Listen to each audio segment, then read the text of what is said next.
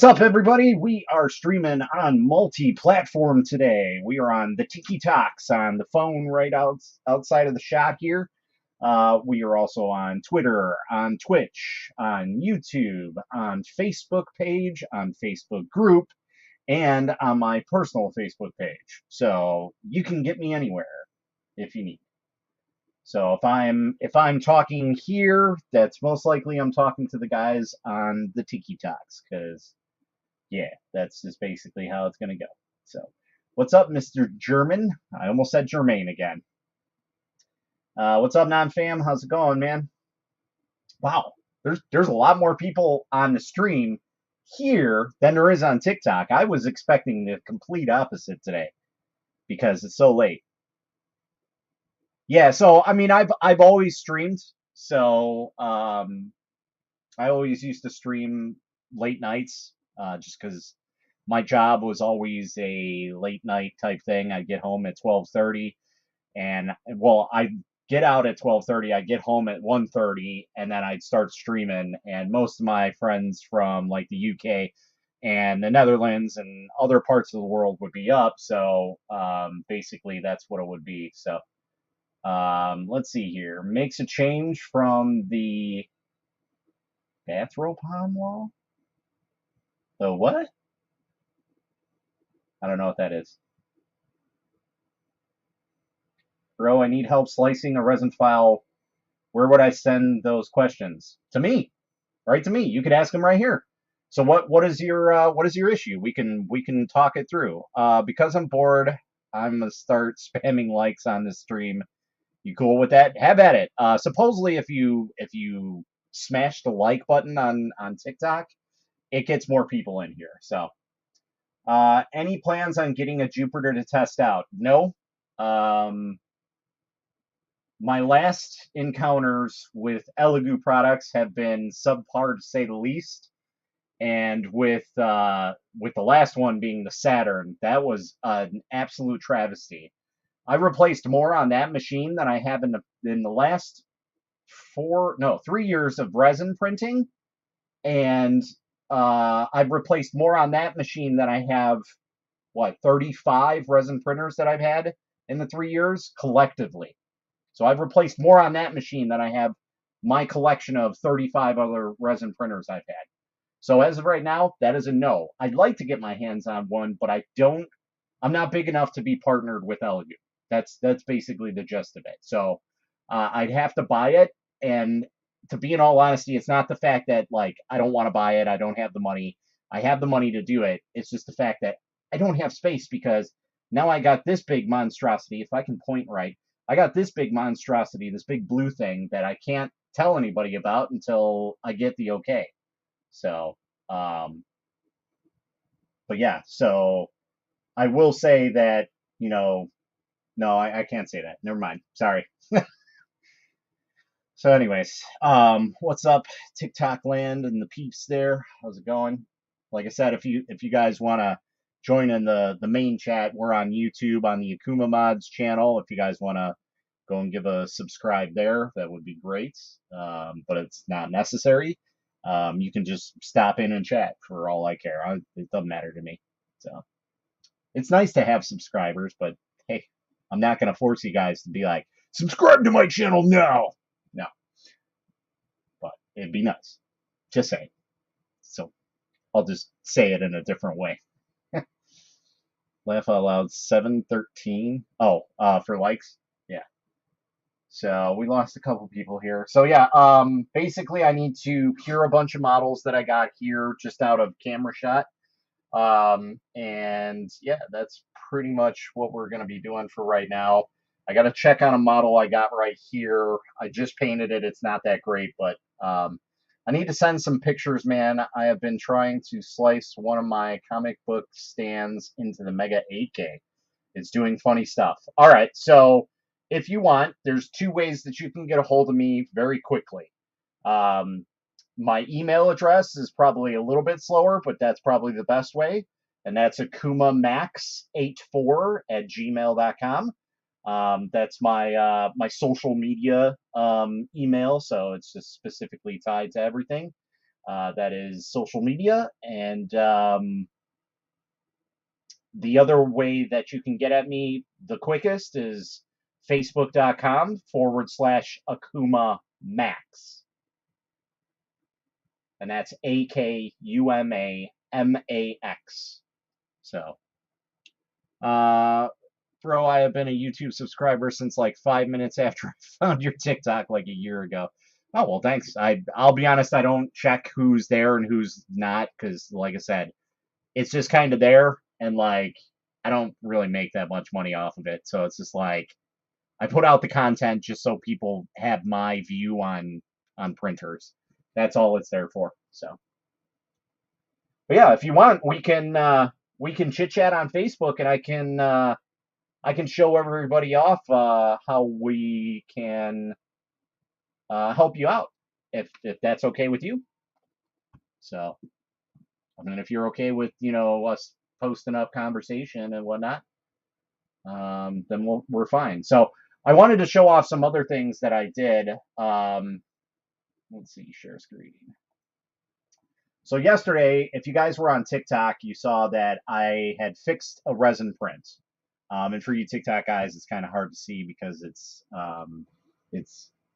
hard to swap the cameras around. But maybe we'll try and get it set up here. But anyway, so we had a Yamcha print that we did some concoctions. We did some alchemy on the Sonic Mega 8K, and we mixed in some 3DRS Fast Gray, some Frozen Aqua Gray 4K, and some really, really old, like probably 2 years old, E-Sun hard tough resin. So it was blue.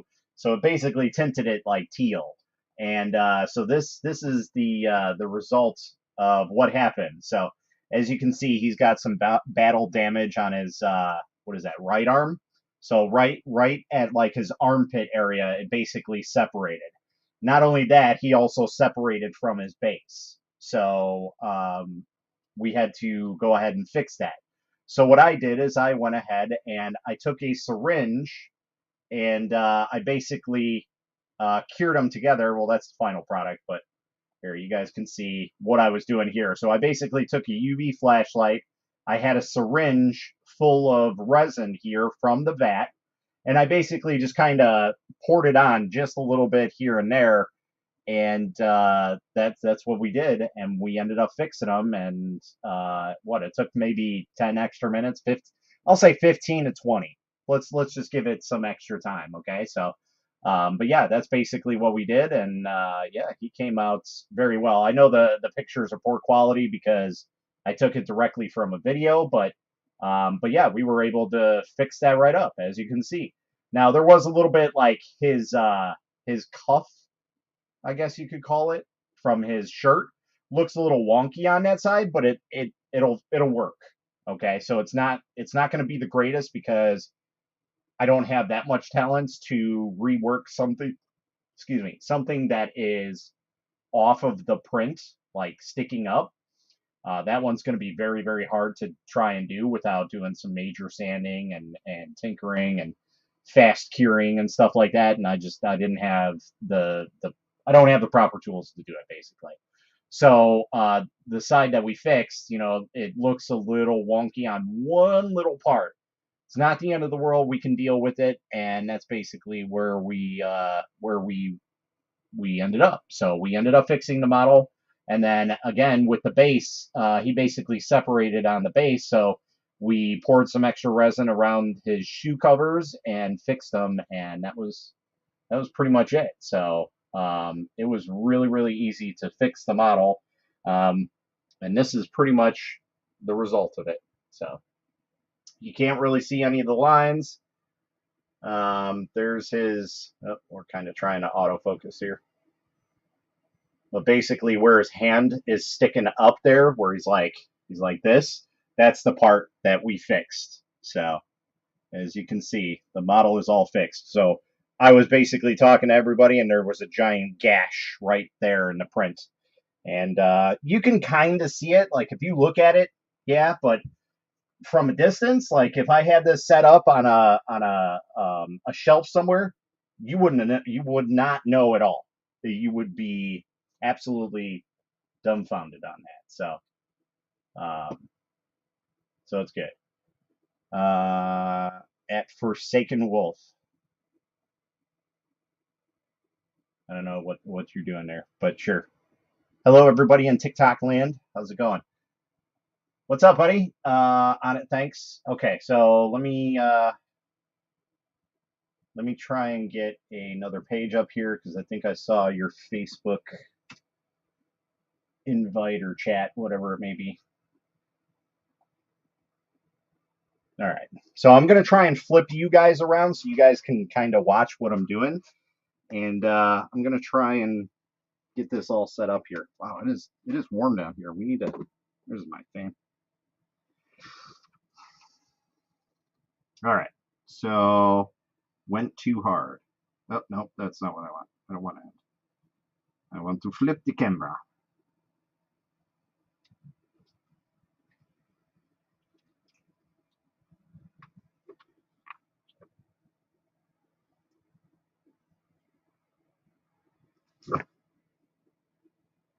All right, so I'll try and keep an eye on on chat on TikTok, but essentially this is what we're doing.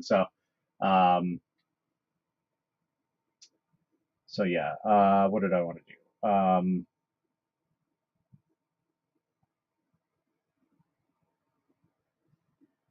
I don't know if I have a chat from him. Let's see, CLO Messenger. No, we don't have them yet. So, and no, I'm not worried about who you guys see on TikTok land of like who I talk with because most of these people are people that I talk with issues about and I try and get things fixed. So, what's up, Tim? How's it going? David Lee, how's it going? Carson, how's it going? Uh, sorry, I didn't see your names, but on my feed, it basically pops up as Facebook user. There's a link above the video here. So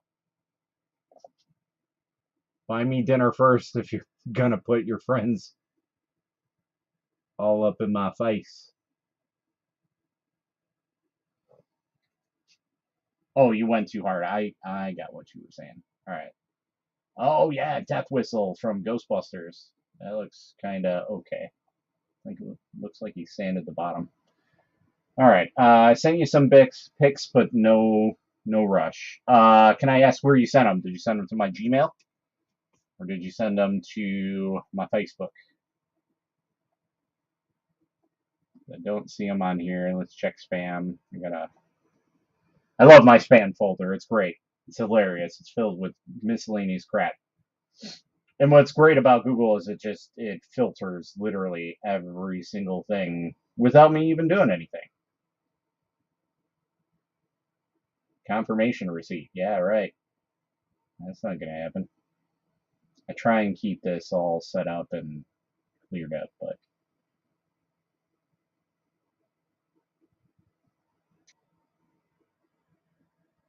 Kingaroon. All right, we'll take a look at that. We need to bring them out of spam folder because that's China. That's Kingaroon 3D checking us out and asking us some questions about a channel, which I still need to do the review of the KP3S, which I haven't done. All right, so let's check. Amathea's print shop. Did you send that on Facebook or did you send that via email?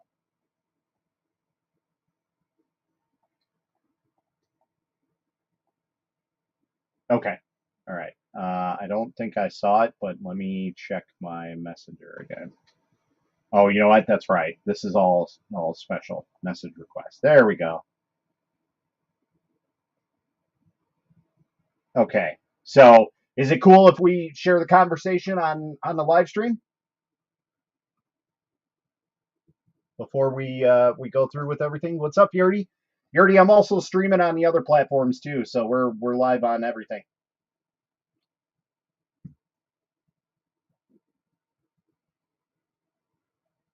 Okay. All right. So let's get this back up. Let's go to this. There we go. All right. So this is from Rick. Let's put this up here so it's up out of the way. Watching your video, enjoy them. Thank you very much. Finally gotten in my 2 Frozen Mega AKs. I want to say that I've seen maybe your posts or somebody talk about that, so that might have been you. Anyway, I want to set them up right to have the best success at prints. What steps level bed? You do not need to level the bed. Screen protector, I do highly suggest one. I do not run one, and I do have a punctured FEP right now, so I just kind of clean off the screen very, very carefully until I get some replacements in, but that's basically where I'm at. I did work with Mach 5 to produce a screen protector specifically for that model. So if you can, please, get one from Mach 5, and that would kind of support him, and in a way, you're indirectly supporting me, but I don't get anything back from it. So it's just more or less like he reached out, I helped him out, put the product out, so everybody can have it. That's pretty much it. Anyway, um, let's see. Print settings. Print settings are going to vary depending on resin. Um, I more or less have been using the stock frozen resin, the aqua gray 4K and the ivory 4K, and they've been working perfectly fine with stock settings. Now, depending on where you live, you may have to change some things here and there with the settings, but it's always best to produce an exposure print. No, that's not set up. So this is actually from Frozen, and as you can tell, that's Frozen's signature right there. But basically, this is what I utilize to test all of my resins. So if I switch to a new bottle of resin, even if it's the exact same resin, I'm going to run this on my settings that I currently have saved on Shi2Box. Now, this is a different slicer, so just completely ignore the slicer itself. But I run this in Shi2Box, and then I adjust my settings. So, like, let's say this is Shi2Box. So we have our exposure time. 9 times out of 10, I'm going to just automatically go to 2.2. And then our bottom exposure, I'm going to usually go to about 30. 30 is about a good place for it.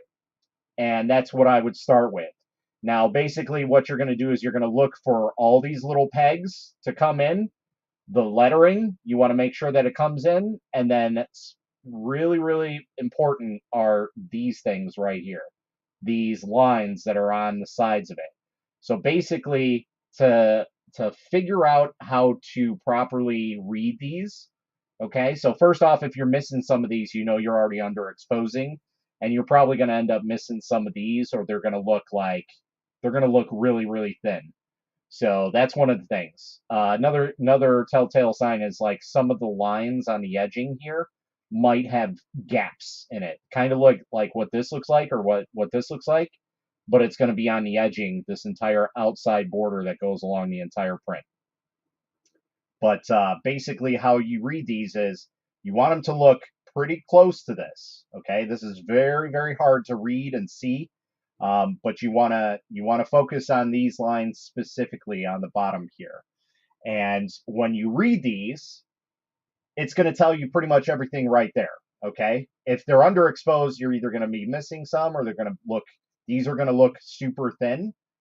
Or if it's overexposed, all these lines are going to be basically meshed together.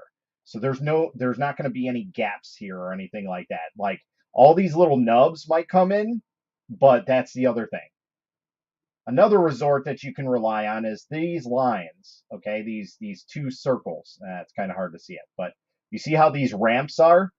Okay, there's actually lines in them. As you can see, these are lines, and they appear on top as well.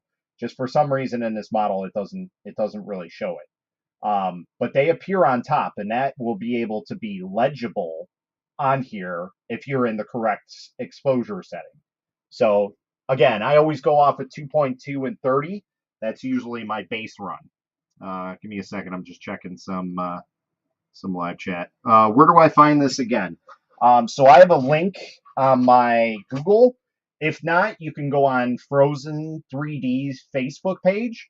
And this is actually their new test. They kind of updated. Originally, it was just this line and this line, and then they added like these holes on. They basically mirrored the print. That's basically what they did. So, but they just more or less added these poles and these holes, and that's it. That sounded really weird saying that, but I said it right. So that's pretty much what I do with every single printer, every single bottle of resin, and that's how we do that. Again, I can link the file, but if you want, just go on Frozen's Facebook page and you can find that. So there's also print settings in terms of speed. Now I do have a speed profile for my Mega that I specifically use. I do not use anything else. Those settings, I just tune the resin, save them in my profile, and go from there. So we're going to go back here really quick and really simple. We're already on the Mega. So as you can see, I have it under custom AkumaMods, and this is pretty ridiculous right now. I want to say I had it even higher, but I'll have to double check. But again, those are listed in the Frozen Facebook group, and they're in the file section. There's a free version, and then there's a pro version, depending on which one that you are using. And I'll go over to Frozen 3D. Okay, so we're going to go to Frozen 3D's page first. Now, they just did a post about this, so it should be fairly fresh. Here it is right here. So Frozen XP Finder Part 1, and this basically tells you everything that I just told you. You're looking for the text. Okay, so here's the difference between them. You see how some of the text is missing, so that's underexposed. Overexposed, it looks a little too much, and like the eyes might blend in. But you see how big those circles are compared to what they are underexposed? So like, that's what I mean by it tends to like mold into each other. Also, as I said, the lines, you see how there's slashes in the lines when it's underexposed? That again. Pillars, okay, so this is overexposed, this is underexposed.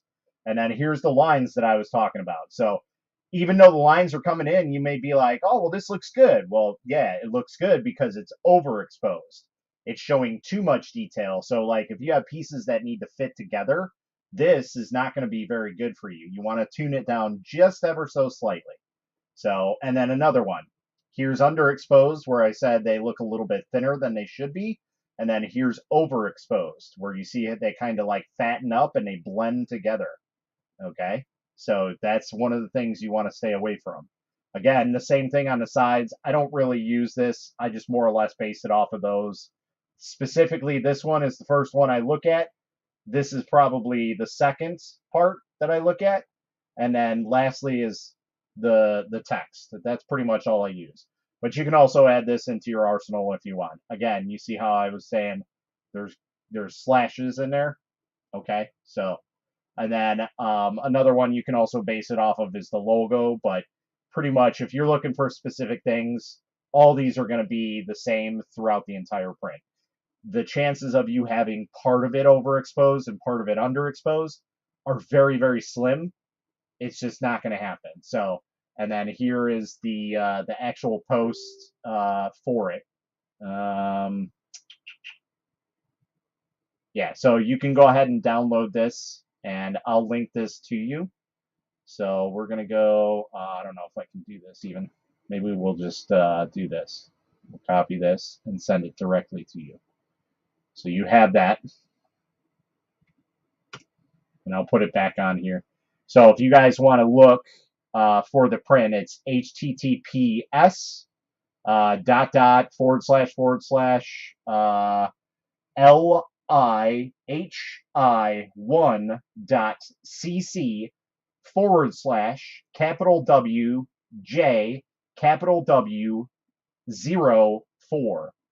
And that's pretty much where you can find that. So for anybody that's in TikTok land looking for it, you can download that file. Okay, so there's that. Let's see what else we can do. Settings. So Frozen Sonic Mega 8K user group is another group I do suggest just getting into, just in case you have any questions. If I'm not around and somebody else can answer. But there's also a media or file section, actually. That's what we're looking for. And you can go ahead and look for the speed profiles. Now, there are different ones. That's completely up to you. If you want to use like Alexander's speed profile, that's fine. I think Clayton Parker, if you guys don't know who that is, that's Uncle Jesse. I believe he uses my settings, so this might be, no, this is before he used them. So here's my speed settings, and then there should be another one in here that is the free one. So if you click on it, it'll tell you, all right, this is the Sheet2Box free version. You could just go ahead and download it and import it into your file system. And then there's also the original one that I put out in September 22.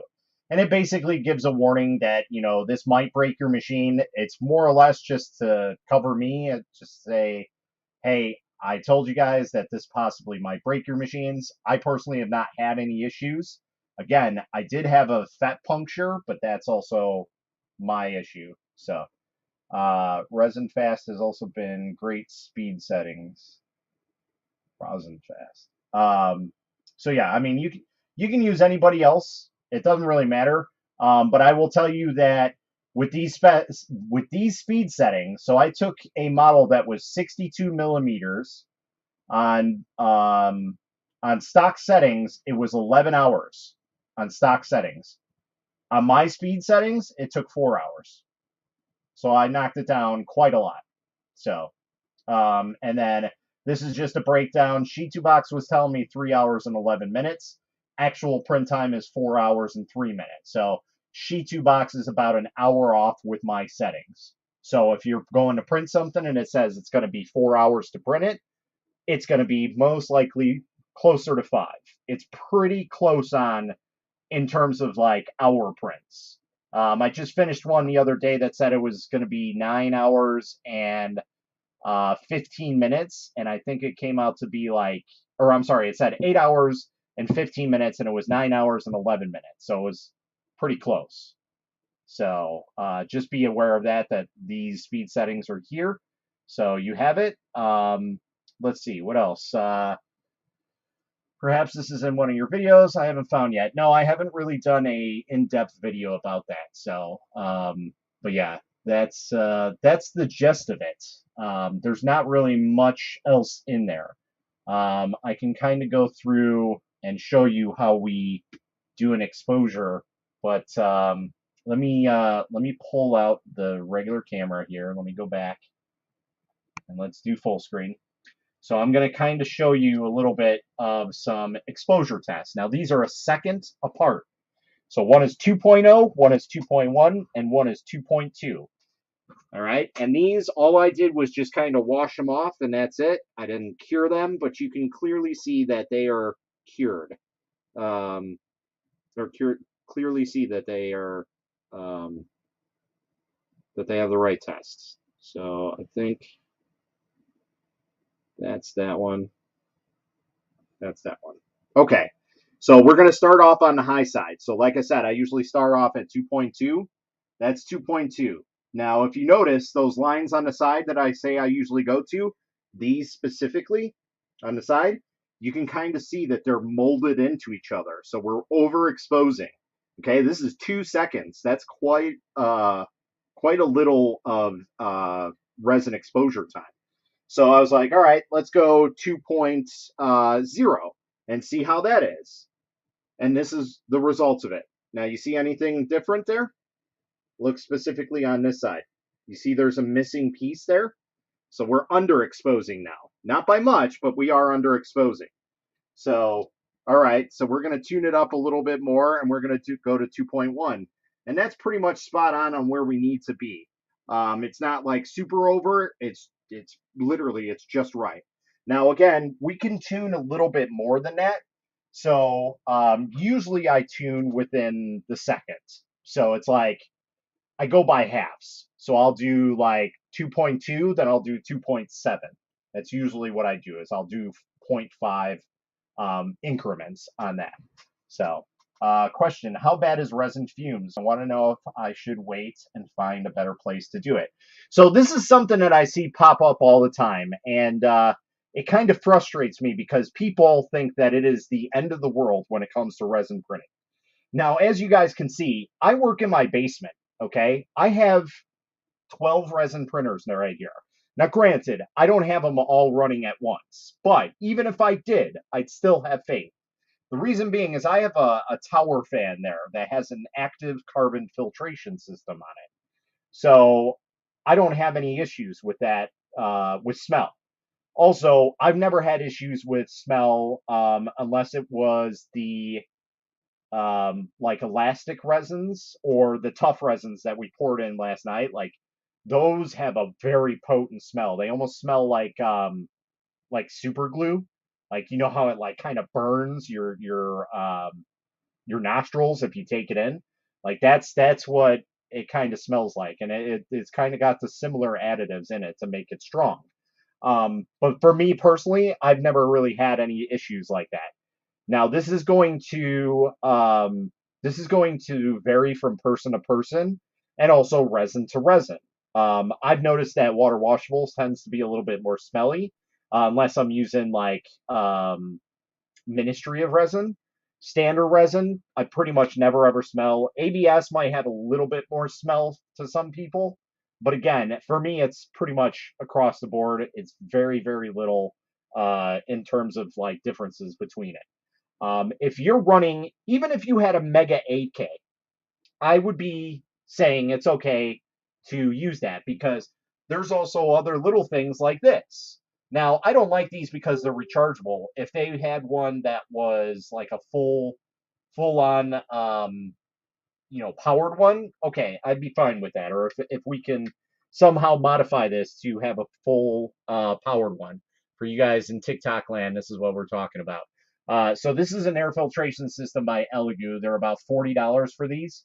And again, I'm not a big fan of them because they're rechargeable, so they burn out really, really quickly. Another thing that I always suggest to people is for pretty much the same price, maybe $10 to $20 more, you can have this little fancy thing, which is a desktop air filtration system. And as long as it has an active carbon filter in it, which this one does, and it also has a HEPA filter as well. So you can see that right there. And I have used this. It's got a fancy LED in it for those people who like the RGB lights or the LGBTQ lights that I like to call them. That's a TikTok funny thing. Anyway, um, so yeah, for people that like that stuff, hey, there you go. That's perfect for you. You can probably have that Mega 8K right sitting right next to you and have that filter system, and you probably be perfectly fine. Now, I will say, since it's enclosed, when you open up those doors initially, you will probably get a little bit of whiff of it. But if you were to pick that up and hold it, or if you somehow found something to put in there that's small that has an active carbon filter in it, or if you somehow jerry rigged these things to go in there, these will work perfectly fine.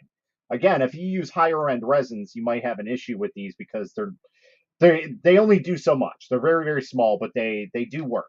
um, but again, they have a downfall. They're small and they're USB powered and they're usually rechargeable. I haven't tried to see if I can use them while they're constantly charging, but if you want to set that up, you can. So, what's up, everybody in TikTok land? How's it going? Since I got my printer, I've used the Anycubic plant resin and it doesn't smell at all. So that's another thing I always highly suggest to people is I used to use eSun Bio resin. Now, I'll be honest, I think those are just more or less marketing ploys out of anything. I don't think they're really much different than a regular resin. I don't know. I haven't looked into it. But either way, in my mind, they seem to be a little bit better. The only downside is they're not as strong. So you might have to add some mixtures in it if you want some structural rigidity in it. So that's the only thing. So what's up, Carl? How's it going? What's up, JD Money? Jason, how's it going? Um, would a fan and open window be fine then? Yes, but the problem is resin is prone to temperature changes. So anything under 70 degrees Fahrenheit, I'm not sure what that equates to in Celsius, but I want to say it's like 26 or 25 degrees. Anyway, anything below that, resin pretty much does not work. Okay. You're going to have failure after failure after failure. So when I'm down here in the basement in the wintertime, it's failure city. It's just going to happen. So I have two dual heaters in my Mega 8K that I set up. They're not great. They're probably already starting to fail, and I've only had them for about a month and a half, maybe 2 months, and probably only used them for about a month of work right now. And already one system of it failed, which was a temperature controller. So I already got to replace that.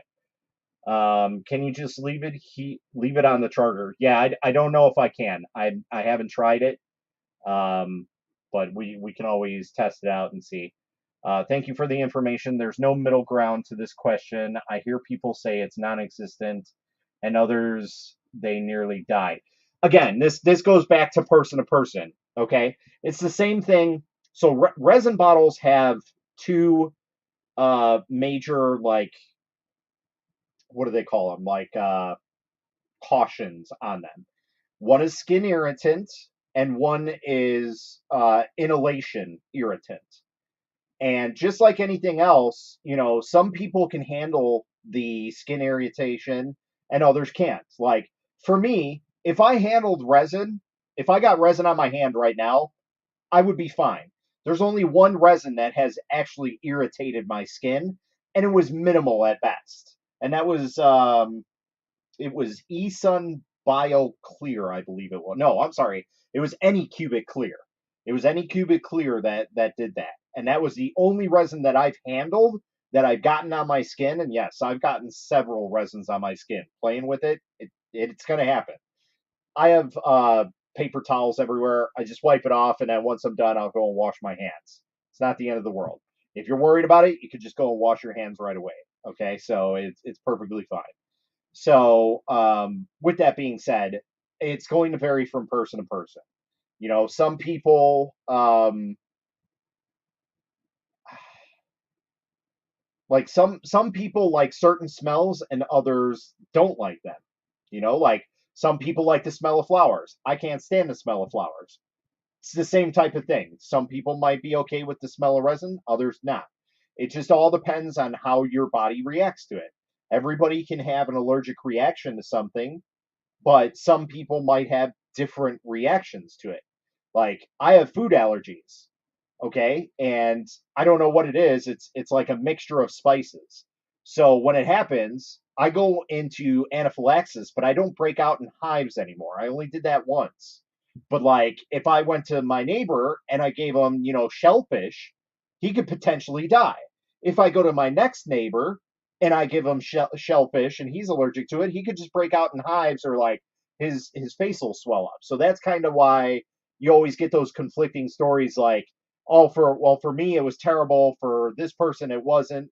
As long as you have a filtration system set up, you're okay. To have one that's like ventilated outside and like this whole hookup onto your hood and everything, I think that's a little extreme, but if you think that's what you need, by all means, go ahead and do it. I think personally a desktop filtration system will work perfectly fine.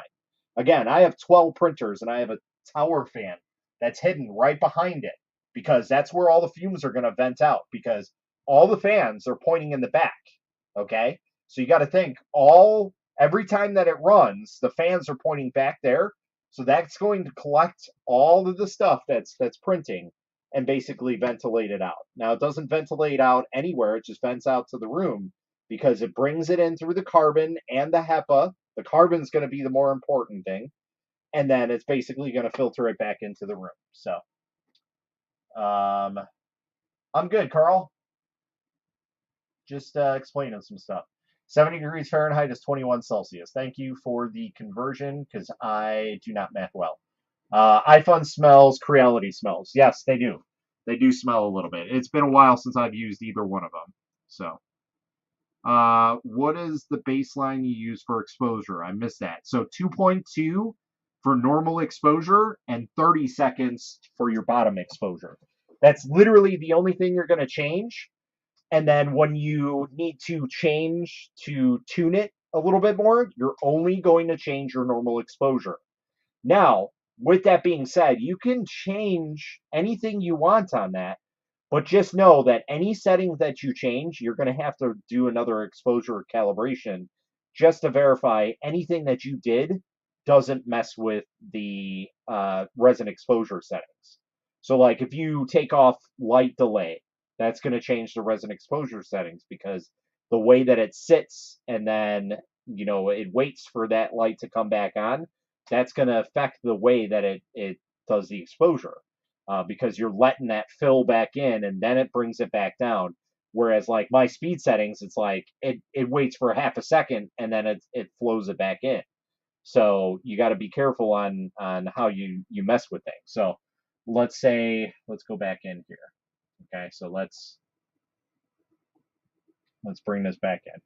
So let's say I'm gonna change some things around here. So my exposure for this resin is 3.0, but really it's 3.2. So I'm going to change it to 3.2. That's the only thing I'm going to ever change when it comes to exposure. Your bottom should be pretty much the same. 30 is a good base layer that you can utilize for printing. It's going to be very, very good. You can bring it down to 20 if you want, but that's kind of risking failures, especially when it comes to weight. So on the Mega, I usually leave it at 30 because that's a pretty heavy machine. And then also the other thing that stays forever is going to be my bottom layer count. I usually leave that at 5 or 6.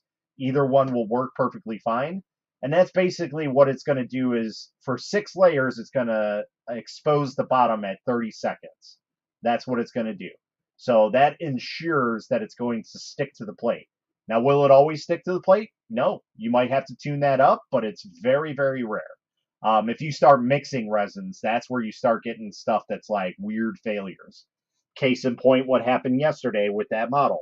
We mixed in 3 different resins, so I wasn't even expecting a print out of that. To say the least, that it printed 95% of that model, I was astonished because we literally did 2 exposure tests, and I'm pretty sure I was overexposing still. And then on top of it, with those big printers being in my basement, the other issue that I consistently face with that printer is because it's all metal, because it's a big vat, the resin tends to cool down quite a bit. And I don't have my heater set up right now. They're just they're in there, but they're not plugged in. And that's because my temperature gauge died. I don't know what happened with it, so I got to buy a new one. So, but I absolutely use those. They work very, very well. You got to let them run for about a half hour before you start printing. But yeah, that's pretty much where we leave it at. All right, JD Money, thanks for stopping in, man. What's up, Learn to Electronics? What's up? We got 3 people on the TikToks.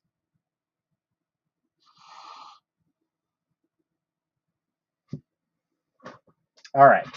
So yeah, that's pretty much the gist of it. Is just making sure you have the right exposure settings. So my 3 rules of thumb for 3D printing with resin is tune your exposure settings. Without that, everything else you might as well just throw it out the window and say, all right, we're taking a chance. That's literally what you're doing. You are taking a chance.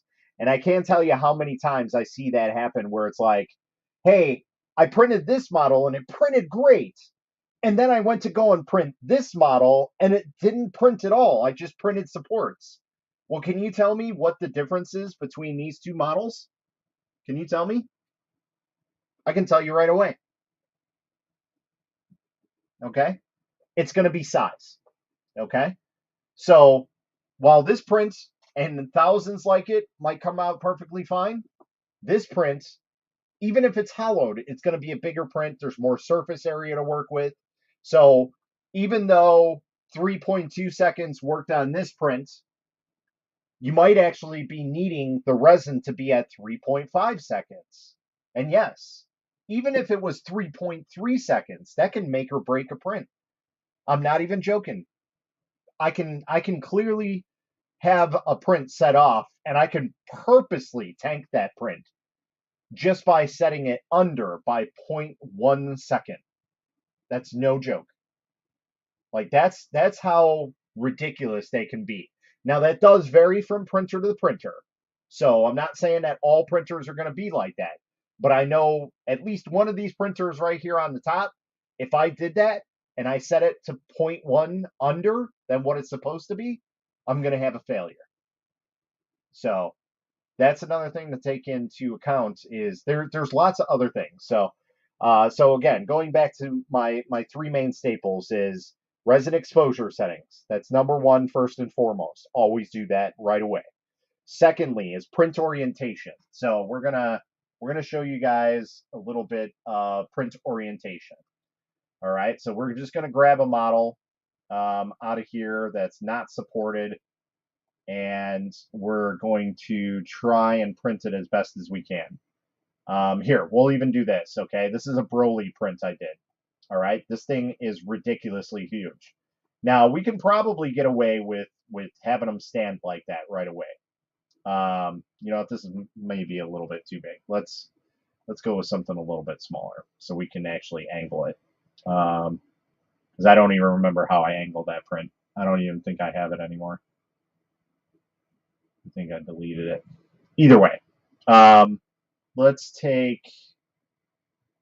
Uh, oh, here we go. A mask.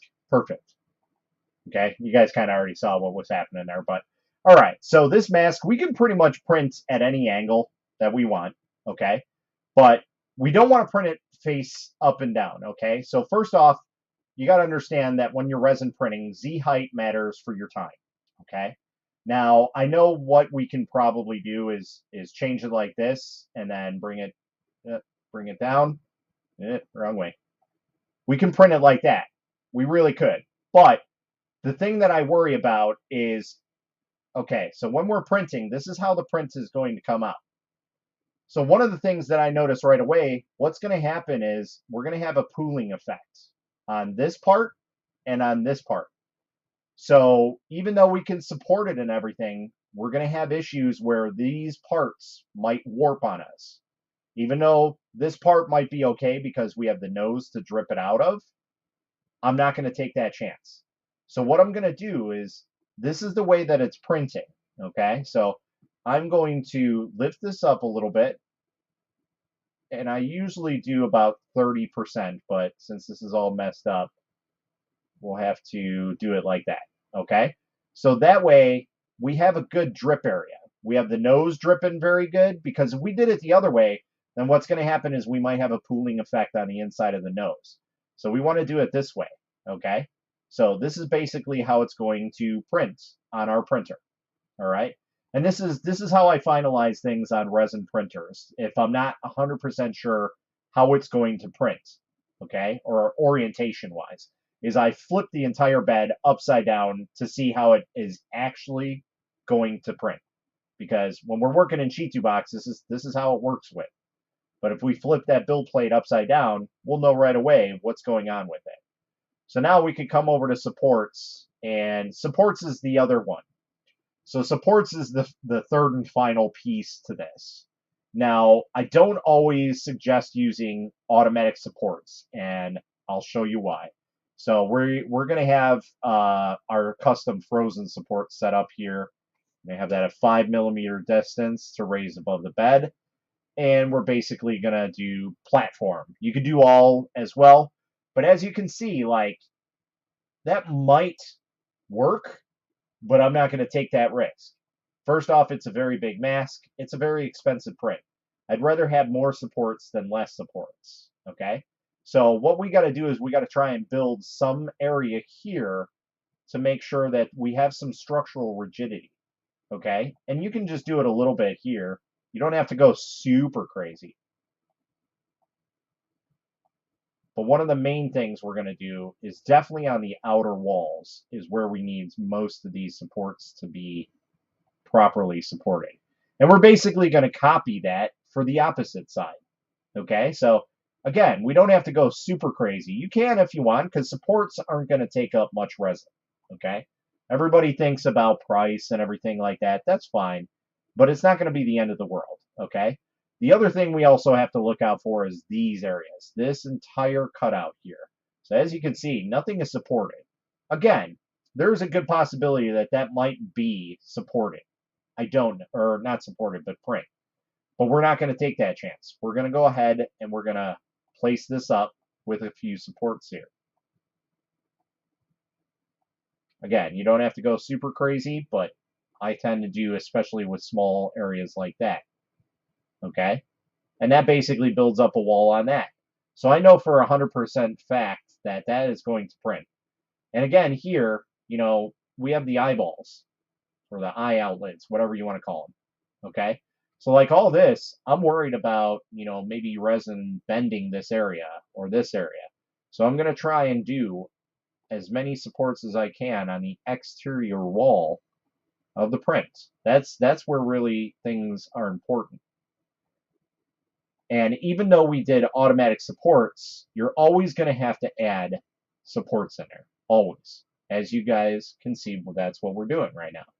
So I don't always rely on automatic supports. Actually, I never do. I never. I always end up adding a few here and there. Sometimes it's more, sometimes it's less. Most of the time it's more.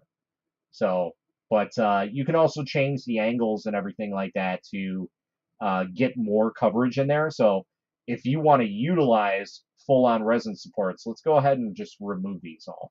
Okay. So what is it? Angle, I believe it is the one we're going to be working with. So let's say we have 10%. I think it's down for this slicer. So let's go 10%. So it's actually less. All right. So as you can see, there's less supports on there. So let's go all the way up to like 80. Okay. We're going to go ahead and remove the supports again, and we're going to do platform. Now you can see that is absolutely overkill. But the chances of this print failing in any aspect should be non-existent. But that's way overkill. So we're going to tune that down. We're going to go to like 60 and see how that is. We don't need that many supports. That is an insane amount. So we're just going to do platform. Again, you can do platform or all. There's not really much difference. And again, that's still a little bit insane, but I think that's more of what I'm looking for. So what? We originally had this set at 30%. So let's do maybe 45. Let's go there and see where that's at. Okay. That's not bad. Okay. That's about where I would probably put most of my stuff. But as you can see, all these inner walls are not supported. So even though I'm utilizing 45% of support angles, I still need to support some of the insides here. So again, you're still going to have to add some stuff unless you go super crazy, because I don't think there's really any happy medium when it comes to automatic supports. So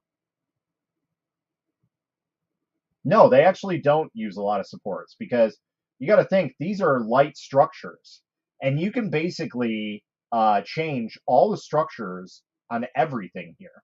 You can change the diameters of them, so you can make them super thin if you want.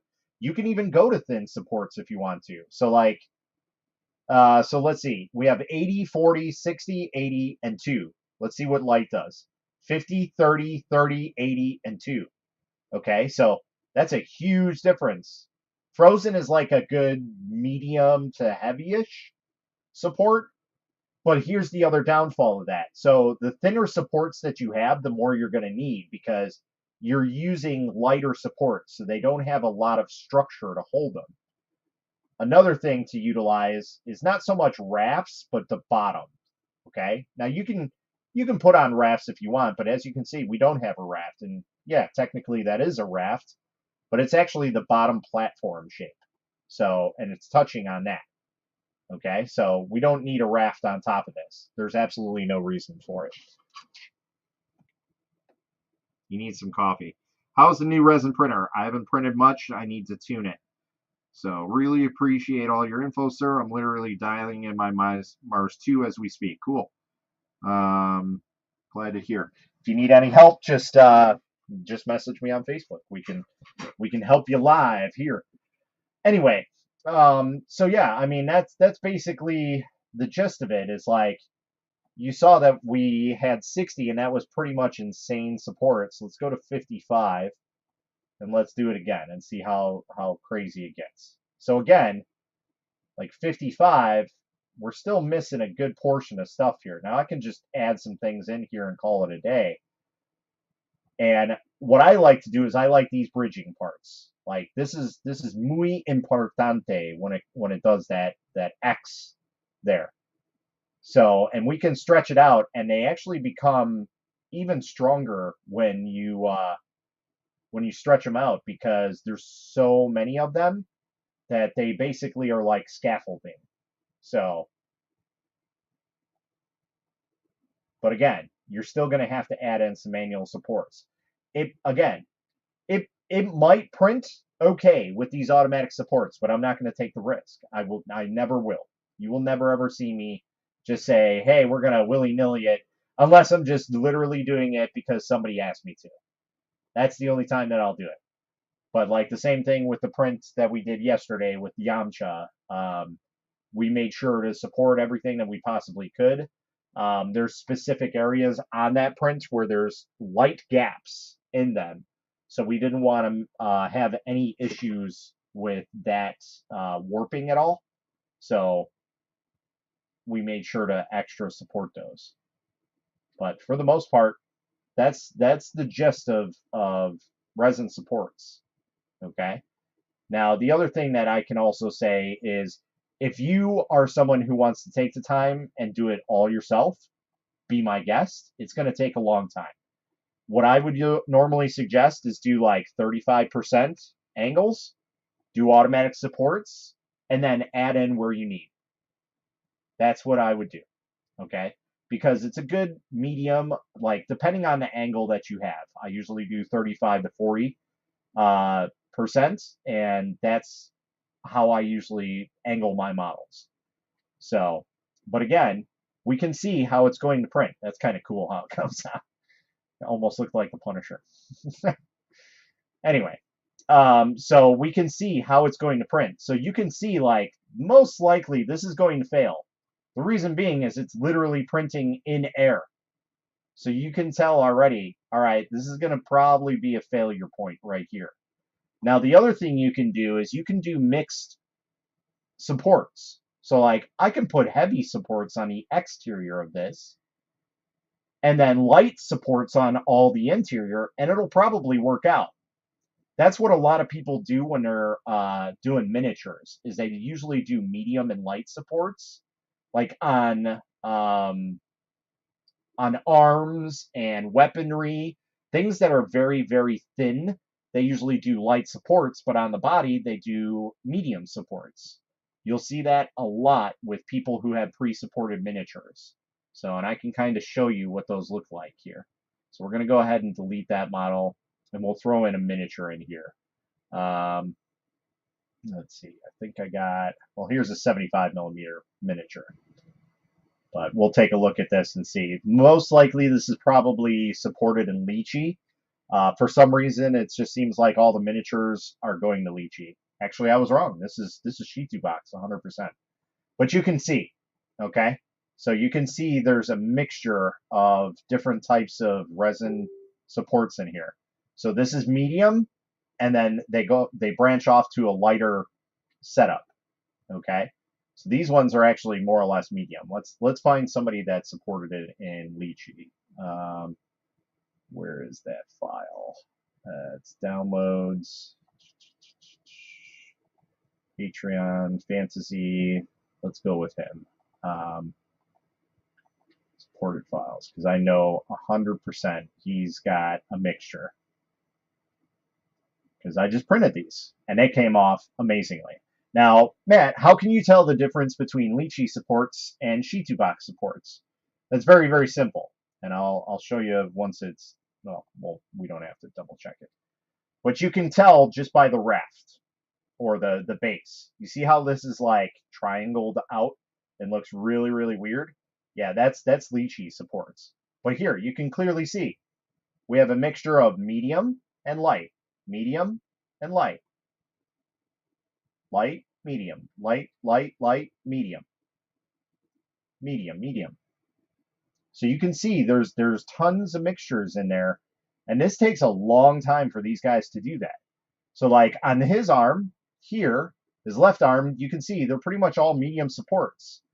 On his right arm, you can kind of see that there's all light supports with, one or two medium in there, maybe one. And it's just kind of blended in there. So, but you can see all kinds of different stuff. Like here's a medium support with a light branching off of it. And you'll see that a lot on these. A medium support with a light. You can see the diameter difference. And it might even be wrong. Those might be large supports or heavy supports. But I'm gonna guess because of the size they're gonna be medium. So, but as you can tell, like the base, like there's mixtures of small or light and mediums all around that. And those things literally just peel away with no problems. They are amazing. I really, really like the supports in Lychee, and that might be something that is going to get me to go over to that side from Shitubox, but it's going to be a hard sell. So yeah. Um, so that's basically what we're working with right now. Um, Anybody got any other questions? Any tips? Um, what else can we do? Flat parts. Let's touch on flat parts. So let's bring this up. Let's scale whatever this is. Okay.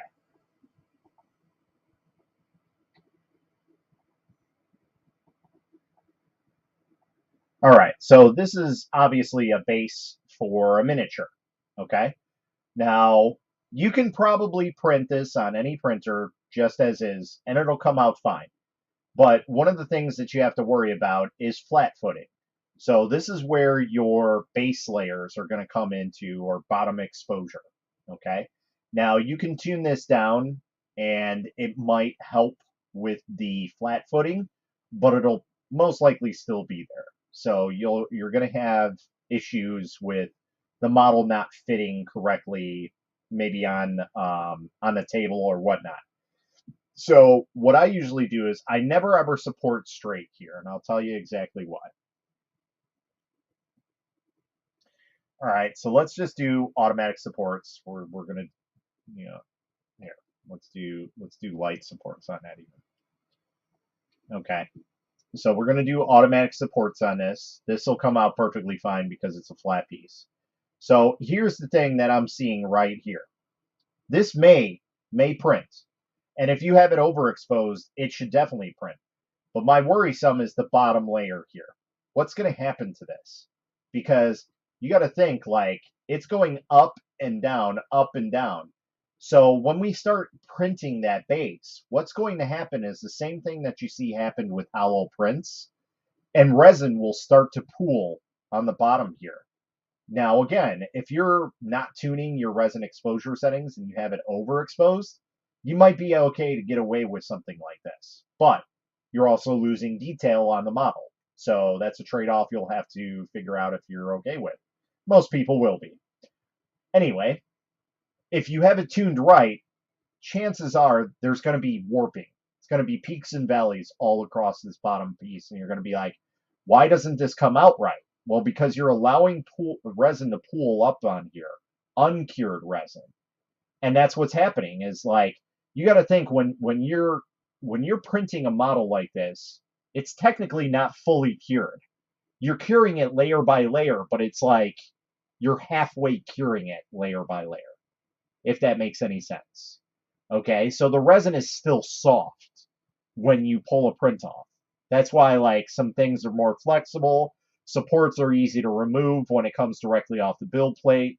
That's what you basically want, and that's why I don't ever suggest doing flat parts like this on a print because you have that pooling effect. So what you can do is you could just change it just ever so slightly. So we can just bring it up just a little bit because what we want is we want a slope somewhere for the resin to drip off of. Okay. So we can do either way. I would probably find this to drip off the resin, but this will be good enough because it's a more or less a flat piece. And as long as you just have a little bit of drip space, you're good. You're not going to have that pooling effect, or if there is a pooling effect, it's going to be very minimal at best. So now we're just going to put on some automatic supports. And now when it dips up and down like this, it's going to cure this part first, cure, cure, cure, cure, cure, and then once it starts getting to the base, by that time, the resin is going to start dripping off everything that it printed up here and drip right off the print. And then it's just going to drip down the front there, and that's it. That's all you have to do. So the only thing that you have to worry about dripping is your build plate when you take it off. That's it. Your print should be pretty much almost dry when you get it off, or it'll need very minimal dripping effect on it. And this pretty much is good. So again, going back to automatic supports, I don't like utilizing them 100% of the time, but for something that's a flat piece, they usually do a pretty good job. So, what's up, Mr. Chambers? How's it going?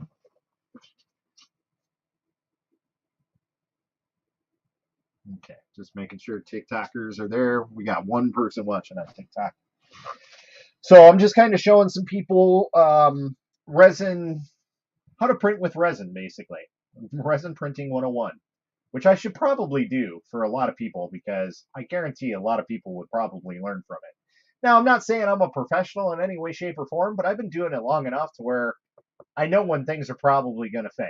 So, do I take the risk still? Absolutely. Absolutely.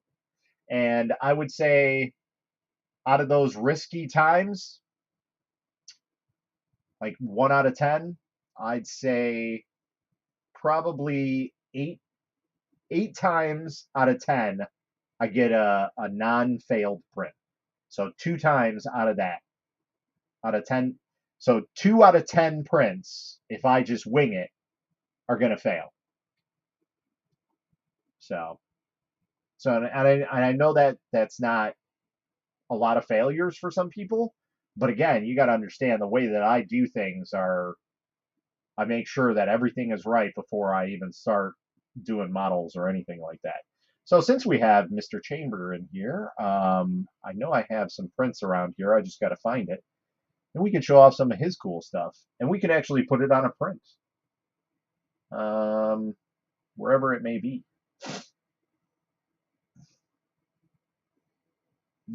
I know I just downloaded it, but it might still be in a zip file. Oh, you know what it is. So we got to unpack it. Yes, I bet that's Loot Studios. That's 8-bit. That's Moon Art. You just sent me one. What was it that you sent me? Hold on here. Hold up. Wait. All right. Rick, I hope you're still on here. I hope that helps you out a little bit. Again, if you guys ever need some help beyond, just watching some things, hey, you know what? We can always chat one on one. I always try and make myself available for people if need be. So um, it's it's not the end of the world. And if I can, I'll set up a time to show you how to do things. So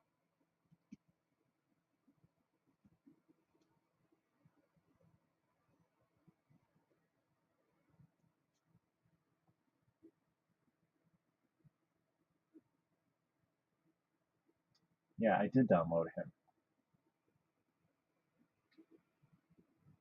This transfer is expired. I'm pretty sure I got him downloaded. Yeah, I was angry. So I got to find a file name on there. Let's see here.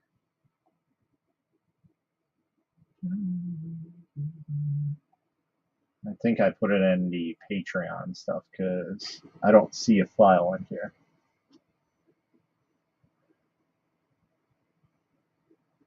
It's Pikachu. Yeah, I don't see angry. So I think I put them in here.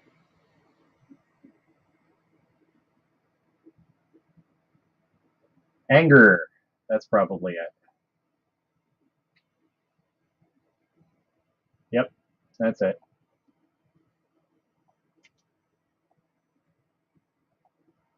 All right, let's bring this in. Put this on the plate. Call it a day.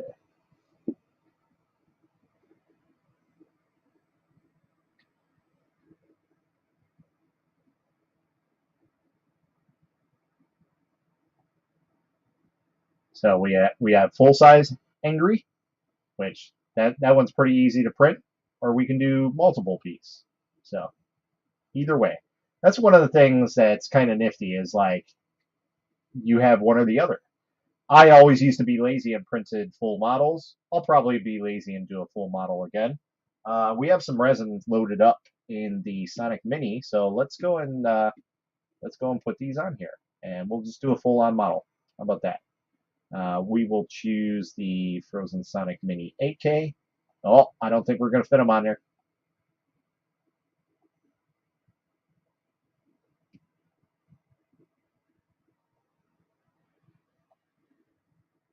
Ooh, that's going to be a tough one. We can probably angle them.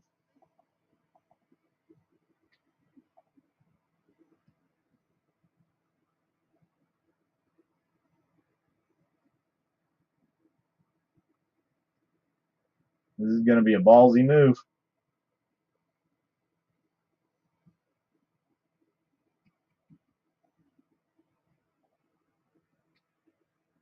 All right, let's put them on the plate. Let's see if we can move them.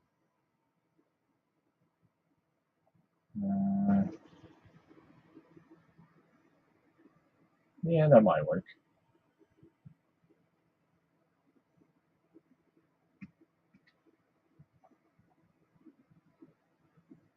Let's see. Should we wing it?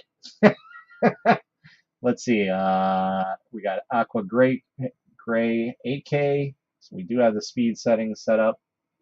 All right, let's go to supports, and we're gonna put in some frozen supports because those are pretty good. We're just gonna do platform. So we're gonna do automatic. See how that comes out. My worry is his mouth. That's my worry because this is a deep pocket for resin, and I worry that it's going to be problematic. So here's an example of why I don't trust automatic supports. Automatic supports do a very, very good job for the most part, but as you can see here, this is not supported at all. Now, will that print? I'm not taking any chances. No way. So, and the same thing with this. Like, this is a gap.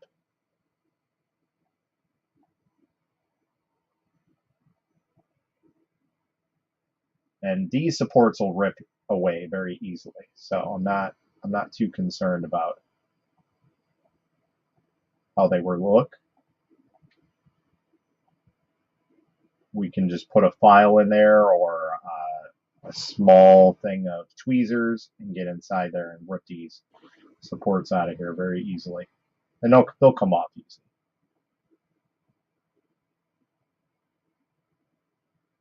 But again, this is a case of, yeah, the supports are telling me one thing, but, you know, or the automatic supports are telling me one thing, but I know for sure that, you know, most likely something's going to fail here. So,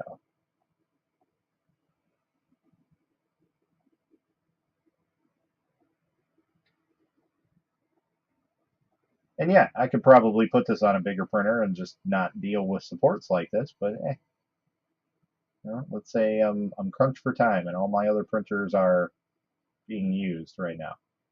Well, then we deal with it.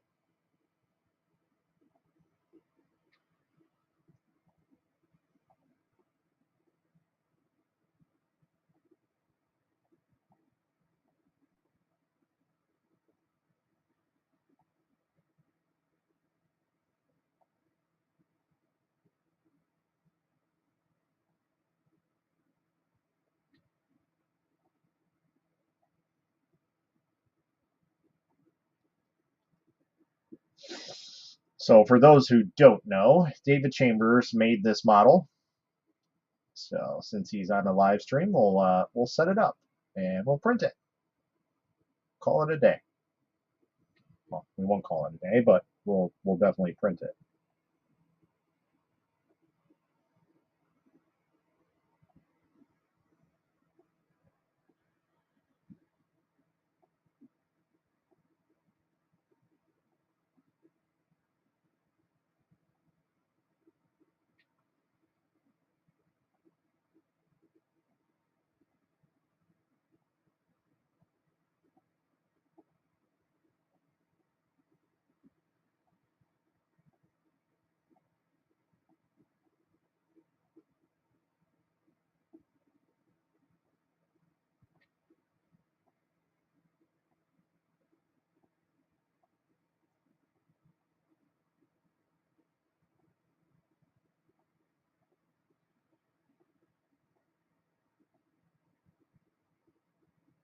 I guess I could hollow them.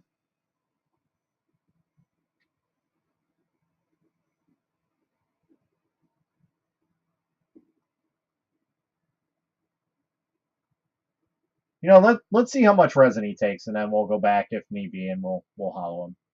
And then I'll just redo everything that I just did, because I always never think about hollowing. It's probably my least favorite thing to do, and it's fine. You don't have to. What program am I using? I am using Shitubox, as it states up here in the left-hand corner. Shitubox Pro specifically. Now I can use free version if people want to learn how to do it on the free version, but it's pretty much the same universally. Just the way that things are set up are slightly different in the pro version. So there we go. We got some good supports here. I think that'll be good enough to hold up everything. And we went a little excessive on it, but hey, we might throw some 1 or 2 in here. We'll get in there. There we go. So yeah, I think that's good enough. So, let's put some right here.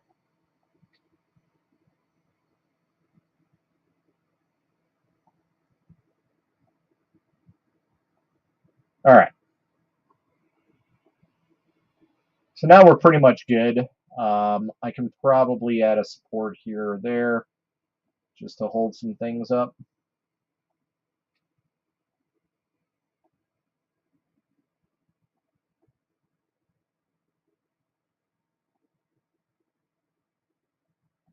And if I want it, I can just be on the safe side and just kind of set some things up on the back side here, just to make sure.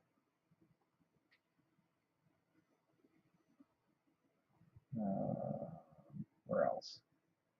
Let's get some stuff up here.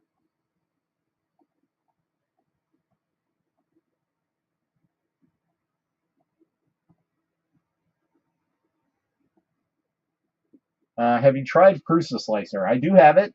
I do my supports in that, and then export to Lychee. Auto supports are excellent on Prusa. Yeah, so that's like my really nice machines. They use a modified version of Prusa Slicer, so I really dig Prusa Slicer for their supports and just how easy they can be removed.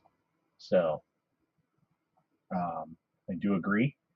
But yeah, I don't use normal Prusa Slicer. I use the modified ones from the company that I have their printers. Like Weebox uses it, Uniformation uses it. And yeah, that's pretty much the two main ones that I use. So 8 o'clock in the morning. It's 2 o'clock here. It's 2 o'clock in the morning each day. It's more. All right. I think we're overkill enough. Oh no, there are some supports that I don't like the way that this is setting up.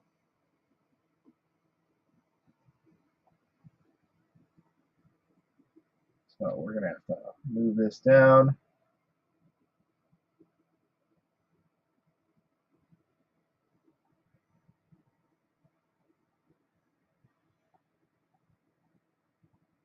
And of course, it won't let me do anything. That sucks.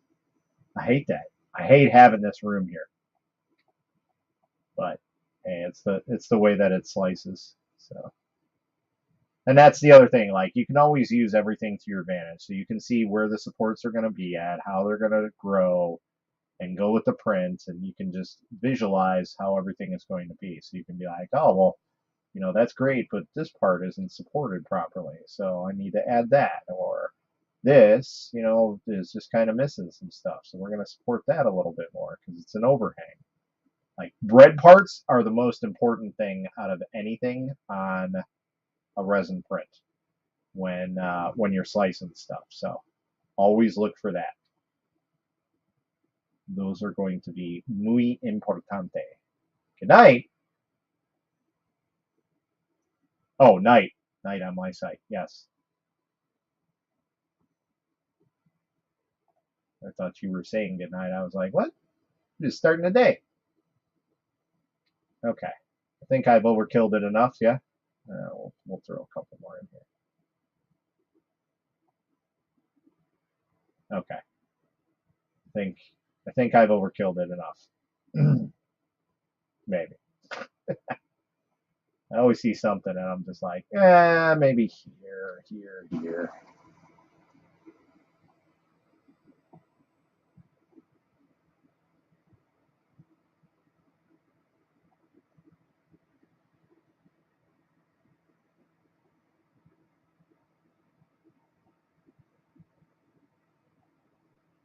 There we go.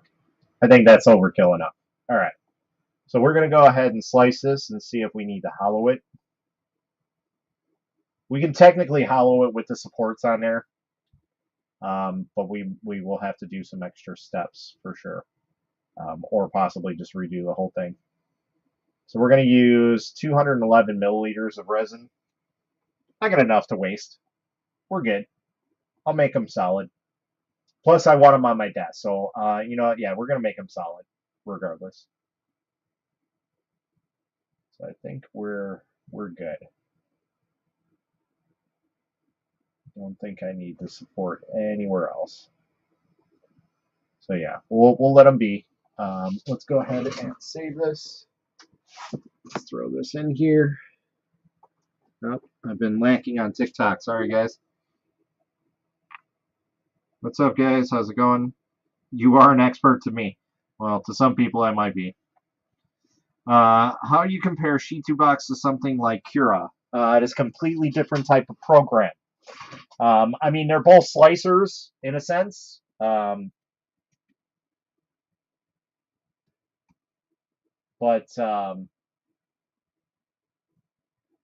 the way that you do things in Shitubox are vastly different than Cura. Also, machine settings are there's a lot more machine settings in Cura than there are in Shitubox. Shitubox has pretty much basic setups. Like if you look in Cura, there's probably, I don't know, maybe 50 separate things that you can mess with. Whereas here, there's probably half that. There might even be more in Cura. I don't know. We can pull up Cura and do a side by side, but just the way that resin sets up is this is specifically designed for resin. So when you come in here, this is the most important thing that's going to differ between Cura and any resin printing setup or slicer setup is exposure time versus like temperatures. So with resin, you don't deal with any temperatures. Your LEDs are your temperatures, and those are regulated by the machine itself. You do have G code on some printers, but most of them do not. That's usually higher end printers. And that's pretty much it. I mean, like, you can do a lot more fine tuning on this system than you can with uh, with Kira, in my opinion. But it's because the way that the machines act are vastly different.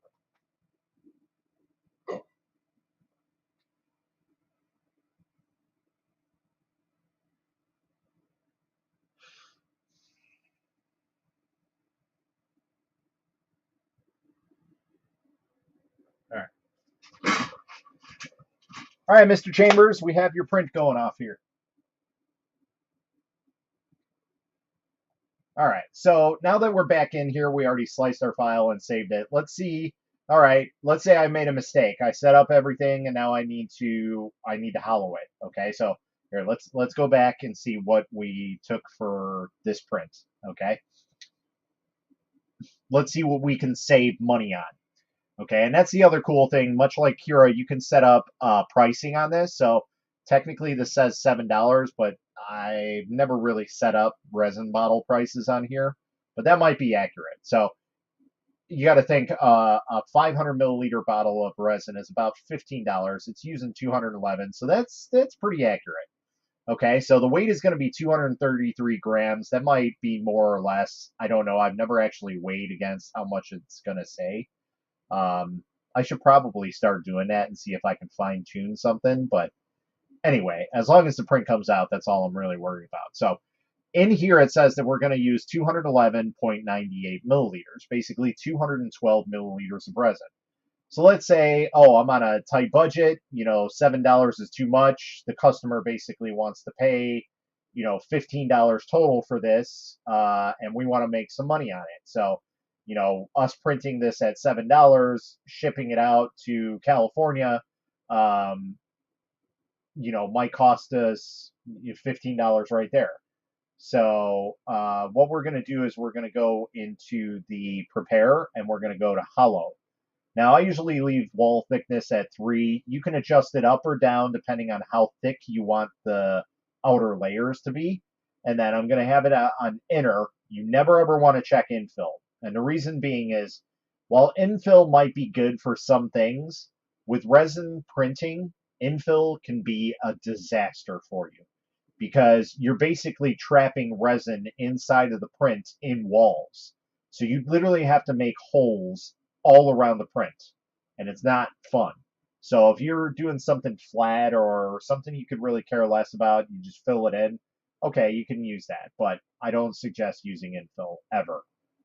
So we're just basically going to apply it, and it's going to automatically do everything. So precision is going to be 0%. I've never really messed with this or figured out what it is.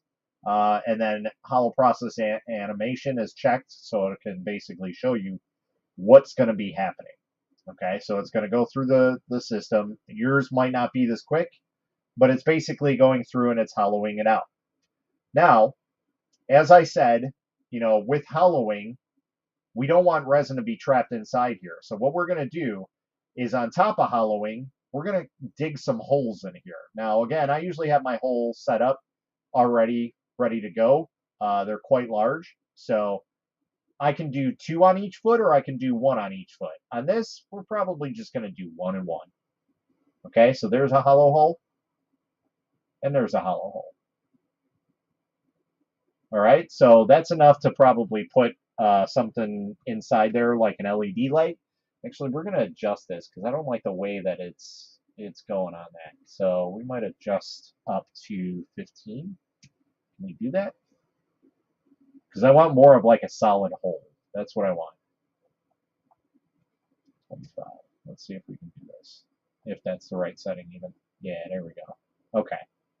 So we're gonna put it at 25. So 25 is basically a solid hole. It's not gonna be a what do they call those? Not like a chamfered hole, but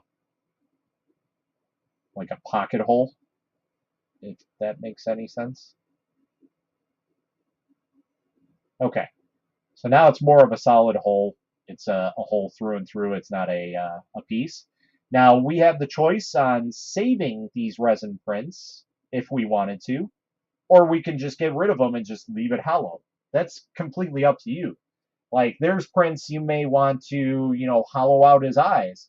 Like that's a cool thing. I can actually hollow him out and I can hollow out his eyes so I can have red eyes on here. That's another cool thing I can do. Is like him being super angry. So I can put LED lights inside here and I can hollow out his eyes so they look red. So we can match up his eyes. Well, let's go ahead and do that. Let's do we don't want to hollow. We already did that. So we want to bring this down to probably 4 mil. Let's see. No, that's too small. 6 mil. It's too big. We want 5. That's a little closer.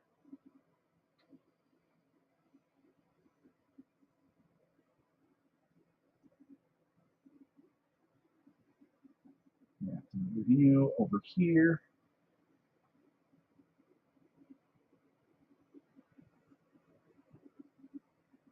This is going to be a pain.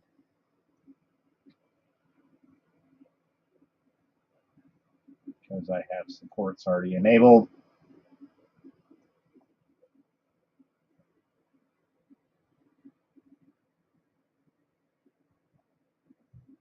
Boom. That's about as close as we're getting. So anyway, we can do that too. And we can save all of our parts if we wanted to. Well, I'm not going to do that. I'm just going to let them be. Okay, because we're basically going to put some LEDs on there. And we can create a base even if we wanted to. We can go into like Tinkercad and create a base for them and do that type of stuff. So that way we can hide the wires and everything like that, or we can hide it some other way. Who knows? But that's what's really cool is like when we put LED lights inside, we can go inside the print and basically it's going to have a little hint of his eyes glowing red because there's our print. So that's what's really, really cool about stuff like this is you can hollow it out. And we just did this with my son with one of his slime rancher guys. Like we literally did exactly this. Okay. So now this is all set up. Who knows? Maybe we'll try and print this too. Okay, so now we'll slice it. So what? We were at 212 milliliters, and it was roughly about 233 grams of resin. So now this should be half that, 85 milliliters. So there, we took the price down from $7 to about $3. So we knocked off $4 worth of resin just by hollowing it.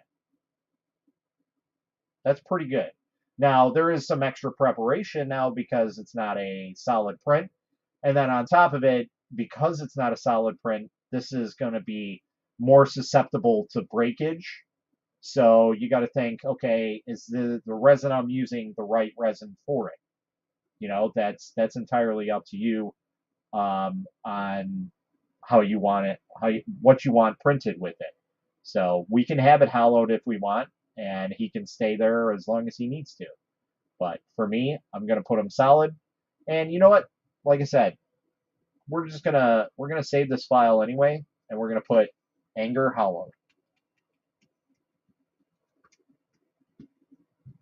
Okay. So we're gonna save that since we already got a print going. I can't put it back on the printer or on the SD card. So I'm basically going to leave it like that, and I'll just throw that file onto the SD card once that print is done. So print time is going to be the same. Like I said, price, we knocked it down to pretty much $4 or $3. So we knocked off $4. We knocked off, so what was it? It was 233. Here, what my calculation skills? Where's the calculator? Calculator.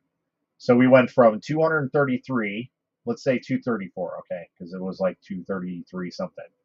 And we're gonna minus 95 out of that. So we took off 139 grams of resin out of that print. And then we also took off 212 minus 86, essentially. We took off 126 milliliters of resin. So basically, I can print 2 of these for the price of one of the solid one. So I can print 2 hollows for the price of 1 solid. So that's how you save money in printing with resin. Now, are all resin prints going to be okay like this? Probably not, but yes. So with the holes in there, I have these lights. So I have 5mm LED lights that I can use. Okay, and these are just battery powered. I plug them in, and they are what is it? It is 395 to 400 nm. So they're pretty close to being able to be cured. But if we keep it in there for a good period of time, it'll cure it, no problem.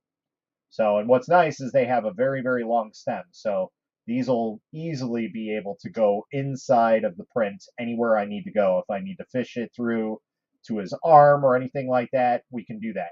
Shoot, I might even be able to get away with just sticking my flashlight in there and calling it a day. So who knows?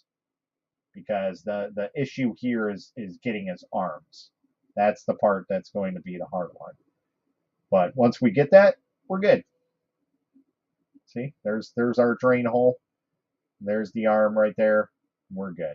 So yeah, some really, really cool stuff that you can do with resin printing, and very simple actually. You just got to take some extra time to do it and get it all set up, and you know that's really all you need. But for the most part, that'll print out, and that's the other thing is with this print being hollow, these supports are definitely way over excessive for this print. So we would probably remove most of these supports, probably reposition it. And more or less, I would probably not even print it on this printer because I want to try and lay it flat down. Because, like I said, the mouth is what worries me out of anything. So I would try and have them like face down and on an angle this way, and do it that way on a medium-sized printer. I would probably do that more. But with that being said, I can also print 2 at a time, and we have 2 prints for $6 each, or $6 for both of the prints that we printed them. So, and again, I don't even know if this is correct. Let's see what our pricing's at. So our resin is at $30 a bottle of resin. So let's go and put that up to 50. Let's cause for inflation. Okay? So that is $50 a resin for a liter of resin. Okay, so that's a big bottle. All right, so let's see what that changes our prices at. It should probably be like $5. I'm guessing, like 520 something, 528. Ooh, 472. So so in reality, with inflation costs and shipping and everything, you know, a liter of resin is probably far less than that. Let's look it up on Amazon. Let's do frozen.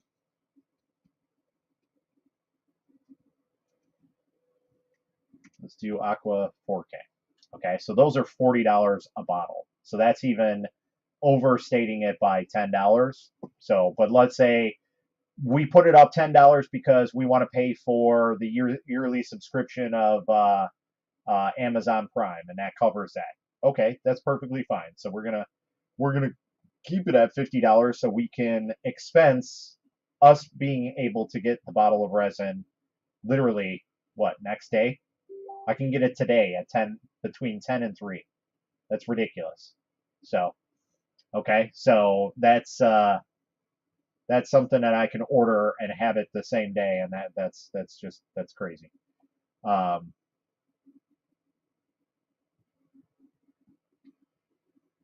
right. I will share a link if people want to come in and chit chat. I'll open up the floor for everybody.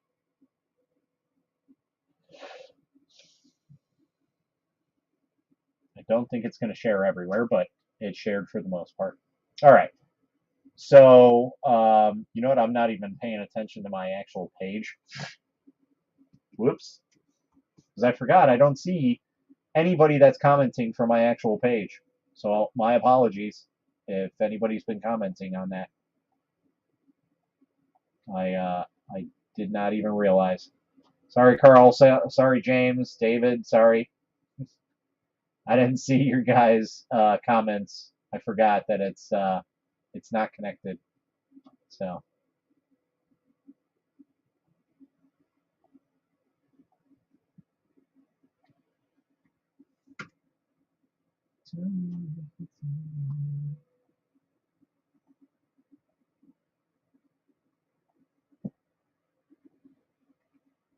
All right, Ray. I sent it to you, so you're good. Mr. German, if you're still here, I can send one to you as well, unless you guys see it on the YouTubes. But anyway. Okay. You tagged me at 6:30 in the morning on a Saturday. I don't know what I did. I'm always nice to you. So come around your house and start doing this kind of stuff. This is unacceptable. It's literally a marketing ploy that I learned from somebody on TikTok. You put it on there and everybody thinks that it's tagged, but that's the headline of the show. Instead of it being like late night hangout, no, you put AkumaMods has tagged you. And everybody thinks that they get tagged, but they're actually not. Amazingly unacceptable. This is. Oh, anyway. I've just been chit-chatting with people. They've been asking questions on resin printing, and right. I basically have been doing an entire tutorial on how to resin print. Sweet. Have you checked out that new slicer we looked at the other day yet? No, you never sent me anything. Didn't I? Oh, that was rude of me. Nope. Okay, you didn't send me the information on who you were talking to. You didn't send me that. This has become very suspicious, hasn't it? Okay, fine. One moment. You can look in the chat. Because I think because that was when we were talking to Liam. It was indeed, yes. Yeah. So let me find the chat. And I was busy wrapping this thing up. Let me see if I can find. What are you doing? Oh, so he has also admitted. I'll send you the link to the guy as well. So I'll put it in the private chat. That's the name of the slicer.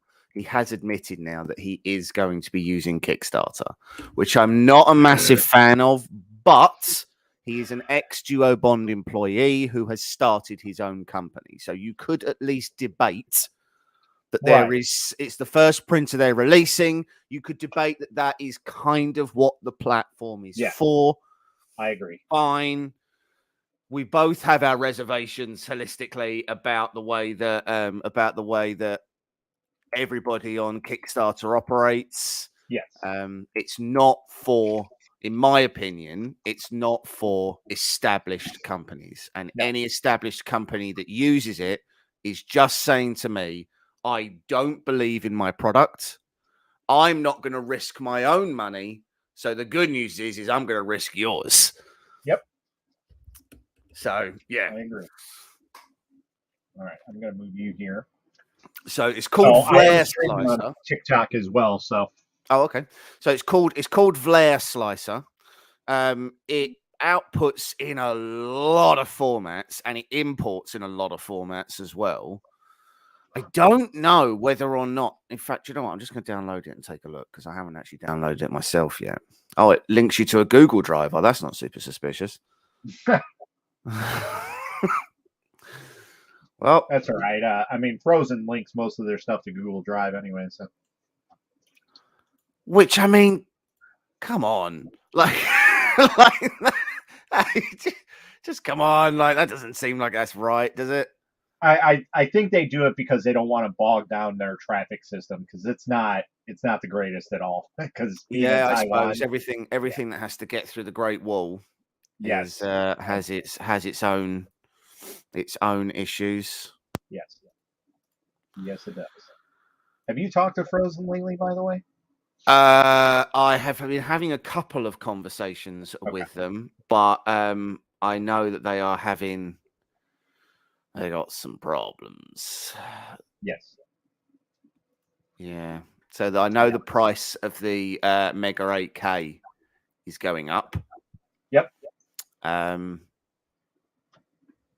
That's interesting. I downloaded the thing from their website, and they've immediately told me to go and download a newer version. Cool. Well, at least it tells you. Yeah. Well, on their thing, it's version 1 on their Google Drive link, it's version 1.09 and it's now downloading version 2.02. Cool. Okay.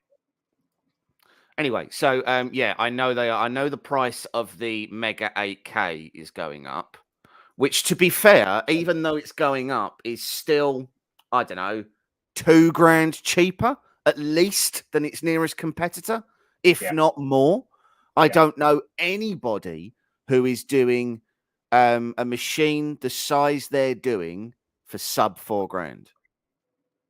So let's take a look at that. Piopoly is literally their direct competitor for that, and that is the Yeah, Phenom. and you'd have to be what the Phenom XL would be for that, I think. I don't know if it's the XL or the L.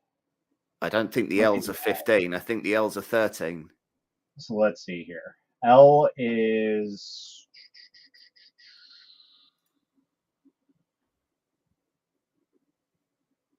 I don't even know what size it is. So if you go down to the bottom, you can underneath the prices, you can look for the replacement screen, and the replacement screen will tell you the size. It's really annoying that you have to do it that way. Right, That's that's the way I fine. normally All do right. it. So this is a 15.6. So Oh, it is a yeah, 15.6. the Okay, all right, Phenom. incorrected. So the Phenom L would be its closest competitor, which is about $600 more. And again, that's not including shipping, so I don't know what And it's that's not going an to be. 8K though. It's only a 4K, So isn't it? that's the other thing. Okay, so the dimensions are slightly bigger. So it's 345 and 194 against 330 and 165, but the Z is still the same.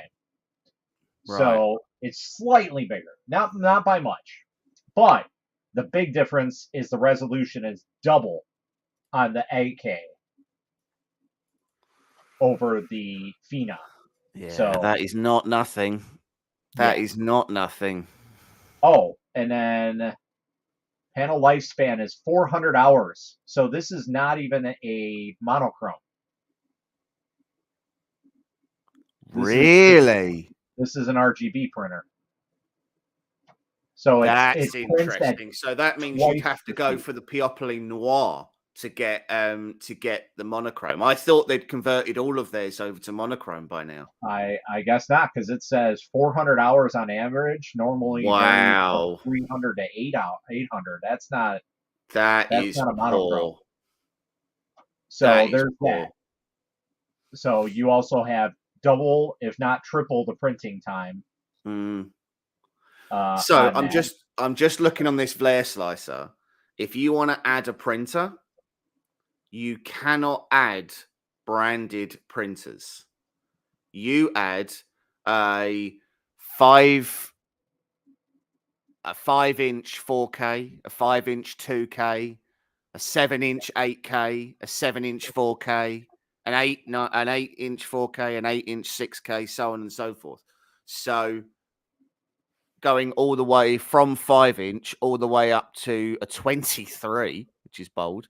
But yeah, there's no add a Elegoo Mars or a any cubic photon or a unimation uniformation, whatever it is. I Okay. keep thinking it says uninformation, which it doesn't. It's uniformation, isn't it? Yeah, the GK1. Uniformation GK1. It's Yeah, uniformation, right? Okay, yeah. fine. Okay. So I have it downloading now. So what's funny about this is it looks very similar to Nano DLP. Now I'll have to take a look at it when I download it, but I don't think it's Yeah, I web-based. suppose.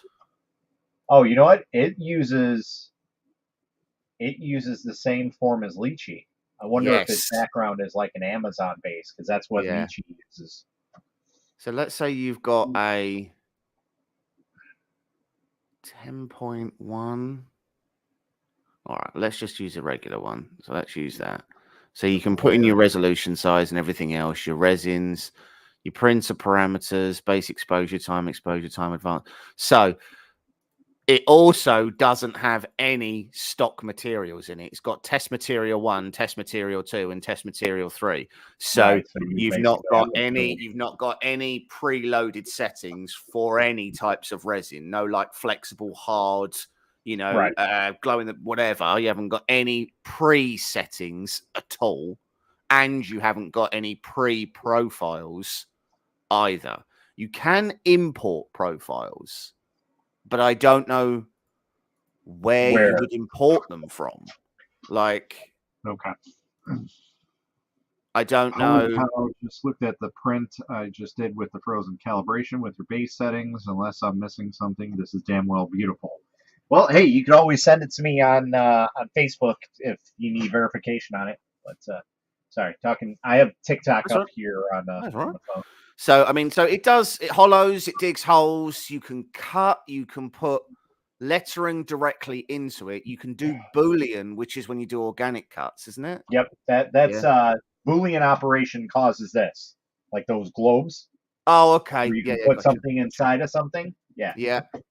Or you can merge things together. Yeah. That's what that is. The thing that I care about is I want to see what their support settings look like. So let's pop something in here. This model is too large. Okay. And that's the other thing. Their support settings look like they are Lychee.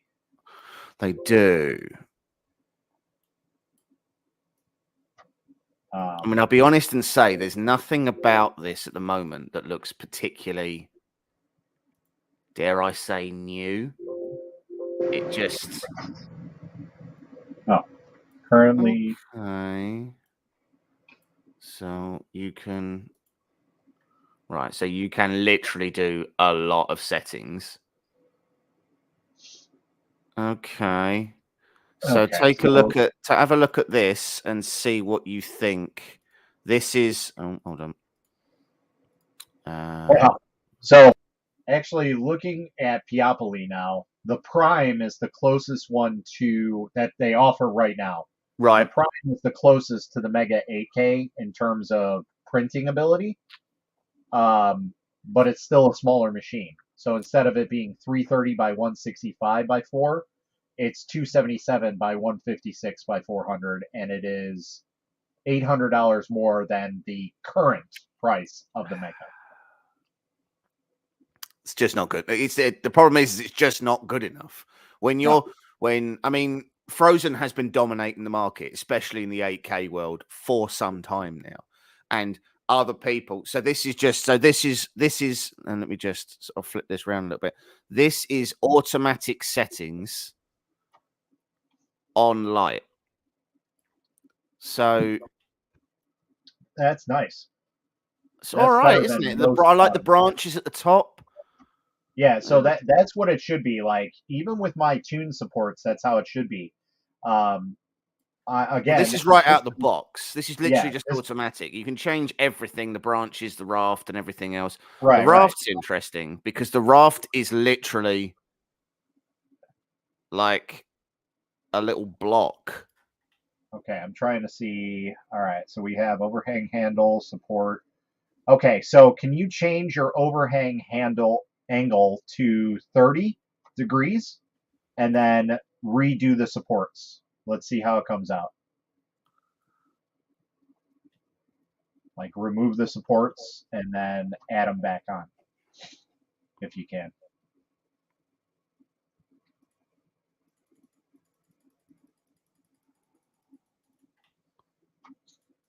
And then... So, not much. Okay. Not that much different. No. It does. Oh, okay. So it does literally. It does highlight in red where I'd be concerned about this Yes. because there's nothing. There's nothing in there. And all right, I mean, I guess if it's got this, then maybe, but I don't know. So my suggestion for that type of print is to probably lay it more flat if you Yeah, can. true. I mean, again, I wouldn't be printing this. This is just something. This is a model that I had laying about. But see, what if we went to light instead, and then we went? Oh, okay. There we go. So those are the. So if you have light supports, that's a bit better. I mean, still the angle, you'd need to adjust the printing angle of this so that it didn't print that way. So if I was doing this, I would probably have pitched this like that so that there isn't anything that that everything is I would up. actually put that more flat. So I would turn it the other way. This way. No. Like turn it forward. Oh, okay, like this. Yeah. So like that. And you can pretty much print it like that, but what I would do is angle it just a little bit more like on an angle. So use the green use the green part and just bring it up just a hair. And now you're good. Now that'll print fine. So and you won't have to worry about so interesting. On light, that's all we're getting. Now I'd be very curious to see how those would come up and print, if that's a possibility. If it'll do that, I'd be very curious to see how well they I don't think that would. I don't think so either. But oh, hold on, we're still at 45. That's why. Oh, that's worse. So go up, go to 60. Or yeah, there you go. There you go. That's better. There you go. I would literally do with that. So that's actually a pretty good support. Now I would probably add interesting raft. Yeah, so that's a Lychee Raft, and that's how I know, because when you see like miniatures, and you know when somebody uses Lychee, that's the raft that they have on their models. Right. So those supports are beginning to make me want to switch over to Lychee. So I mean, that is a very strong set of branch supports. Mm-hmm. I like the fact that when you go underneath, you can clearly see where your actual contact points are versus what you want to add. That's really good. And then if you want to, you can add some extra support. You can add extras in wherever you want to. Like I would probably add a couple more on the left side there, and that's pretty much it. But it would be very little. Yeah. So as you get closer, the branches actually do connect as well. Yep. So that's it's like an in between of Lychee and Shitu box almost. Yeah. Very interesting. So okay, so with that in mind, let's go back here and slice and let. Also, that's very cheatery. Yes, it is. That's 100%. So then the question is what format can we go to? So all of those are useless. Cool. All right, let's see here. I mean, they're literally useless. They're literally useless outputs. So interestingly, when we were reviewing, what were we reviewing? I think it was the Nova 3D. I think it was the Ben 5. When we were reviewing the Ben 5, Nova came to us and said that if you slice a model in Cheetu and save it as a zip file, and then you just change the file output to Nova's file output, it'll work. Really? That's the claim. Because or at the very least, it'll read it. Yeah, they have a they have a plugin. Yeah, so they have a plugin, but the plugin isn't for Pro for a start. The plugin's only for Basic, and the basic version that it's for is for like 2 versions old. Hold on. I swear I have it on my Pro version. Hold on. Let's see here. Single. Let me slice this. because I swore I had an issue like that, and somehow I found the pro version. I swear I did. Let me just verify here, but I'm gonna save it, and I have the ability to save as a. Nope, I can't. I was wrong. I can't remember what their format is off the top of my head. CWS. That's it. Yeah. Yeah. So as I say, if you save as a zip file and then you rename that zip file to a CWS, Nova reckons that'll work. Gotcha. Which, I mean, if it does, great. It does sort of defeat the object of creating an entire plugin to make that happen. Like, that's super easy. That's all you need to do, right? You know, if that's literally all you need to do, just do that. Like, that's not hard.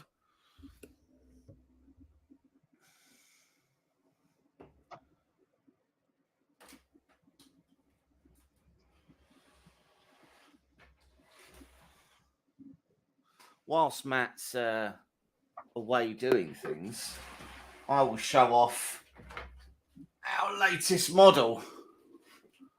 So this is Osriel from DC. He's like a Crusader type beaten up character. All right, David, you have a good one. So those of you that played Arkham Knight. There you go. Oh, have I crashed? Right, let's put you on the big screen. Oh, you did crash. Oh, man. Oh, there you go. Right. Now you're back. Now you're back. So there we go. So, so this is Osriel. He's huge. So he's about 960 mil tall total. But you can see we've got some. He's sort of on this staircase bit here, and he's a chunky boy. That is just insane. Really cool. Do that on your resin printer. I'd only take about to be fair, I would bet the vast majority of that you could do on the 8K. Absolutely. The vast majority of that. To be fair, actually, almost all of him printed on my Hornet and my Focus Odin. So between two Ender 3 sized machines, most of him printed on that. It was only really the base and a few parts of his cape that I had to do on my Sidewinder. Gotcha. So you could absolutely do him in resin, but I used that Replaflow on it. Yes. And my God, like, I thought I was going to lose detail, but no. So speaking of models and printing them, I did do a large model on the Mega where I had to break it up into 3 pieces. Right. I think it was 600 millimeters tall, or maybe 500. Nice. It was a big print. Yeah. And I had to slice them up into different things. I hollowed them out, and I basically put them all together. Ray's here. What's up, Ray? Hey, good morning, guys. Good morning, hey, James. Hello. It's a sun shining on James' side. Also, yesterday on the stream, we did some like alchemy. We mixed like 3 different resins in the Mega 8K. We did a Yamcha print. And as you can see, the print pretty much printed, but we had a huge gash in his arm here. Yeah. So I'm like, great. You know, maybe we'll just end up reprinting them. Well, what we did is I took some resin, put it in a syringe, dabbed it on, and then took a UV flashlight and did it all together, and this is the end result. Nice. So you managed to completely repair the gash. If you look at them up close, you'll see where I patched them up. But if you're like a foot away, you won't notice. And to be fair, you can hide a lot in a good paint job. Yes, exactly. So this is something that I've found sort of numerous times, that if you're careful with your prints and if you're careful with your paints, you can hide quite a few sins in a good paint job. Yeah, I Very mean nice. that's very, very passable. Do you know what I mean? Like, bearing in mind the level of damage that was there. So like that was the side that was messed up Yeah. right there. Bearing So in of mind the course amount it of was the damage. harder side. Like this side would be super easy to do. But Yeah. of course, since it was this side, it was a pain in the ass to get in there. So here's a So I'm like, question then. So bearing in mind that that was a split in the model, yes. if you'd have put that in secure, the split would have gotten worse, right? Because the resin would have shrunk, and what would already been a weak point, that split would have gotten It's a worse, possibility, wouldn't it? yes. Yes. So now that you've repaired it, do you think that's as strong as if it just printed that way? Because I mean, technically, the process isn't any different, right? Yes, that's exactly what you're doing. So that's the great thing about resin. You don't need glue. The bonding process for UV resin is your glue. So that's the Right. great thing is you can use uncured resin as glue because as soon as you cure it, it is done bonding. The Yeah. molecular level will bond to the parts that you have, and it's like 3D glue where it literally bonds it together. So if I cured this part will never have damage on it ever again, no matter if it's cold, it's hot, weathered, what have you, because the bonding process, basically, like you said, is it'll come out as if it printed that way. Yeah. So, and on top of it, with this UV light, it's actually a higher setup. I think it's Yeah. 495, if I'm not mistaken. So it does, like, if I did this in white, it would literally burn the resin into the model. Right. So it cures it like instantaneously, and you'll see it like spider crack all over the place and like literally just bond to the because model. it's definitely an issue that I have with FDM, right? Which is that when I try to do repairs, I have to be really careful about the material I'm using to try and do the repair. So what I used to use was literally wall filler and I used to actually apply it with a spatula. So if I was trying to get a smooth finish, I was like, well, walls are smooth, so this must work. And like you put that in between, and obviously there's no flex, it doesn't move as the FDM print moves about. It doesn't adhere to the print. There's no stickiness to it. So those joints always cracked. They were terrible. The same as well for when I use acrylocylate. So when I use a super glue with an activator, over time, and when I say over time, inside of a couple of days, that joint will be incredibly brittle.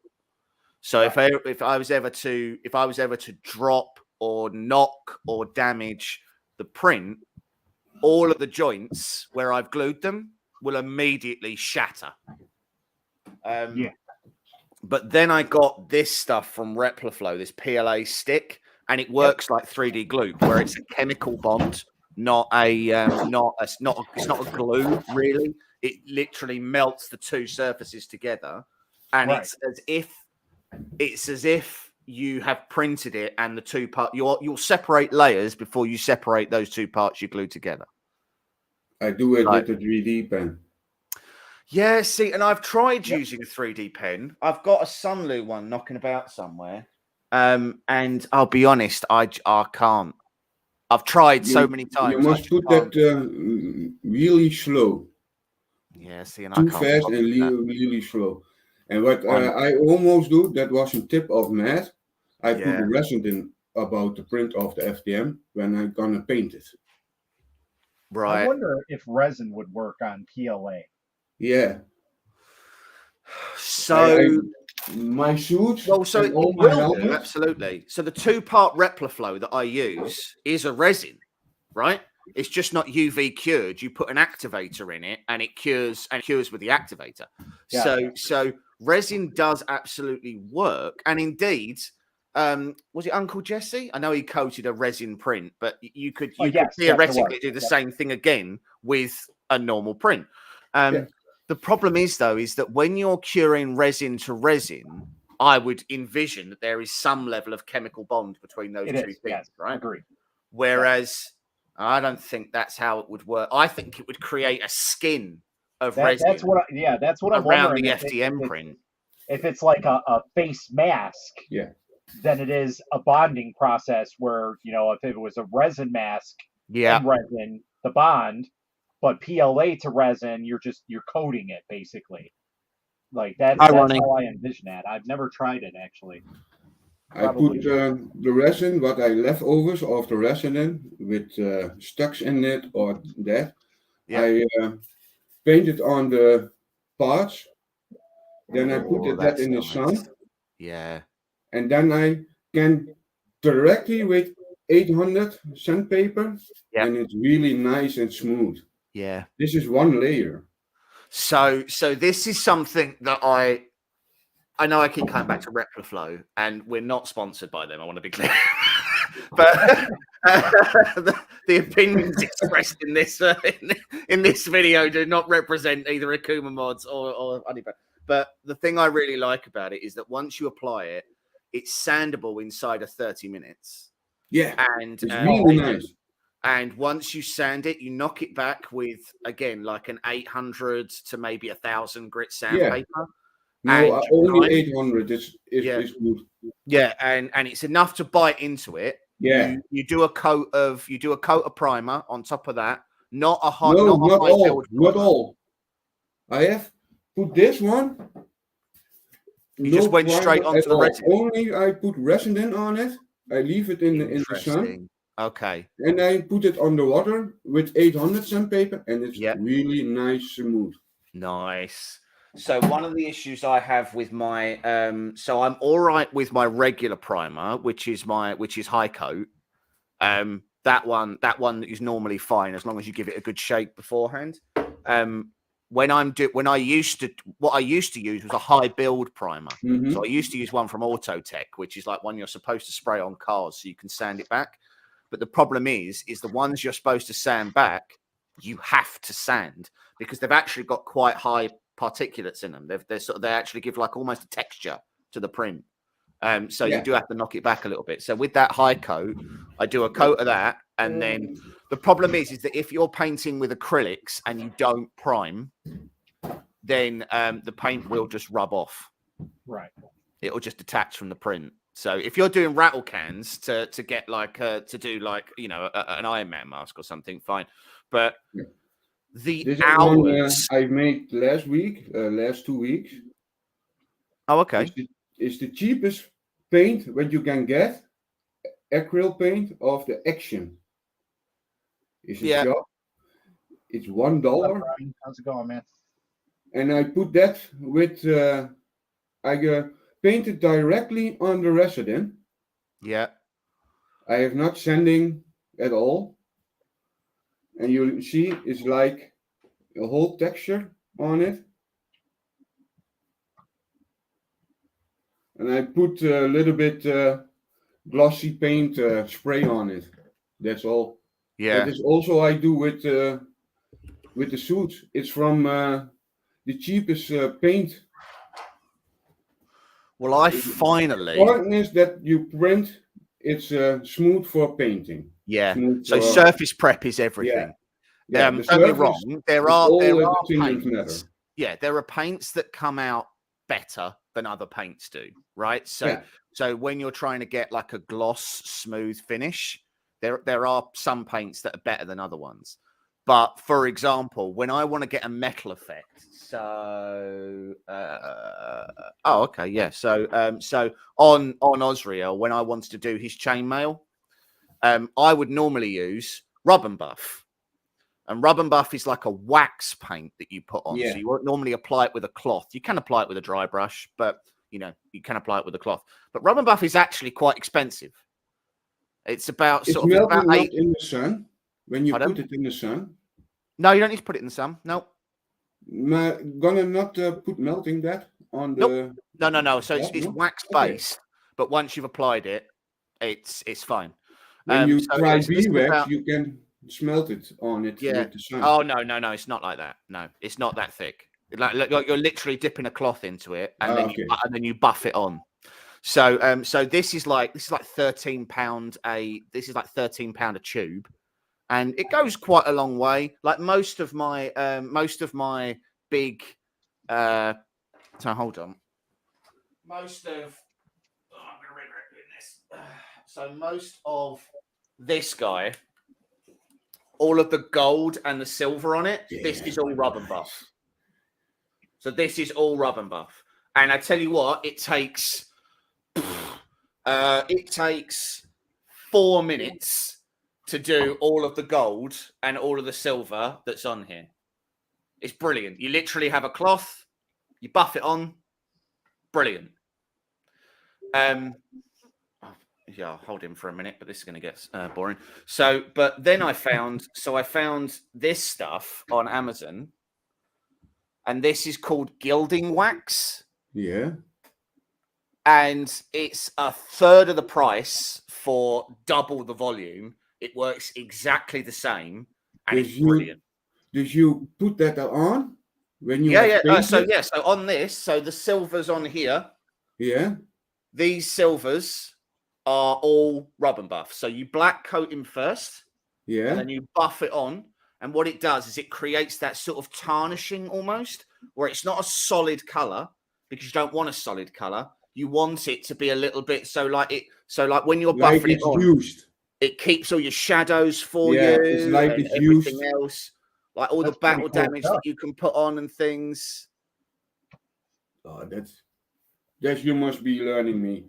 So Honestly, it's really absolutely brilliant. Yeah, so I'm looking at it right now. They're about $20 for each of those bottles. One is silver, one is gold, and one looks like maybe copper. It says that's Empire, right. But... They're only metallics. You can only get them in metallics. They were actually what they're for is for furniture. Yeah, I see that. If you've got like old antique furniture and you want to like repair, say you've got a brass handle or something, well, it's really hard to repair that. So you'd spray it black and buff on the gold. So you have a black background with the gold that protrudes. That's what I do. And you don't have to. So I mean, you can prime in your black if you want to, or you can literally just airbrush. You can even paint. You just regularly paint it, and then once it's dry, you buff the gold on over the top, and it hits all the high points, leaves all the low points. It's brilliant. Exactly. Perfect example. Is that James? I have seen last week or 2 weeks ago a helmet of the Mandrigan. The Mandalorian put always polish on it. Is that the same? So it's not that. No, so the Mandalorian helmets that people do. So it depends on how shiny you want it, right? So if you want Mandalorian shine, which is where it's old and crappy. Yeah, it's like where so the Mandalorian helmet it is actually reflective, right? Yeah. So I've got, although it's in the house, I've got a Mandalorian helmet. It's silver and it's black, but the Mandalorian helmet isn't silver. No, it's chrome. Yeah, it's incredibly difficult to get a chrome effect now. There are some chrome paints. So one of the really good ones. I like that, the chrome of my If you go, it's all same about surface prep, right? So if the surface is flawed, it will not work. It doesn't matter what you do. But what I do is so there's a couple of people who do really good ones. So one of them is, I don't know where I put it. One of them is Aclads. And Aclads. Oh, here we go. So basically, you prime with a black. You paint on this stuff called Aclad 2. It's like a chromium thing, and that does a really good job at chrome. You prime in a gloss black, and you spray with a mirror effect spray paint, and that can be really effective. That can give a really nice chrome effect. So comes then be nicer than my T800? No, I think how reflective is that? Really reflective. I can see myself. Probably about the same, to be fair. So the only way you can get like a really good chrome effect is you basically can. So if you get your model done smooth, and I mean smooth, then you could take it to a car place, and you've got a couple of options. So if you want to cheat, you can get it wrapped. So you could have it vinyl wrapped in chrome, and it will be chrome. The problem is that if you ever scratch it, it will tear, and then the whole thing has to be redone. Yeah, this is with this chrome. It's on a bottle from the Action. Yeah. And it's when you put the fingers on it, you can smooth it out. Yeah. That is the shame. Yeah. You cannot paint it with glossy spray on it. Then it's the shining. Yes. So that's another thing. If you ever put chrome on anything, you cannot use 90% of the clear lacquers that are out there, because it's solvent based, and either the paint will immediately bubble up, or the chrome effect will just go. It'll just go. It'll just go before your very eyes. It'll just go completely dull. So one of the things I quite enjoy using for when I'm doing I'm doing model effects is I'll use chrome pens, and these come out really effectively. So if I show you here. Oh, damn, I like your, that's really nice. So I don't know if you can see here, but these runes, these are done in a chrome pen. And as a result, they really stand out. Like they look shiny. Dus the better way for me to make nice details, dus I can buy that pen and to make here the black line. Yeah. So you can pick different nibs. So this is like a really thin nib. And it's the same with my hand. I want to make here detail in it. Yeah. So like that would be perfect. That's a really thin nib. What was that, Matt? What is that? It's a chrome pen. A chrome pen. It's called liquid chrome. So hold on. Where are we? There we go. It's called liquid chrome. You can get on Amazon, and you can choose the nib size. So if you're doing a larger area, you can get one that's like a poster paint size. Yep. All right, I know what that is. And so then you literally like that. Is that the same stuff what you put on the tire? Yeah, a little bit. Yep. Yeah. So you can see, I've literally just drawn on this, and you can see how reflective this is. Look at that. Yeah, that is really nice. Still about surface prep. The surface still has to be really good. If the surface isn't good, then it will show up all of your sins, right? It will show up a bad paint job very, very, very quickly, and a bad print job will be shown really quickly. So it does have to be smooth. And it's one of the reasons why things like the resin technique or Replaflow or something like that, it is expensive, right? So a tub of that Replaflow, a litre of it is like £75. So about $120, which is a lot. It goes a really long way, but that's not the point. The problem is that it takes one pass with sandpaper and then you're done. Whereas if you print a helmet in ABS and you're fillering it and then sanding it and then fillering it and sanding it, you could be doing that for 4 days. In the time it takes it to dry, you to sand it, reapply, sand it, reapply. Like you could be sand to get the perfect finish. You could be sanding for 4 or 5 days, or you could have Replaflow, or you could have the resin or whatever, and you could be done in 2 hours. When I put filling on it, it's always when the suit is visible. It broke. Dus als how do I mean in that in English? I soldering all the parts first, then I glue it together with 3D pen with the same filament of the suit. Some parts I glue it together with TPU when I will be flexible. Yeah. For the body, the plate here, I have that on my chest, glue it with tape U. Then is the body a little bit flexible on it. Yeah. So I used that resin on Cap America. So I used it on this guy. So on his shield. Oh, the flames there, the rockets pitching on that. That's really nice. So I used that on him, and that made a huge difference to the overall model. It just made this so the problem with this is the way the modeler did this is there's the shield prints attached to the arm.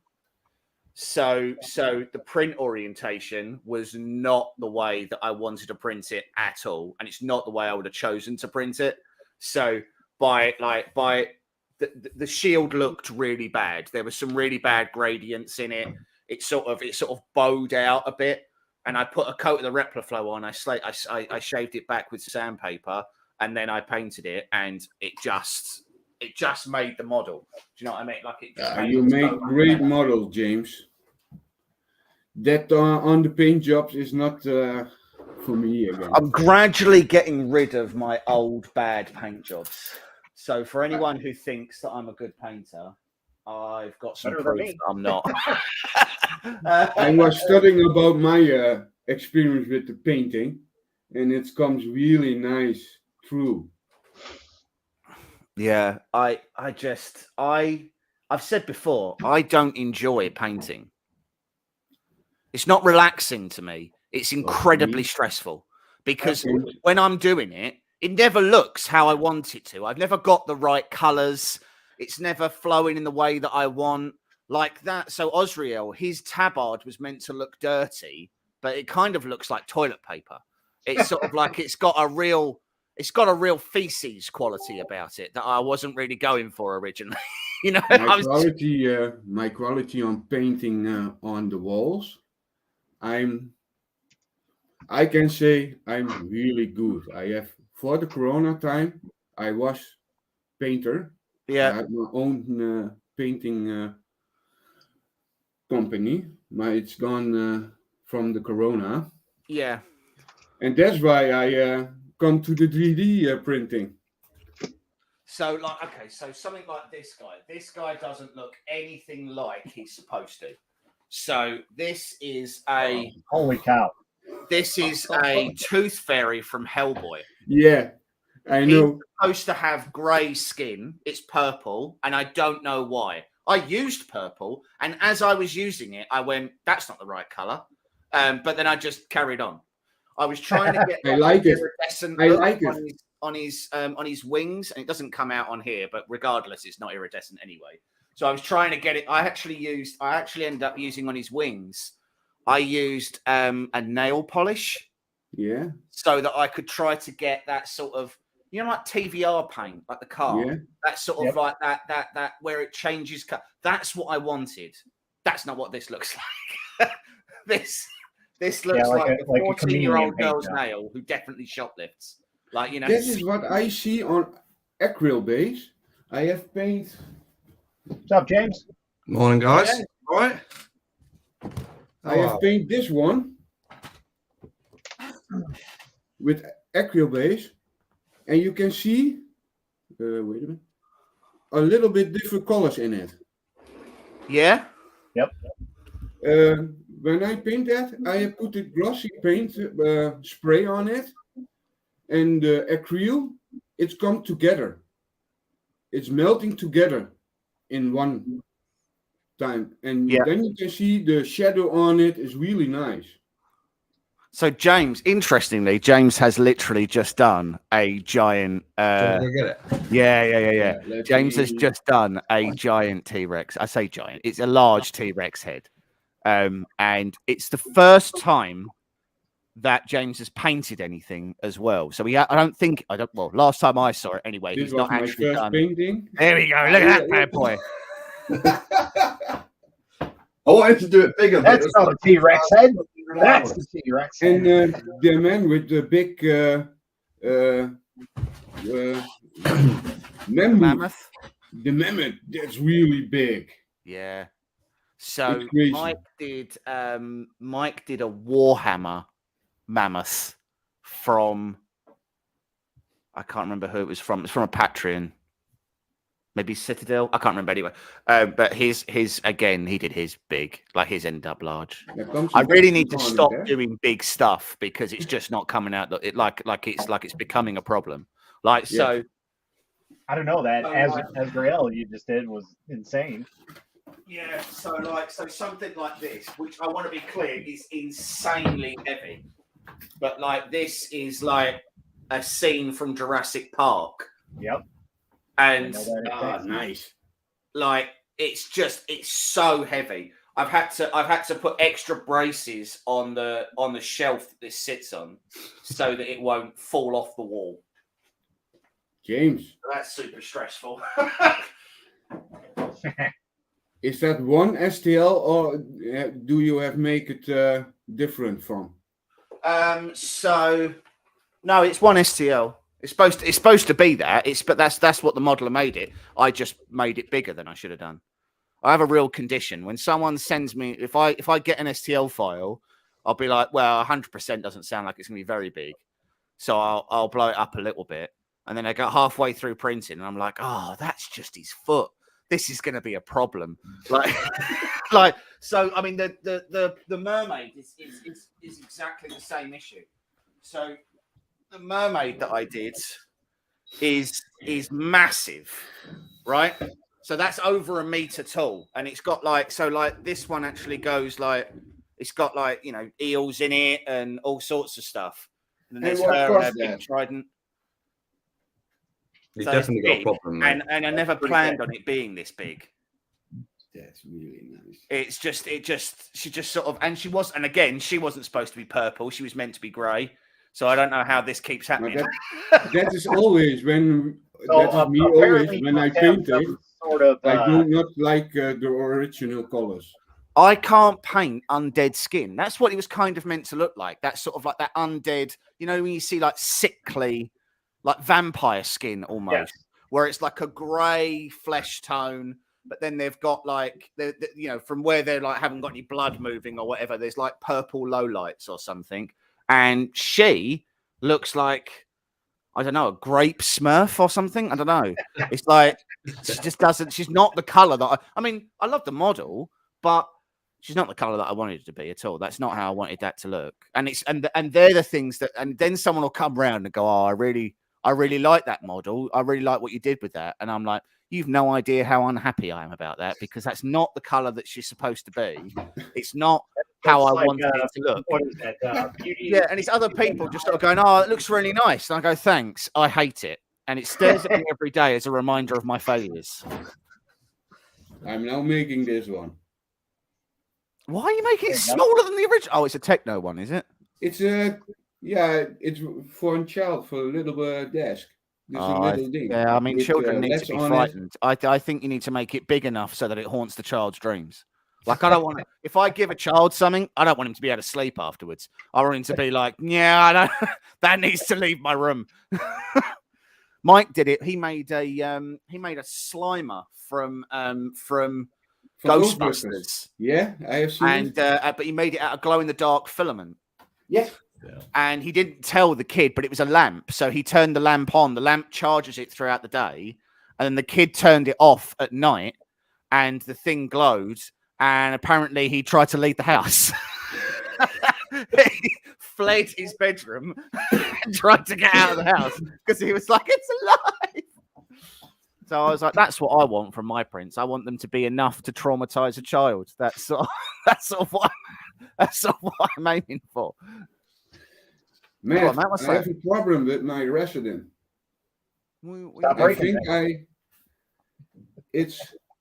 it's gonna not be hard. It's bendable every time. Oh, okay. I mean, that's not necessarily bad, but if it's standard resin, it shouldn't be like that. Yes, then it's bad. Then it's. Oh, okay. See, stuff like that, just buy a wooden dowel. Like it might just be a bad batch of resin. You know, things like that. I think the time was not well. Possible. Always do proper exposures. These that are I free have done, tests. and that's gone really nice. It was not a print fail, anything, only it's now 1 week I have laid it in the sun. It's every time bendable. How is it bendable? How is it not brittle though? It's I think So the it might be under. explosion time was not too strong. Right, but if you've left it out in the sun, right, then surely, even if it's got no infill on one wall, it shouldn't be squishy, should it? No, it should will be. be It because, should be brittle. So like the same thing happens if I use resin. If I took liquid resin from one of those machines, I turned on this UV light, the print would come out differently than it would on here. I can't explain it, but the way that the machines process the resin via UV is completely different than if you did it out in the sun or you did it with a UV flashlight. It's just different, and I don't know why, but that's how it is. Like you can clearly see a difference, like that patch that I was telling you about. You can clearly see, like, this is way more like shiny, the patch. Yeah. So if you look at it in a certain light, you can clearly see where it's patched because it's more shiny than the entire print. Right. So I just don't understand the processing, how it does it, but maybe it's like the chemical bond, because you're not only are you using the UV light, you're actually pressing very thin layers of the UV or the resin together, and you're bonding it that way. So you're literally bonding, you're building up the bonding process. Yeah. Whereas if you have a print that is under-cured already, and you try and bond those processes more than what they are supposed to be, nothing's really going to happen because that process is already done. Yeah. And so it's like undercooked chicken, basically. Like, it's done on the outside, but it's not on the inside. Yeah. And no matter how hard you try and fix it, it's still like, because it's what we talked about before with the idea of when you hollow out a model, you need to cure inside the model as well. You can't just cure the outside, because otherwise what will then happen is that's when you get your splits. If you don't try and shine a little light in the hole to cure some of the inside resin, then you've got this almost liquid interior, which is sort of gradually hardening over time. But it's not hardening because of UV. It's just hardening because of, exposure to the sort of osmosis or whatever, or evaporation and everything. Right. It's just, it's interesting that I never realized that I had to cure the inside of models. And I did have multiple times where after 6 months, I had painted something, assembled it, put it all together, and then I had a blowout. I then had a split, even though the drainage hole is still there. But yeah, I never used to cure the inside of my models, and it was an issue. Would you cure the inside? You can see with the, I think Matt is agreed, when you have printed and it's day one, you can feel it. It's a little bit soft. Yep. The week after that, it's really hard. Now it's solid. Yeah. It's curing in a couple of days. Automatically with the light. The longer you put that, the harder it comes. Yep. This is really nice, comes out. 1 layer, 0.1 layer.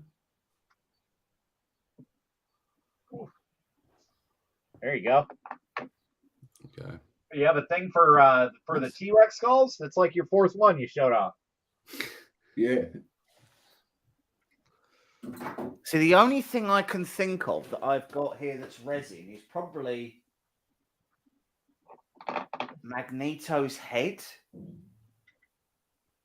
So, this is going to be a problem. I'm going to get some resin points. Oh, God, please don't break. Please don't break. Matt, the blue one, is that the new printer? Maybe. The blue one? Yes. It seems really So- nice. Yeah. That's the And only we- thing that I've got. So the dome itself is done in resin.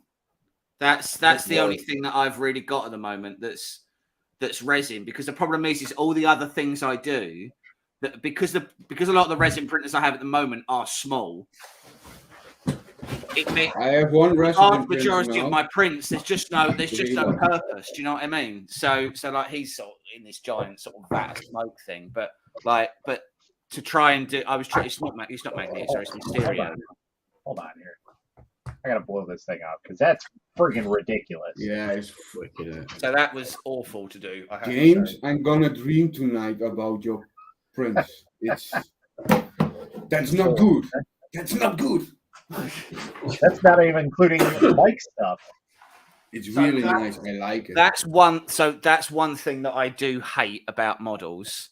I hate it when they don't give you the option to not print the cape.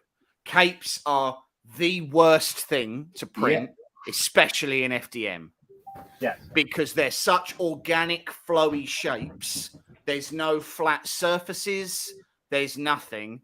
I hate doing capes. That's why I have not cape on this one. Exactly. And actually, I terrible. wish I'd known about it with my Sauron. So I've got a big Sauron that used to be in a bunch of our videos and things. Sauron's cape is actually, you can actually print him without it. And I wish I had, because the Sauron took about 4 days to print and the cape took about 2 weeks. And the cape is about 6 kilos of filament. And the model is about 8 kilos of filament overall. It's ridiculous. So when I did Superman. Superman.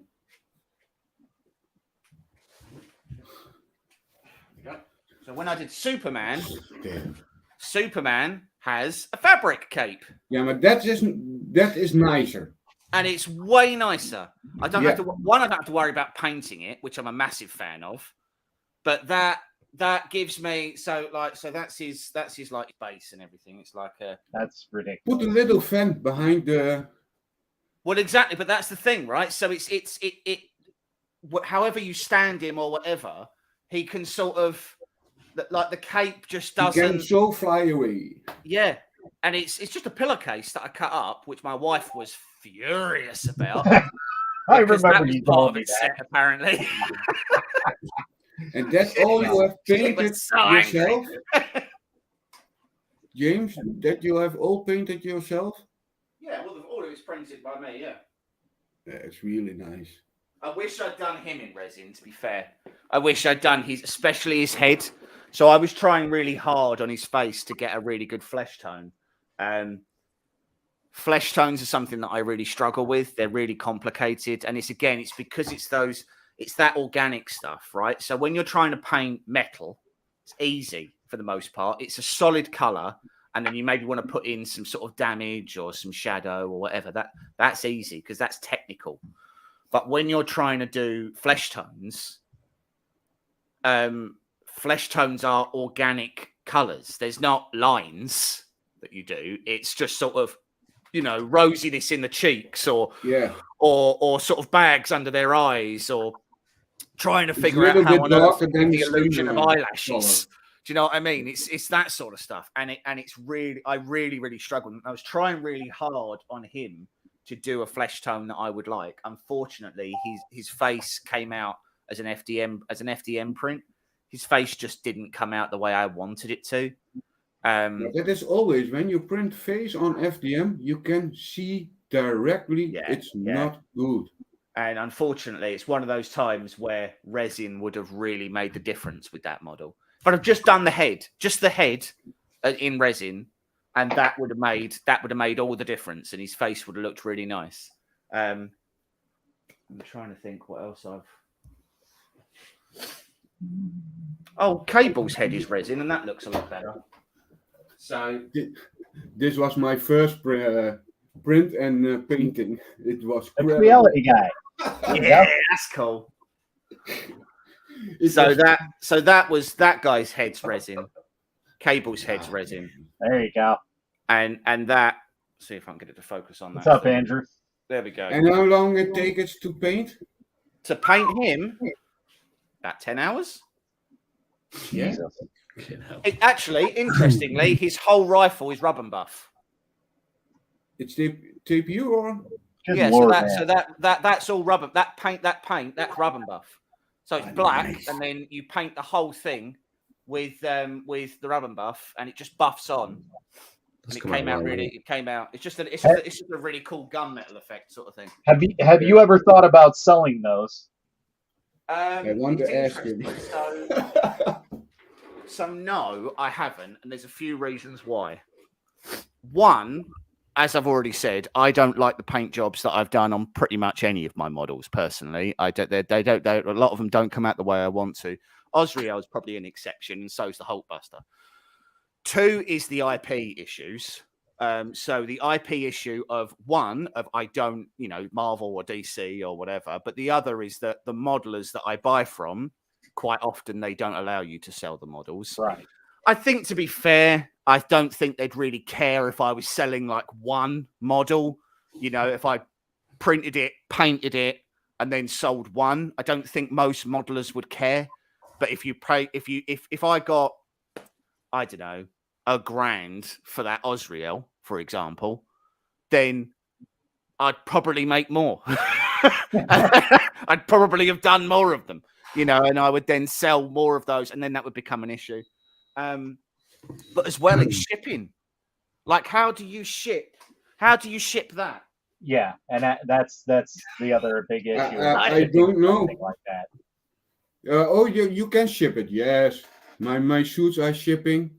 That I shipping. Yeah, I mean, don't get me wrong. Literally You have can to ship make anything. like a custom wooden. This one I shipped for the box 5 times to America.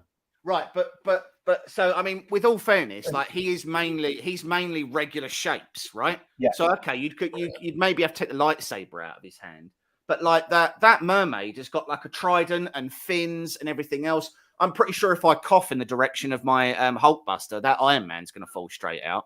Like, do you know what I mean? I can't fart in this room without immediately panicking afterwards that something's suddenly knocked off or broken.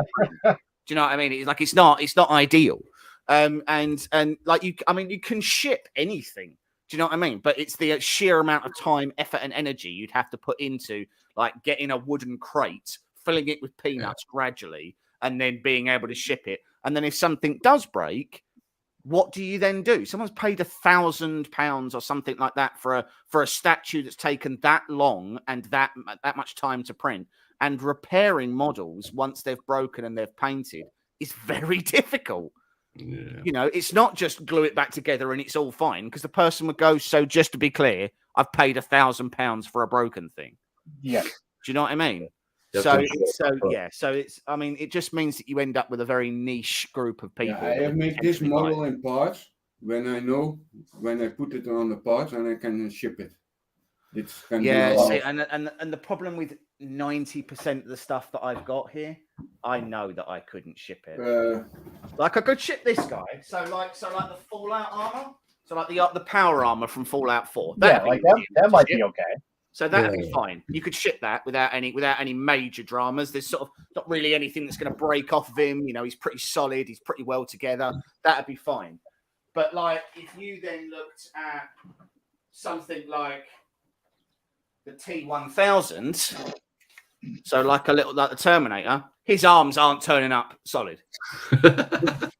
Like he is going to turn up with no hands, and they're going to be like, "I'm pretty sure you had hands in the film." You'd be like, "Yeah, probably. I mean, they might be in the box or something. If you give it an hour, perhaps they'll regenerate. I don't know." And they won't find it funny, and they'll get paid out. Do you know what I mean? It's a really nice piece. This is also not sent.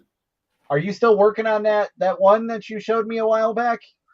Yeah. So the Terminator. So we were doing a full size Terminator exoskeleton, which we have done. The problem is we had a storm a while back, and Terminator's an outside Terminator, because if he's inside when I'm on calls for work, we don't get anything done, and people just go, "What's that?" I don't care about whatever you called me about. What's that? And then I was like, okay, that needs to go outside. So it went outside. The storm came along. It turns out that the way to stop the robot revolution is to really just pick up a big wind machine, because he did not end well for him. So what I've now got to do is I've now got to basically cut him in half, so that I can put him on a plinth, and then I'm going to print a pistol, and he'll be holding a pistol, but it will just be like his bottom torso up. So like a bust, almost like a giant. Yeah, kind of. I'm just basically I'm going to cut him at the pelvis, and then sort of put him on like a little plinth or something, and then I'll do that instead, because I can't be doing with everything else. So yeah. So Andrew had a good point, and that's something I was going to touch on. So if you're worried about shipping stuff, there's always local, comic shops and game stores and Comic-Cons. Like, oh my God, like the stuff that people so there's all the game stores. Yeah, so there's a cosplay con that's coming to Southend, and we're going there because 3D Filiprint are the local filament supplier here, and they're running it, and they've asked us to attend, and we were like, yep, sure, no worries, and we'll go there. But it's really just to show off what we can do. It's Southend. When is it? I don't know. Send me a message, mate. I'll come down. I don't know. It's his pulse rifle, yeah. Actually, Andrew, they have two. So they do have a full-size pulse rifle, but they also have like a big pistol. 1 second, I've got to try and remember when it is. I'm sure all my people on TikTok will be like, "Why are you guys showing off these models?" Ask him how tall his Saruman was, or Sauron. Sauron was a meter. Well, about 980 millimeters. And how you get that ball of the prop onto that? Yeah. So I kind of cheated, I suppose. I don't know. So I got the model came with a sliced bowl head, but obviously I wanted to have the skull inside like Mysterio, because because it came with a face and I didn't like it. So I ended up finding a skull on Thingiverse, and then shrinking it down and slicing it so it went inside. But I had to cut out of the bottom of the dome. I had to cut like a really big hole so that it would actually sit on top. Yeah, but it's a resin thing. What was really difficult with that was getting one that was clear and that didn't yellow. So with that, I printed it. And that's clear resin. It's clear resin, yeah. The bowl. Yeah. I must try the clear resin. So the clear resin. So to be fair, clear resins now they're a lot better than they were when I made that. There are people who are making some optically clear stuff, like it's insane. Yeah. That's cured and everything. So what you do with those is week. So what you do with these the iPhone. You print them, you wash them, you clear coat them inside and out, then you cure them, then you clear coat them again. By the way, Mr. Coulter, I used your suggestion for baby oil. Yeah, it didn't really work. It worked for a little bit, and then it dried up, and then it went back to normal. Mate, I've tried probably 15 clear resins. Polish with ash, then, Matt. Polling with ash. Ash? Yeah. I'll have to try that. The 11th of June, James. On silver, so you can polish it with ash. Dus yeah. James, look. There you go. 1 second. Look at that. There you go. Oh, it looks like a fruit pastel. Remember we were talking about that? Yep. Does sound like me, yeah. Yeah. That's for a Looks boron. like it came out all right. Yeah. And how big comes the Voron? So yes, it is for the Voron. So the idea behind it was that we were going to try and find resin. Yeah. Oh, acetone, you meant. Sorry, I got it. Okay. So we were going to try and find an ABS-like resin that was clear, like any cubic green clear, where it's not clear, but it's coloured clear. Yeah. And the idea was that so on the new Voron tool heads, there are LEDs in all of it. And I was like, so if you can embed LEDs in a semi-clear or a transparent resin, and you've got the fact they're ABS-like and they've got a bit of temperature resistance, I said, like, that would be freaking cool. Like, the effect would be really cool because it would create like a halo effect around what you were doing. Right. And then like you'd be able to just see, like when you used to get the in fact, Matt, you're like this, like when you used to get the original see-through Game Boy cases. Do you remember those? Yep. They look really, and you could see everything inside, and you were like, "Oh, I like that." Yeah, I have seen it yesterday by Vincent. Yeah, they have one for the pie. The problem is that the ABS-like resin is tough, but it doesn't have the same temperature resistance that ABS does. And obviously, a lot of the parts that are required for a Voron are near the hot end. So with that being said, now I've never tested anything that goes on a hot end, but another guy, John Sharpkowski, you probably see him linger around. He lives about 20 minutes from me, and he had a Delta, and he printed hot end parts for it in ABS, or maybe it was standard resin, and it's working fine. No warping, no nothing. Now, granted, it's more or less like a fan shroud than anything, so it's not like I'm putting the resin directly on like a V6 hot end, like that type of thing. Yeah. Like that, but still, it's close enough to the hot ends, or like the melt zone area that it'll see some heat. And as far as I know, it's still good. And he's been using it for. It'd be interesting to try. I think the biggest issue this is one of the things that was brought up by. So I don't know if everybody remembers the BLV cubes that came out. So they were a hypercube that was done by Ben Levi, and he worked with a couple of Chinese companies, and he released aluminium parts for it. So people, when the Voron came out, were like, "I want aluminium parts because I want to be really strong and all of this." The problem is that the reason why the parts are designed the way they're designed is they're supposed to have a fair amount of flex in them, so that they can move as they need to without snapping or breaking. Yeah. And then there's also a weight issue and other bits and pieces as well. So basically, what people said was, if you use a resin, even an ABS-like resin, it's unlikely to be able to flex as much as ABS filament does. And therefore, you're potentially and as well as a side note, in most of the Voron parts, you use heated inserts to like heated threaded inserts to create a thread for something to go into. So you use a soldering iron to literally melt a brass insert into the print.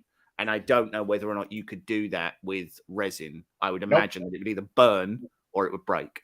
It would literally sit there and do nothing. So like I did it on a live stream once. I literally took a lighter to a resin piece and it was just sitting there. Yeah. And it lit it on fire, but it didn't do anything. Yeah. It didn't. All it did was like char it. That's it. It didn't bend. It didn't break. It didn't do nothing. But going back to parts that you need for hot materials, right here. Soraya-Tech Sculpt. It is specifically designed for hot temperatures, and then all you have to do is just dye it green. Nice. So I could use the Anycubic dyeing kit on that, right? You can use, you should be able to use any dye kit on it. Is it clear? That's the thing. I have never opened this. I've had it for a little bit, so I'm shaking it up right now. I'm gonna pull it out with my syringe. I believe it is clear though. Oh, that works, James. So, Andrew, in answer to your question about getting a table or a guest pass, I'm assuming you're talking about Comic-Con. I'd love to go. Like, I'd be more than happy to go. It's just a question as to what I'd be able to bring, because it's tricky to transport most of this. I literally built a building to contain all of this stuff, and short of picking up this building and transporting that, it's going to be difficult to go anywhere. But yeah, I mean, I'd love to go to Comic-Con and just see how terrible my painting actually is when I see how professional painters paint.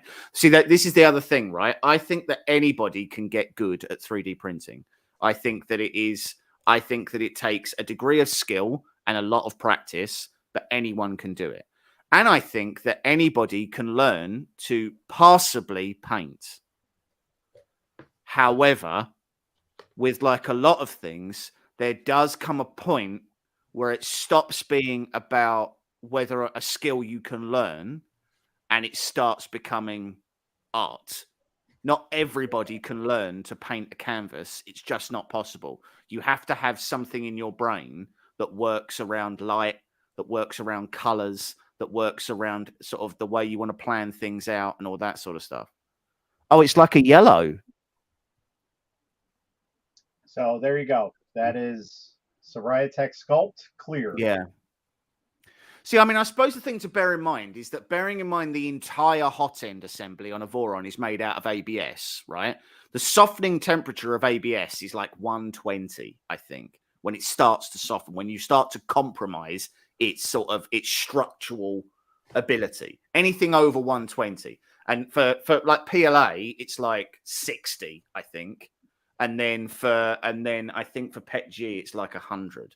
So to be fair, if it can withstand the same temperatures as ABS filament, then I don't see any reason why it can't be getting 250 degrees hot to contain the hot end. Like, it can't be, because if it did, the ABS would fail. We're not talking about taking out aluminium parts and replacing them with resin pieces, right? We're talking about taking ABS filament and replacing it with an ABS-like resin.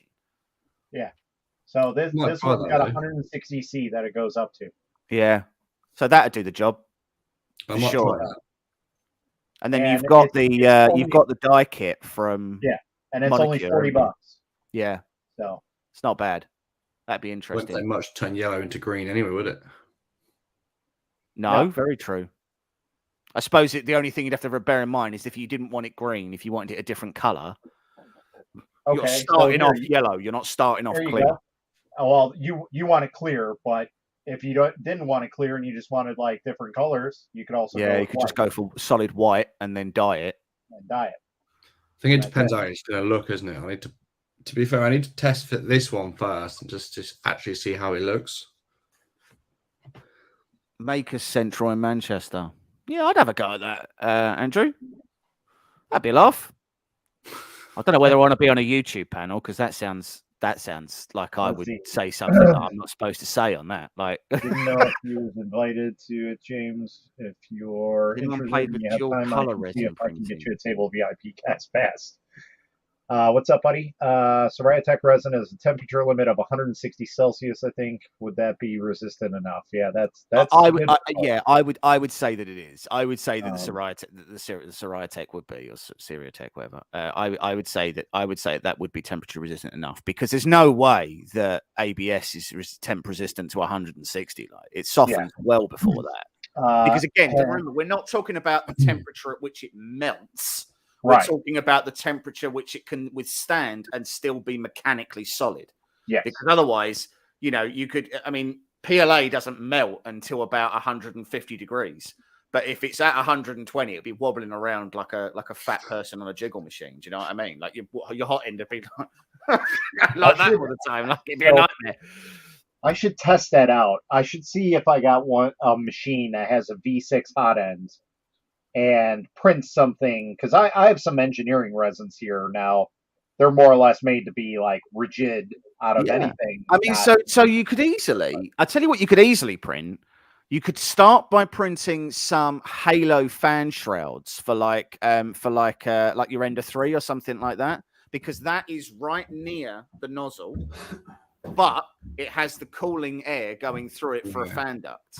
Yeah.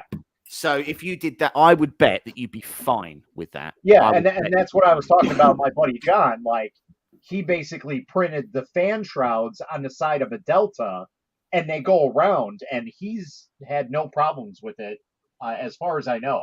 Now, I don't know if he still has it, but he was printing on that for a good maybe 3 to 6 months easily, and no problems. And I'm pretty sure with standard standard resin, not even ABS, because this was like way back when we first started all that. So when I got him into resin printing, I might test fit this, James, and see what happens. Go for it. Get off. well, do you have a Voron? Is that why you made that? Yeah. Have at it. See, Yeah, What is it so You know what special? burns down. I guarantee you'll make a splash in the community, because that's the one thing. Like, everybody wants it, but they're not sure about if it'll hold up, because it does make it like look so amazing. Because It's like, you know, an FDM part, you could still see the layer lines on it, no matter how fine tuned you get it. You still see it's not aesthetically pleasing. Yeah. Whereas resin, it's like automatically right off the build plate. You don't have to do a damn thing. Like, no prepping, nothing. You just remove the support. The big issue you would have is that 90% of the Voron's parts are held together with threaded inserts. Although the top shell doesn't have any, though, does it? The top shell doesn't. The rear shell does. Yeah, so you could have, and then everything that it attaches to does. So as long as you've got the holes, you should be fine. I don't think there's any threaded inserts that go into that. So the LEDs go in here, don't they? The LEDs go in there, but they're push fit. They're not. Is that ABS or is that standard resin? That's ABS-like. So that should be able to be drilled without any brass inserts or anything. So you should be able to put anything in there. What you mean thread it? What, like literally put a thread kit in there? You can literally thread any. You should be able to thread an ABS part without having it crack. Interesting. Like, as long as you have the right the right type of screw, talking about here somewhere. Be able to thread it. Yeah, I might try that. It's worth it. Now, why go every people for the Pharaoh the last month? Because it's what fast. is so special on it? It's ridiculous. I think, in my opinion, only the bed. It's still, and the rest goes up and down. It is ridiculously quick. Yeah, it's quicker than my Delta. What is resin printing? No, the Voron. Oh, the Voron. Quicker than the big three main boards. Yeah, the Voron's very quick. I've had 300 out of mine.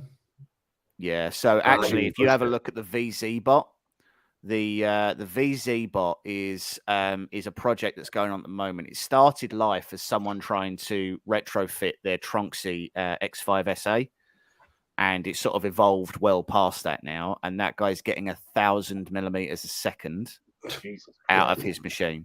Like, it is absolutely insane what he's getting. And I want to be clear, he's using so he's got hollow carbon fiber X-axis. He's got machined aluminum parts. They've got bits that, so every aluminium part that you've got has had weight shaved out of it. So it's always like a mechanical bit. Oh, bye, Ray. You broke it, Ray. Well, that's good. All right. Oh yeah. So I mean, it's the VZ bot is mad. The speeds that he's getting are absolutely insane. He's also got a newly designed. I forget, is the Voron a Core XY? Yes, it is. Yeah, absolutely. And it's a true Core XY as well, in the sense that it has got an A and a B motor, and everything's all connected and all of that stuff. And I want to be clear, the Voron is fantastic. However, the caveat I would put to that is that the Voron is an enthusiast's machine. It is somebody who loves to tinker with their machines, who likes to do upgrades all the time. I haven't got mine to a point yet. In fact, I mean, I don't know if you probably can't see, but mine's actually got the hot end hanging off of it at the moment because I'm having issues with extrusion right now. Everything else on the machine works perfectly, but I'm having issues getting my tool head to work properly. And we discussed anyway, James, didn't we, about sort of adding them to my farm? Yeah, and don't be wrong, it would be amazing to have a farm of printers. Like, it would be amazing to have a farm of Vorons. The problem is that not reliable enough, are they? They require a decent amount of love and attention, and when they're working, they're absolutely astonishing machines. But to be honest with you, I mean, so we're in the process of getting a rat rig. So we're going to have a rat rig V-Core 3. And I'm very excited to see how that performs compared to the Voron, because you do get everything with the rat rig as well. So you get all the parts, all the printed parts, you know, electronics board, all of it. Everything is already, it's literally an assembly kit. Hey, Matt. Right. Hey. So it's like, why are you slanted? Yeah, my camera fell over. The cat must have pushed it. Oh, you broke it. This is why we can't have nice things, Matthew. Yeah, so like the Vorons, they just need that little bit of extra sort of love and support, I suppose. Yeah, the little monster And machines. if you're getting the Prusa Core XY. No, Yes, no. James is getting the Prusa Core XY. No. And we don't like him as a result. The Prusa XL is... You getting the Prusa XL? Of course he is. Look at his little face. I've got 3 of them on order. Only 3. You get 3, only 3 on order. Yeah, only 3. So Well, it's yeah, one for me. If we the buy first somebody year, a car, they're not going to work. get 3 Prusas. To be fair, the idea is to change a lot of my other Prusas to them. Bigger build volume. I can downsize some of the farm, right? Right. And yeah, and there is a big, so there's a lot coming from Prusa, right? Yeah. And this is a conversation we've had before, which is a tool for a job, which is that, hello Ray. So if you have a print farm, then the benefits of having a number of Prusas becomes very self-evident. They do require contextually low maintenance. They are holistically pretty good quality. They'll turn everything out. They're fairly reliable. The parts you can get from Prusa are fair. You know, there's a good support thing. And then, James, have you got their farm software? I feel like you have, haven't you? No, not theirs. I've custom built my own. But... Oh, okay. But, you know, things like that, you know, it's that there become a lot more reasons to have one then. In the same sense that if you're the kind of person who's got like 6 Ultimakers or 4 Rays 3Ds, then you're not doing the same things that someone who has an Ender 3 farm has, right? You know, they're making challenge coins that they sell on Etsy, and you're making aero grade parts that you sell to BAE Systems. Do you know what I mean? Like it's not the same. It's not apples and apples. And not every print farm is created equal. Just having a lot of printers doesn't mean that you necessarily are a professional print farm. You just have a lot. I mean, I have like 10 and Mike has like 8. So between us, I suppose technically we've got a print farm. I mean, Matt, how many resin machines have you got? You're up to like 13 now, aren't you? Yep. Not including the ones that are still in boxes. I was going to say there's still 3 more in boxes, and then there's about 12 FDM printers still in boxes. So technically speaking, Matt's got a farm, but I've always not had a farm. really, you know.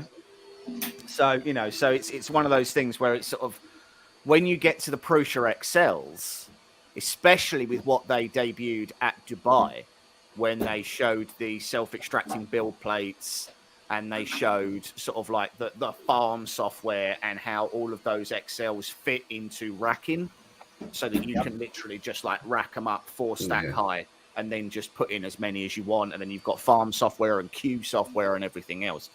It's not a tool for you. Do you know what I mean? I don't need 4 Prusa XLs. And if I had 4, it would just be a waste. Right? I would be using them to print little flexible models, or I'd be using them to print things like this. And it's not what they're for. It's not what they're designed for. They're a lot of money there as well. They're like $3,500 for them, the farm ones. Which sounds very expensive until you compare it to an Ultimaker, or until you. Well, we did the numbers, right? It wasn't that expensive for my farm either, was it? Yeah. You know, I mean, again, you can't compare a Prusa XL to, oh, well, I could get a bigger build volume if I had a CR10. You go, okay, cool. That's not, the XL isn't cheap, Carl. You're not wrong. It isn't cheap, but it is priced against its actual competitors. So against Raise 3D, against Craftbot, against Ultimaker, against the kind of machines that it is actually competing against, it is priced directly against its competitors. And actually, if you compare it to an E3D tool changer, a bit cheaper with a bigger build volume and an enclosure. Yeah. People have had nightmares as well with the E3D ones. Yeah, the E3D ones are a technical exercise, I feel like, anyway. I feel like they're a technical demo. They are what you could do if you had this. Yeah. But I don't really know that many people that are printing 5 materials that could require different tool heads that all have different Z heights and everything else. Like, it's a very, very complicated way of having a Palette Pro attached. Yeah. Like, it's a very complicated way. I know a few people who print in dual color, and invariably the best way to print in dual color is to have an IDEX, not to have multi-material. Yeah, definitely. But yeah, I don't know many people who need to print in 5 different materials at any one time. Like, it just feels like. I get having 2 heads because obviously you could print them with supports, couldn't you? Absolutely. So like PVA supports and ABS, where you can just stick it in water and the supports dissolve, and you've got no support layer. You've got no support interface layer. Great, perfect. And I've done that on the Raise before, and mate, to be fair, they're amazing. Yeah, and where you might even need like the strength of ABS, but the flexibility of TPU at parts. Perfect, absolutely brilliant, exactly what it's designed for. But as soon as you get to 5, what is that, Matt? Is that a mouse? Yeah. Oh, it's a flexible. Oh, okay, it's a mouse. Okay. I was like, what? Yeah, I got a rodent problem, you know. So the fact that you haven't put a lithophane on the back of that, Matthew, I find very disappointing. Well, people ask me to print something new, so I'll print something. This is FDM. Yeah, I made it also on the FL Sun. Why is everybody doing a weird bunny rabbit? What's that for? I don't know. Oh, it's Jesus Day, isn't it? No, I forgot about that. Zombie Yeah, Jesus definitely. face. It's nice on something to test. Remember, I'm Jesus. I'm just kidding, guys. I've got a honey badger that's nice for things to print and test, but no one prints that. I tested it. Yes, you did print it, Matt. Although you didn't finish it, so I don't really think that counts. We have you too, James. We have you two in. Yeah, honey badger. We have you two. The perfect test for any printer. Overhangs, underhangs, supporty bits. It's got everything. That was the Perfect first test. Everybody should be using print it. test of the Halo 1. Joel, use this. Is this going to be a weird? Is this, or is it actually something important? Oh, it's Lithuanian box. Oh, have you done that in Luban? Oh yeah, that's what I made. Yeah, he did. Nice. James, can I make the Ender 6 to a Pharaon? To a Voron? Yeah. No. When I put all out. I mean, you could make a Voron and you could disassemble the Ender 6, but the two wouldn't have any particular correlation to each other. Yeah, only the frame can I use. You probably couldn't even use that. Oh no, I suppose you could, providing that the frame is the right size, which I very much doubt. You could put the tool head on it though, couldn't you? Absolutely. Is the Ender 6 actually a Core XY, or is it a Cartesian? Yeah, Has it got an A and a B motor, or has it got an X and a Y? Probably just X and Y, knowing reality. I don't think the Ender 6 is actually a Core XY. I think it's a Cartesian in a cube frame. Hold on. No, that's the Ender 5. Oh, yeah. No, you're right. No, you're right. The Ender 6 is a Core XY. Yeah, you probably could get away with putting the tool head on it. You'd need to have a linear rail on it, like. But it's possible. Yeah, I'd say it's probably possible to put that on, but you wouldn't be able to use the So you wouldn't be able to use. So that okay. So the difference with the Core with the Voron is the bed is static. It then has 4 Z motors, and then the X gantry and Y gantry are on 4 belted Z motors, and it can tilt and yaw as it needs to when it goes around and does its mesh. So the bed stays completely static, and the tool head and the X and Y gantry move up, which is the opposite to how that works. You could look at the Voron Trident. So the Voron Trident is a more traditional Core XY where the bed moves up and down. You'd need an extra Z axis. You wouldn't be able to use the control board because it's 3 independent Zs, not a dual Z. Then you would need to change probably some of the kinematics and stuff like that. You could probably turn the Ender 6 into a Voron Trident. Okay. Probably. Take a lot of work though, wouldn't it?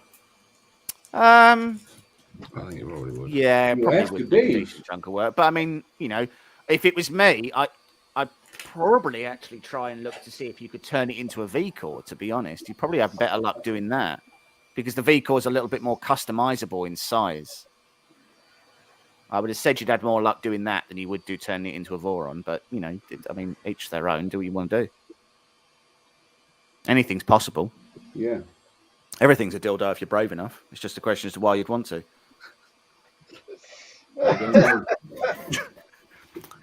Well, that's Matt's channel. Wow. On that note, I'm now busy with the big 3-tech mainboard in it, the E3, the Mini. Oh yeah. I'm now trying to put it in. I have on the Ender 6, I have the H2 extruder on it. Nice. That is really nice. It prints really nice. So I'm trying at the moment. I'm still trying to get the Dice Pro extruder working on. I've done a bunch of conversion on the FAM 260, and I'm trying to get that working. How is your focus working? It's because I really want to see how what that dice is capable of. The problem is it's such and it does sort of reinforce the point around Ender 3s. You said you had that extruder? Oh, the H2, yeah. Anybody want it? On the Ender, it's a really nice extruder. Yeah, it is a nice extruder. It's really light. Insanely light. So there used to be a big debate, right? And the big debate was, if you want to move quickly, then you need to have a Bowden extruder. If you want to do flexibles, but you don't mind going a bit slower, then you go for a direct drive because of the weight. And back when it was only Titan and BMG, that was absolutely your only choices. But now that you have the H2s and you've got the Chimeras and you've got things like that, like is a replica of the Chimera. Yeah, it's there is becoming less and less of a reason to use Bowden for anything. And it's a really quiet extruder. It's really quiet. Yeah. Or with the new orbitals as well. The new orbitals are insanely small and light. Like they use those teeny tiny little motors. Big 3 have sent me the Mini V3. Yeah. And that I put it. They sent me also the Pad 5 with a Raspberry on it. With what, sorry? The Pad 5 from Brickty. Yeah, so here's my issue, right? So people are bringing out a number of things that attach to the Pi. Yeah. That like the Pad 5 and things like that. I don't need accessories. I need alternatives to the Pi. Like I can't get a good a Pi at the moment.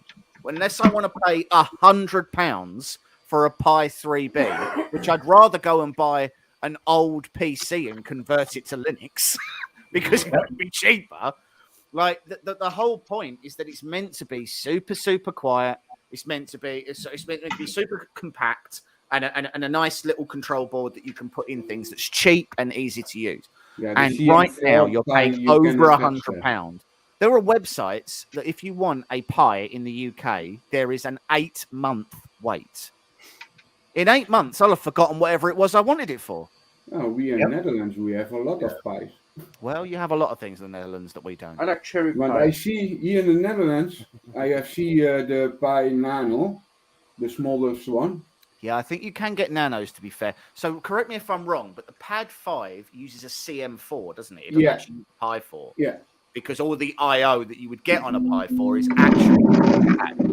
So I suppose, I mean, again, I haven't looked to see how much a CM4 would cost. But 30 bucks. CM4 Raspberry Pi. So buy one a Pi. Yeah, so there we go. So they are actually available, right? So a Raspberry Pi CM4 compute module breakout board, or maybe that's not. Yeah, but the problem with the CM4 is you need to have a board that breaks out for it. Well, yeah, but if you buy the big TreeTech Pad 5, the CM4 mounts directly back to the back of the Pad 5. And the Pad 5 is the breakout board. It is that is so you buy the CM4 for the processor, and then you can buy the Pad 5. So I guess it is a bit of an alternative. I've not used a CM4, and I don't know whether or not it's actually the pies are overpriced right now. Yeah. The CM4 you must see as a little fast PC. Yeah, I mean, I don't know whether or not the CM4 though is as powerful as a Pi 4 or a Pi 3B. Once you add the Pad 5, I don't know. NVIDIA and GeForce use the MC4 for small PCs, small PCs. That is what I know from the MC module. Right. Well, I mean, I haven't used it. So I'm gonna try it. They sent me it. I'm gonna try it on the ND6. It's nice to combine on the ND6. I tell you what I do want to do. So we're in the middle of the FL Sun QQS. I really want to see if I can. Why would you do this, Matthew? To publicly shame me in some way? James, you know what this is. I don't come to your house and just sort of throw all of your things on the floor. Like, what's this? I mean, admittedly, that's designed to do that, whereas the other one clearly isn't. Oh, the chocolate maker. Yeah. Yeah, that's the chocolate maker. Yeah, get ready for a slightly worse version of the original chocolate. It goes wrong, man. It goes wrong. It definitely needs. It's I think I need to bring the Z down a little bit. Yeah, I think what you should actually do is kill it with fire. Next year, Matt is baker. That's correct, Andrew. Chocolate printer. That was my best video of yours, mate. Honestly, my favourite video. I think that is of me just having a breakdown about the about the Weebooks. Just me. Is it your most viewed video? I bet it is now, right? 5 minutes just going, I hate everything about this. I hate the fact that it's on Kickstarter. I hate the fact that it doesn't work. I hate the fact that your advice is to leave a hot end just next to your printer, and you think that's perfectly fine. I hate the fact that it doesn't do what it says it should. I hate the fact that you have to use a special chocolate from the deepest, darkest Nicaraguan jungle that will melt into the right way to be able to build it. And I hate the fact that after 14 hours, I took a square of chocolate and I managed to turn it into a slightly worse square than when I started. All I've done is really elongated the process of eating it. I could have just eaten the chocolate and sat down and fat and happy, and instead I'm sitting here stressed out and I've got chocolate all over my end of 3. I hate it. It's terrible. It's poorly executed. Everything about it is something where someone just went, "Oh yeah, that sounds like a good idea. Let's just do that." If you stress yourself more out, you if somebody needs scissors, what sort of packaging should we put the scissors in, Dave? Well, I don't know. Let's put it in packaging that they need scissors to open it with. Good idea. You know, it's something. It's that level of morality where they just went, "Oh yeah, this will be perfectly fine. We'll just basically put a syringe of boiling hot chocolate above a 3D printer, and it'll probably work fine, right?" Yeah, sounds like a good idea. Absolute sack of crap. Comes Creality with the lizard on the market or not? Have you guys looked into a Lee Potato? It's basically a Raspberry Pi 3 clone. So here's the issue with the clones. Okay, like Orange Pi and things like that. The problem Yeah, is clones. the stuff that people want to do with the Raspberry Pi is designed for the Raspberry Pi. Raspberry Pi. Whereas there are variants of the Raspberry Pi, but those things cannot be used on it. If you, It's kind don't of get like, wrong, if you're a I have a developer, program for PC, yeah, exactly. and I want it on a Mac, but it can't happen, even though the Mac has the same things and everything like that. It's a different way that it does it. So don't get me you're wrong. still ending up with the same stuff. If you know Linux inside and out and you're a coder, absolutely there are alternatives. But the reality is I want a Raspberry Pi so that I can run Clipper. And Clipper will not run on the Mango OS or the Orange OS or any of those guys operating systems, because their Linux is a spur of Raspberry, not the same. So you would have to download the package. You would then have to edit the package, the new OS. Then you have to find a way to upload it, download it to your other sort of knockoff Pi. And what you'd end up with it would be like a Pikachu that can't read. Do you know what I mean? It'd just be sort of like, one with like this eyes in one funny place, and the other one is just like, you just end up with one of those knockoff Woodies. It wouldn't do what you want it to do. If what you want is something that runs Linux to act as a control board, and you're doing, I don't know, you're using it to control an Arduino for a custom set of lights or something like that, absolutely fine. Obviously, you already know the coding that you need to do. The coding platform isn't materially different. You will more than likely be able to do whatever you need to do on the Mango or the Orange or whatever.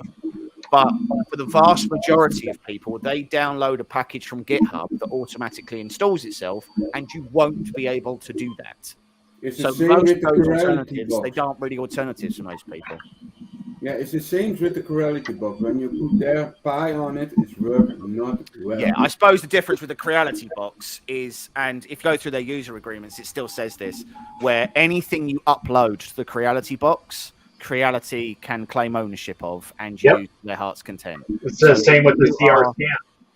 Yep. So if you are putting anything on there that is, if you've got an Etsy store that's running and you're very successful at selling a particular thing that you've designed, Creality can take that design if you've used the Creality box, and they can start selling it to their. They're completely within their legal right to do that. They're not stealing it, because as soon as you upload it, you basically upload it with an open license that Creality can do. It's put all in the cloud. Yep. I know. That's why I'm not putting any more on that. It's not great anyway. Yeah. I mean, I have pretty much no reason to use the Wi-Fi features of any printer. If I'm genuinely at a point where getting out of this chair and walking over there is so much of a hassle that I need to automate that process, then I feel like I've probably made some choices in my life that aren't going to be very conducive to me living for very long. If there's one step above me going, I do need a hover chair. Do you know what I mean? And I'll get like a little obesicle that will take me back to the house when I'm bored. It's just not required for me. I appreciate that isn't the case for a lot of people. That a lot of people do have, they have theirs in their garage or whatever, and they want to be able to remote monitor it and things like that. It's the same reason why I haven't got any webcams on any of my printers, because if I want to monitor my prints, I just go. Oh yeah, that's fine. Yep. They're all dead. Yeah. Not to mention the fact that I've also got a degree of spidey sense at this point. So if a spool stops turning behind me at some point, I get a little tingly feeling in the back of my head, and I immediately know that something's going wrong. I can sense the change in air pressure when a fan stops working. That tells me my wife every time. They're feeling that on. Hey, yeah, I heard something from the printers go broke. Yeah. What are you killing, man? I've been in my bedroom, and I have heard a thermal runaway alarm go off in the summer house. And I mean, it's a good 100 feet away through 2 doors and double glazing. And it's woken me up, and I've been like, the printers need me. And then I put on my feet and I fly out the door. And I run down and I hear them. And I'm like, don't worry, I'm coming. And then I managed to save the print. Hey, tomorrow your wife go peeping noises. Very possible. I do hear. I think also they go faster running with peeping noises from the printer. Yeah. I hear phantom noises all the time. So I when I'm actually in the office at work in London, there are times where I will hear something and I'll be like, oh, and I'll look around and clearly it hasn't because I'm not here. And then my brain sort of goes, are we somehow connected? And I'm sort of like, do I now know that it's that something's gone wrong? And I can tell over, like when two twins, like when there's twins and one of them dies and they're like, something terrible's happened to Susan. And it's like, and I sort of feel like I have to like text my wife and I'm like, you need to go and check on the printers. And she's like, I don't know what good looks like. I don't. One of them is doing something, and equally the other one is doing something else. I don't know if that's a good thing, but they're all doing it. Yep. Matt, what are you printing?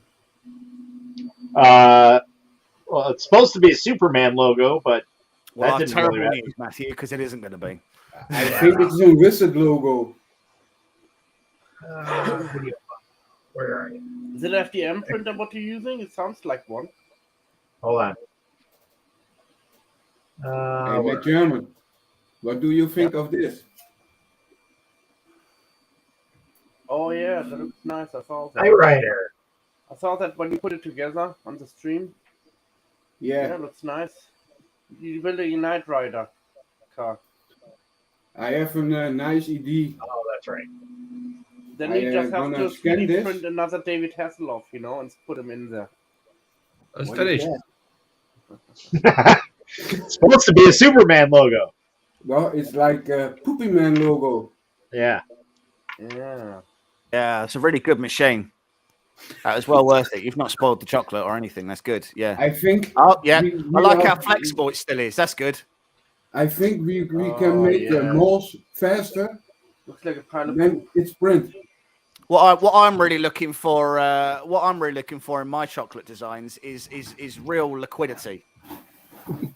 I don't want that hard chocolate. I don't want to feel a crunch. I want to pour my chocolate into my mouth like Nutella. That's what I'm really looking for.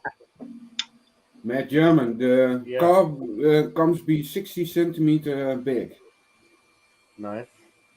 That's pretty big. And it comes the whole package from kit in it. Well, I've been doing this. A big dinosaur. I'm gonna show it one time.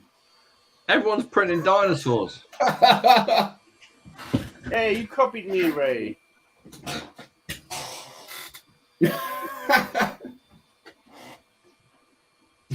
Oh, how dare you make all the copies for me. Looking good. How much filament is that, James Carter? About 2.5 kilos. Oh, that's not bad. I was doing one the other day, and me and James had a conversation about it, and it was going to take 272,700 hours. And I was like, yeah, it's got to be too smaller than that.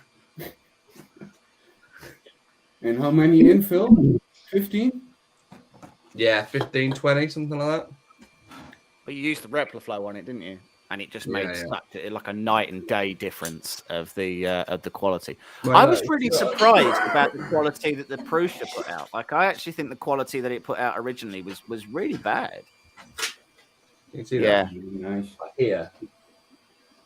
There. Yeah, just like that just looks really bad. When you put that on the wall, or it's going to be on the wall. Yeah. Also.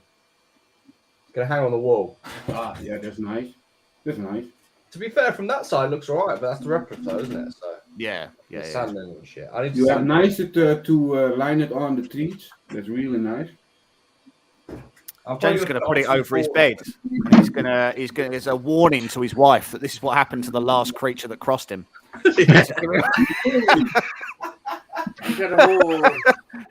Just going to be like, you want to end up like that dinosaur?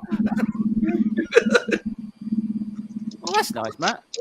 Yeah, I just have Have you, to just to put be the. clear, have you liquidated the rest of his body and stuffed it inside of his skull? Because that looks like the skull of one of your enemies. Yeah, it is the goal of my enemies. Yeah. And German, how goes the focus?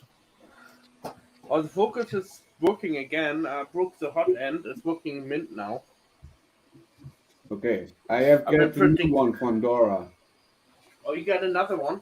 Yeah. You broke yours? Dora, no, Dora sent a focus from a Dutch guy. It was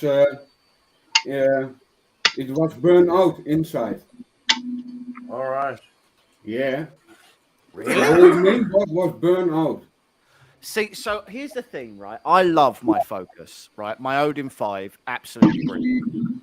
I love the community, but my concern is that the reason I love the community is Dora. Yeah. Dora is so responsive. She is so keen to help. She's doing loads of giveaways, really, really helping build the brand. The concern that I have is that once they reach a certain size, I don't see how that's sustainable. I don't see how Dora can get to everybody who has a problem or support everybody in the way that she wants to, or the way that she is now. I don't Dora see gonna make how a clone of herself. Pardon? Make a clone of herself. Yeah. I don't really know whether that's. I don't think that's necessarily. It'd take ages. Only Take what ages the for them to problem is learn with things. the focus is the quality. The main was that, sorry? The quality control from focus. That must be. Yeah. I mean, the focus is a genuinely really good little machine. There's still some issues to iron out, so I'm not a big fan of the part cooling, and I'm really not a big fan of the filament sensor. The filament sensor is an ongoing issue across all of their machines. I've just unplugged mine and turned mine off. Like there's just no need. But the rest of the machine is actually really good. It's a really, really good machine. It does exactly what I need it to. Does the job. Does what it's put in. The extruded direct drive, it's a combination of the H2. Yeah, and it's a very light tool head as well. Like it's not heavy. I know. So I mean, it's a brilliant printer. The thing is, as I say, what makes those sort of the newcomers to the world, what makes them succeed is a good community around them. And Dora is the centre of that community. And there's only a finite number of people she can talk to or support in any one day. Now we're not there yet, where focus is so large that that without her that she's already started to struggle. But it's getting there. Where Dora is providing direct technical support through the Facebook page and through Twitter. And right now, it's fantastic. The responsiveness is amazing. Dora responds at like 2, 3 in the morning her time. She has moments where she's like, the community needs me, and she just gets up and then she immediately starts. She replies ridiculously early.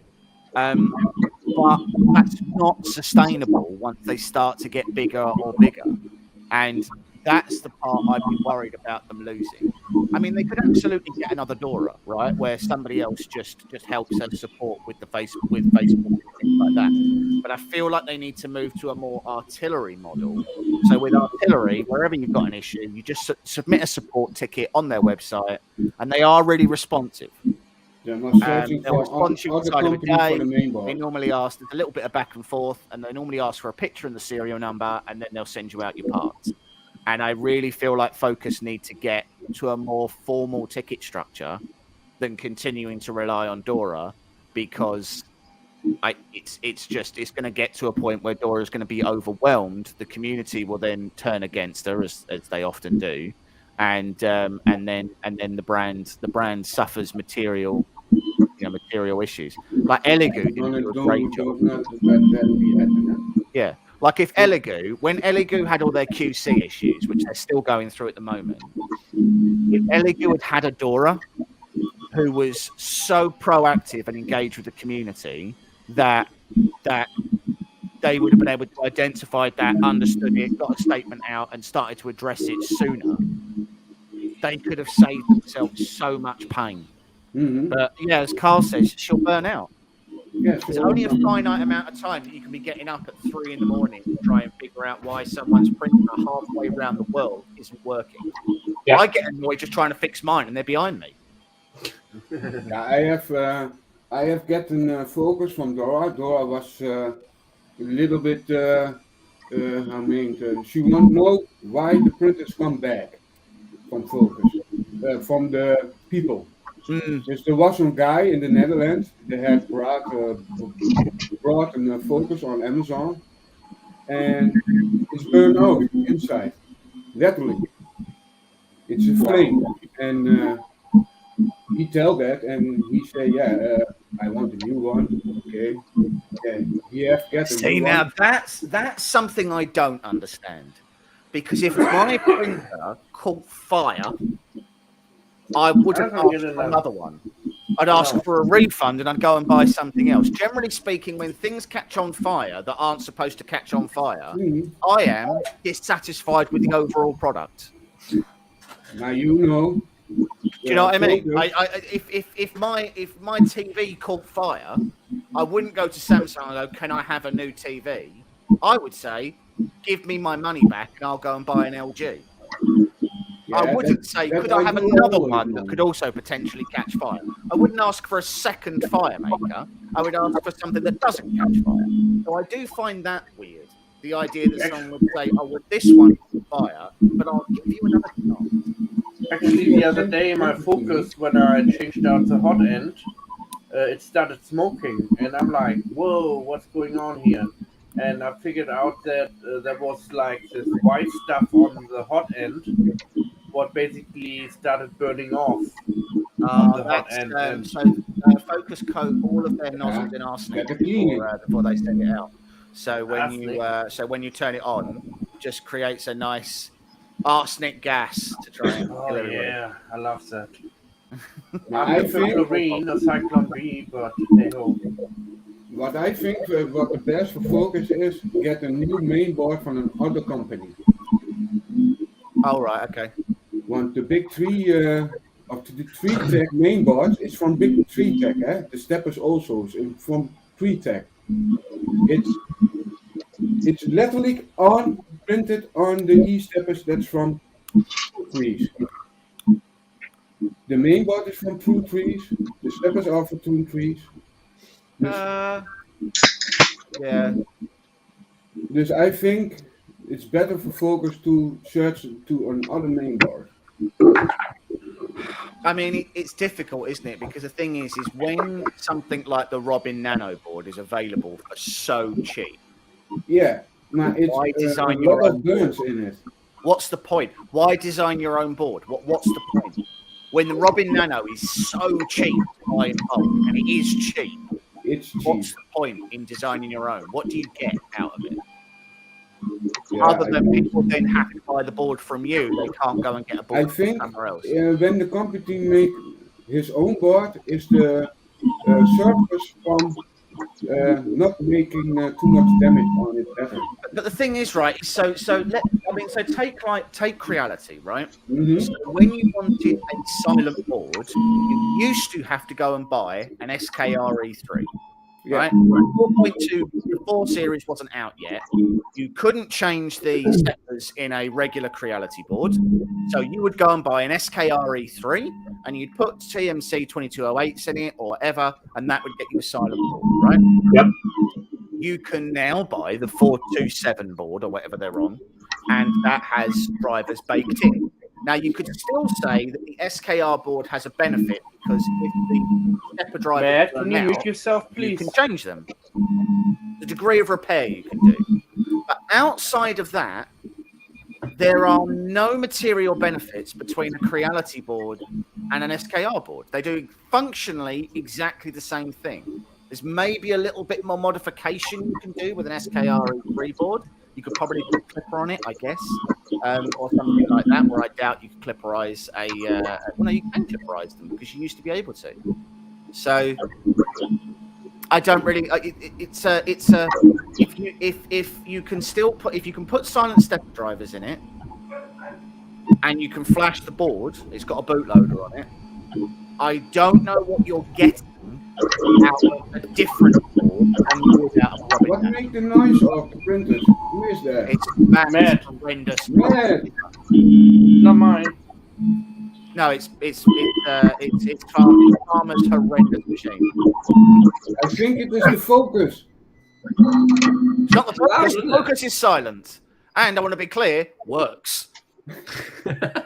Yeah, I have the new of though I have sent me the broker one. I have looked at that.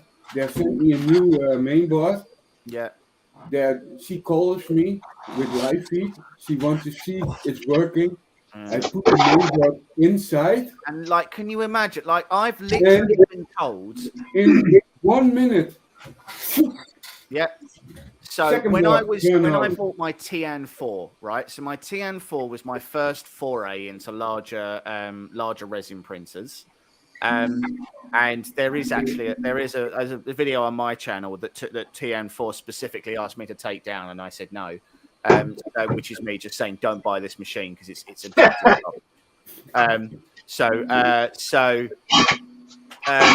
when I bought that, I was on with their technical support where I was talking with them online. I said, I've sent you like 6 videos of it doing what it's doing, and they were like, oh, okay, yeah, we think you've broken it. And I said, even if that is true, which it isn't, but even if that is true, I still need parts. So if I need to buy the parts, fine, but give me a link to buy the parts. No. Pardon?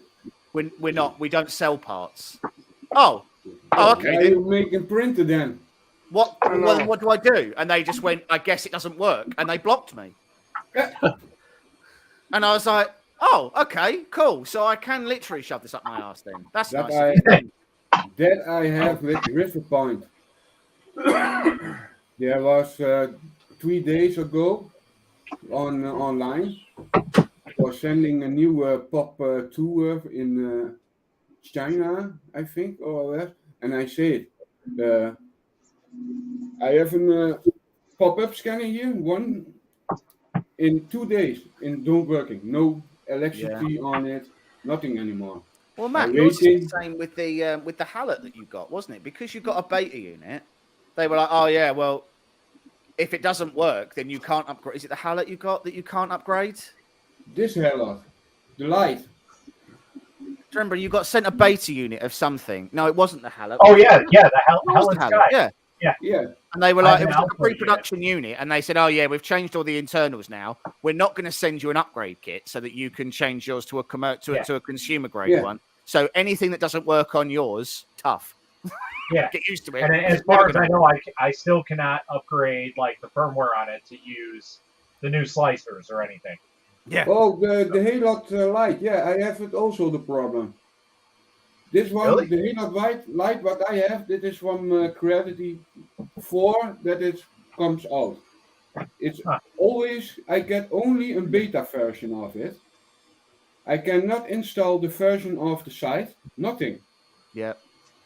I can use it only with the Creality software. Yeah, that's right. That is why Matt I tell me can't you even can use the new Creality software. If I went and downloaded the new Hallet box, I cannot use it on the Hallet Sky at all. No, it will not recognize the files. Me too on the Halot light also. I cannot upgrade it. So basically, you have a big ass paperweight. Well, it's not necessarily a paperweight. You're just stuck on an old version of the software. Any new upgrades they make to automatic support, to settings, to any new firmware changes they make, to whatever, you are stuck with what you have got. Yep. And that to me is, I mean, okay, I know that in that particular instance, Matt didn't pay for his machine. So you could debate that you've got a free machine that is just doing what it's doing and it's always going to be a moment in time rather than being on that journey. But it doesn't change the fact that Matt can now only ever do a review on the pre-production machine. He cannot tell anybody really how an actual Hallet light performs because he hasn't got one. He's got a version that people now can't buy. So what's the point? What's the purpose of it? Why even send the machine out? Because you can't now put out content and say this is good. Because they could have upgraded it and broken something. Yeah, the purpose is from Creality. Anycubic is coming out with a new one. The But I'm not allowed to talk about it. Yeah, the new printers, right? Yeah, three new printers, I think. 3 new printers. I'm really sorry, guys. I'm gonna have to go because my wife is staring at me, and I assume she wants to go. Spend my money. You'd be nice. Literally standing out my window, bogging at me straight through it, just being like, "So we've got stuff to do." So yeah, Alrighty, sir. Filament sensor. Thousands of people know how terrible you are now. I hope you're happy. She can't hear me. The window's double glazed. She just thinks I'm saying okay. Okay. And that was the last time we heard from James. No, I think the reason that Creality has done that on the sending out the printers, that you not can't sell it. Yeah. It's a good possibility. It's the same now with the Halot the new Halot, but they send it to the guys to test it out. It's all with a different firmware. Yep. With a little backdoor for Creality. Pretty much. Yeah, but I know when I put my Halot, he can see everything what I do with my Halot. When it's Wi-Fi compatible. I can't wait for the new Focus what's coming out, the new printer, the big one. The F300. Oh, you got the new one already, man. I'm just joking with you. I don't know if it's 300. I don't know what's the name. I think it's now there are 3 problems from the printer now, and then it comes out. Yeah. Now, but Dora was on live stream yesterday, and she was talking about it. Yeah, I have last week a whole, I think 3-4 hours talking with Dora and testing some things out with her for the Focus. I think they sent me the new one also to test. Hey, Matt, have a present. What you have get from the post office? roller filament. What about Filament. Yeah, I wait also 2 of my filament from 2 trees, I think. I don't know from who it is, but yeah, that is always. I get last week 3 filament roll with no thing on it. I don't know from where. don't know which company that is from. I know. I think it's from Sunloop. Sunloop. Yeah, Sunloop. Yeah, that's Sunloop. Yeah. It's the same box as this. It's from James.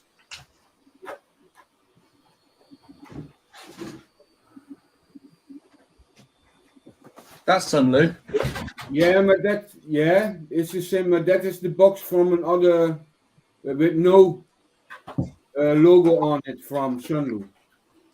Yep. It's the same. I had to fight for that roll. They were like, yeah, I want to buy 600 rolls of filament, but I want to test it first. And they were like, yeah, no problem. Go on Amazon and buy it. And I was like, I'm going to buy 600 rolls from you. At least you can send me a fucking tester roll. Yeah, I ordered some filament, and they go like, "Oh, why you don't order 100 rolls, and we can give you free shipping from China, but it will take 2 to 3 months." And I'm like, "I need this stuff now, not later." You know? Yeah, that's crazy. Yeah. I mean, if I have the time to wait for 100 rolls of filament, 2-3 months, okay, I order some, but I have waited. I'm looking at around 4 months of my you know? resident from Creality. 4 months in shipping state. Yeah, I can get it cheaper from Eastern directly, but I don't because of the shipping and the import duty and rubbish like that. Too much. Yeah, I know. I ordered 49 rolls. I hope it come the Focus resident fast to the Europe. Yeah, Have you heard about I wanted GST? Well, it's illegal for resident. Do you know that from Focus? Yeah, Matt. What's illegal? Yes. It's from illegal, Focus resident. I'm not talking. I don't know what you're talking about. Oh, the Focus Resident is from the same company as Illegal Resident. Okay. Wait, say that again. Sorry. You have tried the Focus Resident, Matt, or not? I have not. I have it up. It's probably going to be a while before I get to it, but It must be the same as Illegal Resident. Yeah, so whoever makes Elegoo and the Anycubic and E-Packs, it's all the same resin. Yeah. Only what the difference is a little bit different in measuring chemistry. That's all what I think is different. Yeah. My mouse is ready in it. But the Iceland Resident prints really well, man. It's really nice. No issues on it. To be I fair, don't know where to put all my printers.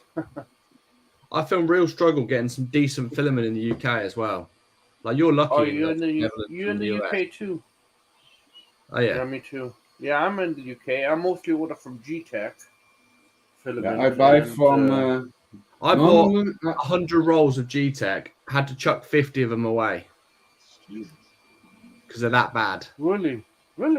I never had this problem. Because from I got some wood filament from G-Tech. I mean, it prints like it's a dream. My father-in-law has yes and no. Same. It's really, really good, and I'm like, yeah, but I've got all these rolls just sitting here. I can't do anything with them, and that was directly from China. Did you try to put in filament dryer? Yeah. Let's see. Do you guys have any go-to filament brands you prefer? Well, for me, not too many. Yeah. I prefer my G-Techs and Anycubic. That's really good. PLA white and Focus does some really nice white. So I'm pretty much happy with those three companies. One problem with the Focus filament is the red is some different colors. The Reality one is not bad either. The Ender one. Good brands. Yeah. I have used normally I use the HP from Creality, and I buy it from TomTop for $13. That was the Anycubic Photon M3, the printer you were talking about that you'd be getting. You said you were getting an Anycubic printer after not getting one for a while. Yeah, that's been kind of put on hold, so I don't know what's happening with that. Now, I know the other Matt here, he got one. What, you got a 6K, right? Or 4K? 4K. 4K. So, I still have to set it up again. Oh, how dare you. I know I didn't have the time because I'm getting married and... Oh, we have a big party in Germany. So... Then we must wait for the invite card. Because I want to get I was hoping for a bigger resin printer, but hey, something better than nothing. Exactly. And it will come in handy for printing small parts like mechanical parts or like bicycle parts, what I want to do in the future, because I'm getting a CR Lizard scanner. And I want to scan bicycle parts with it and basically duplicate them and then print them. There you go. The next week you get them. Oh, I can't wait. I know. Yeah. 15th, on the 15th, I think, right? Or was it on the 7th? Mine is now underway. I think I get it Friday. Nice. What were you saying, Jim? Have you tried the Flex 100 by Monocure? Yeah, it's good stuff. Actually, inexpensive. I have a bottle. Apparently, it's supposed to be the best flexible resin out there. Now I've heard that, and I I don't think I've actually used it. Little bottle. Nope, I've never used it. It's still brand new. So I made this myself. but it's a good possibility because Monicure 3D does a lot of research on their resins. And these are them and 3DRS are probably like the higher end for resins. We can't get a 3DRS over here. I've tried. Yeah, they're nice because they're only about 20 minutes from me. So Yeah. but, I can get yeah, Monicure from a company called 3D Print Monkey. He Okay. stocks all of the Monicure stuff. Apparently, their resin cleaner is supposed to be amazing. I thought it was all right. Because I've got real problems with my cleaner at the minute. The IPA I use, it gets like sticky. It comes out like this, though. You should see that. Really nice. Let me zoom in here. Like this, like really dots and shit. It's a great flexible. Okay. Looks good. But yeah. I mean, it looks good. Yeah, but I don't know if you can see this, though. That there. See that white bit? Yep. I haven't cured that yet, but it always the IPA comes out like that, always. So I switched from IPA. Now I don't know if you guys have it by you, but denatured alcohol is what I specifically use. Okay. I don't cut it. I don't use any water or anything. It's 100% denatured. Now, on top of that, I also do a pre-rinse. So I have a bucket like this Yeah. that I use my old denatured alcohol. So I have like, this is all the old stuff. You can see it's kind of, well, you can't see it, but it's kind of darker. It's tinted. So I clean it with this. Yeah, so it's basically contaminated stuff.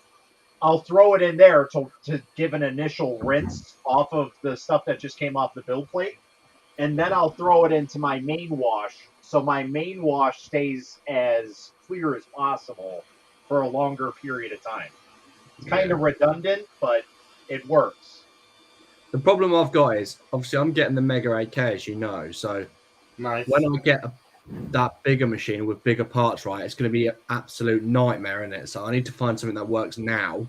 So when I do get it, then it's easier.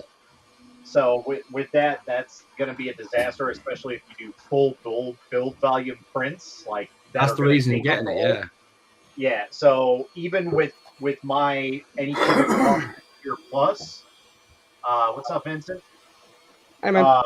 Vincent, with my Plus, I still have issues because if I did something that takes up the entire build plate on the Mega, it's not fitting in there. Yeah. So I literally have to like somehow fiddle with it and do all that. I was talking about a Broly print earlier that I did, and I pieced it all together. It was like 500 millimeter tall, and I printed it on the Mega, so it was huge. I actually had to go out and buy a what do they call that? A storage bin, because nothing is on the market that can wash that. So I literally poured like 4 or 5 gallons of denatured alcohol in there and had to cut it with water because I still didn't have enough. And I'm like, this is already $60 worth of denatured alcohol that I'm pouring in here. So I had to put water in it, and that's basically how I washed it. But it was a disaster. So I can only what wash and dry unit have you got? So I have the AnyCubic Wash and Cure Plus.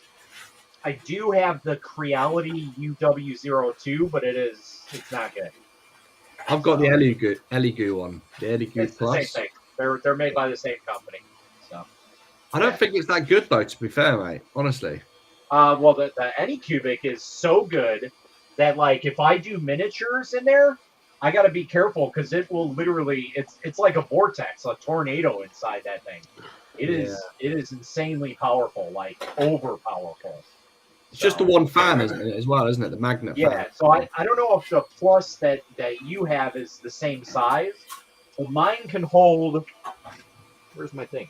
Oh, mine's pretty big. I think it holds 8,500 milliliters. I'll tell you, 1 second. My wash fills. So I'll tell you which one I got. 1 second. But it's the bigger the bigger wash and cure station I have. It's the biggest So one. I got the Elegoo Mercury Plus 2.0 Wash and Cure. Okay, let's take a look at that. I think that's the smaller one still. NEQ Wash 2.1 is a nice, curing station.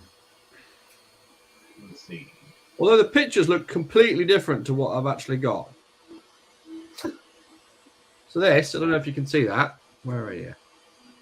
There is what I've got. Yeah. Okay. And if you click on it, it's a different picture. It's the smaller it one. comes up with something different. Yep. Yeah. That's not what I've got. The other photo is a new one. It's coming.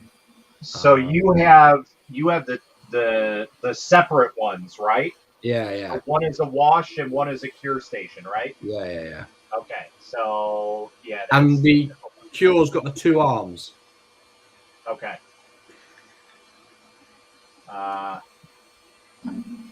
Matt, what can be the problem with ABS?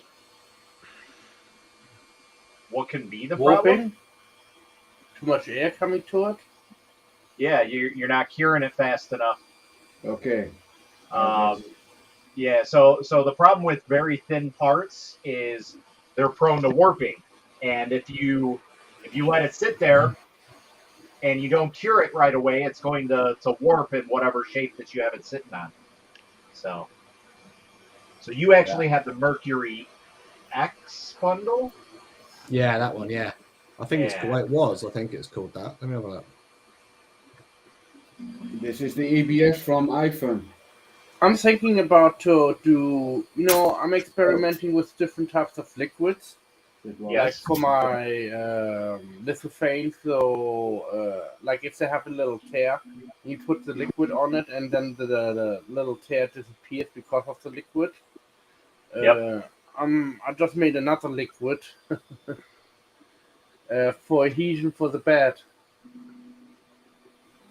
So I just spray a couple pumps of this onto the bed, wipe it, and it sticks. No glue or nothing. Well, this is just like glue, basically, but Right. I have used not at all non-toxic of my This is prints glue or spray. Yeah, I only do a thin layer on it because it sometimes doesn't stick for me. I level the bed perfectly and it does not I want have no to stick. problem with that. Yeah, I Carl. don't know, maybe because I have wind, LED spray on it, and it's from me 2.5 years old. The bus. Yeah, but I have a problem that I have a door there, and a door there, and a window there. So I have like multiple drafts coming through, and if I don't use this, it will start lifting up. Everson is also in the drawer of the door. I have no problem, anything. Maybe you keep your I have room spent now temperature. 480 hours on the Velsun and with no problems at all. Cool. Yeah, it's also pretty reliable. So James, looking at that wash and cure station, it looks like it's a little smaller. Yeah, that is the new one. Yeah.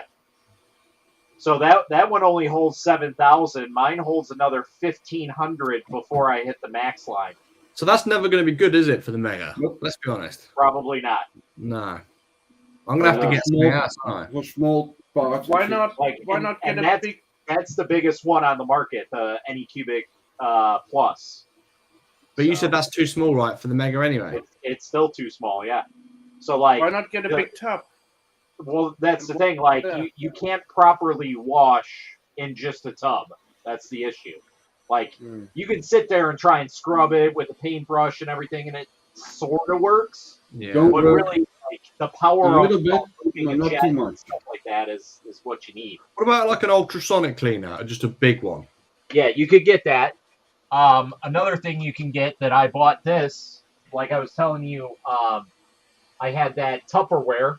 I bought this. This is a USB powered wash for like your clothes. Okay, cool. Okay, and I think it was like $20, but it took a while to get here. And it's USB powered, so it's nothing like super, fancy.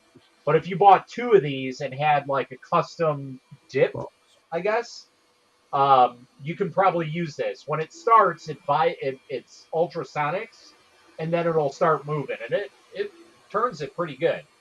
So, but if you had 2 of these, yeah, you'd probably be pretty set. So, or just chuck it in like a dustbin, you know, round dustbins you can get. yeah, exactly. And what's great is it suctions, so you can have it on the side. Like you can have one on the side and one on the bottom, and then you can have like a cross vortex type thing going, or you can have both on the side, whatever. Both in the middle, you know, whatever you need, and then just get a storage bin that's the size of the Mega, and go from there. And that's probably your best bet. Because the problem I've got, I'm in the middle at the minute, aren't I? Because obviously I've got the Mega coming, but then I've also got the Magna coming at the end of the year. So the Magna comes with a station. Yes. A cleaner station. Yep. And apparently use that one then. Yeah. What? Yeah. So use that one then. Yeah, so the Magna, I've seen that wash station. There's a guy on TikTok that has a fleet of those. Yeah. Like insane. The guy's probably has $100,000 worth of printers easily. Yeah, at least, if not more. You know, he makes a lot of things. Yeah, and he takes it off, he puts it on a hanger, and then brings it over to like what looks like a freezer bin, like a top freezer. Yeah, that's what it's like. Yeah. Yeah, and so you open it up, you dip it in there, just let it sit for a little bit, and then you bring it to a wash bay, and you basically just hose it down and clean all the wash off of it. Like, it's crazy how it does it, but I mean, you need something like that for that size. That's an insane. Just one machine for the Magna washing station's $35,000. That's not too bad. For what it is, it's not bad. And they're literally 5 minutes down the road from me. Yeah, I know James has been talking with them and wanted to do review stuff. So yeah. So mate, they're big old machines, but it's gonna have to go in my unit because it's not gonna fit where the rest of my machines are. Yeah, it's big. It's probably like 3 times as big as the Mega. Yeah, but it must be 37-inch screen, isn't it?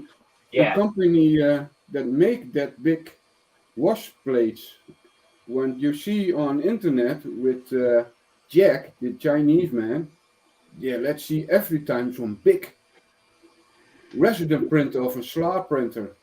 Yeah. Yep. And I see also on that company different beds to clean it out. Yeah. Yeah, so those are true SLAs. So those are bottom up printers. Yeah. So they print inside the resin with a laser.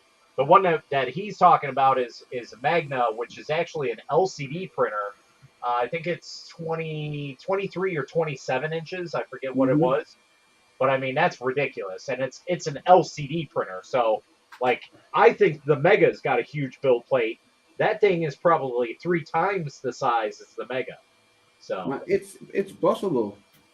Yeah, it's insane. It's an industrial printer. Like, the reason I want to get some is basically I've got way too many printers, so I'm trying to make stuff easier for myself. And me and James were looking. The Magna's the way to go forward, I think. So the only concern that I have with the Magna, and you can clearly see it, is because it's got such a huge screen. I want to say that it prints at 175 microns. Yeah, it does. Yeah, which is FDM quality. Let's call it at that. Probably a little bit worse. So some prints will probably not come out as crisp as, you know, anything that you currently have or that you can readily get on the market. So that's the only downside of it. But you have the ability to print, you know, 5 times as much as anybody else could, if not more. It's the speed, isn't it? That's what it is. It's the speed. Yeah. That's why I've got so many, because the printers are so slow. Yep. So slow. That's why me and James were looking at Vorons, changing my whole fleet to like 30 Vorons, but they're not reliable enough. Yep. See, and that was my main concern. Everybody's like, Voron this, Voron that, Voron this, and I'm like, yeah, that's right. I asked for okay, you guys want to print, you want to put it up against the Prusa, and you know what? I hate being the Prusa elitist, but when I had a Prusa, you hit print and you can leave it, and it's gonna print. Like, that's the thing that those things are made for. They're made to just go. And I'm not talking about the Mini. I'm talking specifically about the MK3 or MK2. Like, when I had that, I had no problems with it whatsoever. It never failed. And that was my main concern. And everybody's like, no, it's just as good as it. And I'm like, that's not what I'm seeing.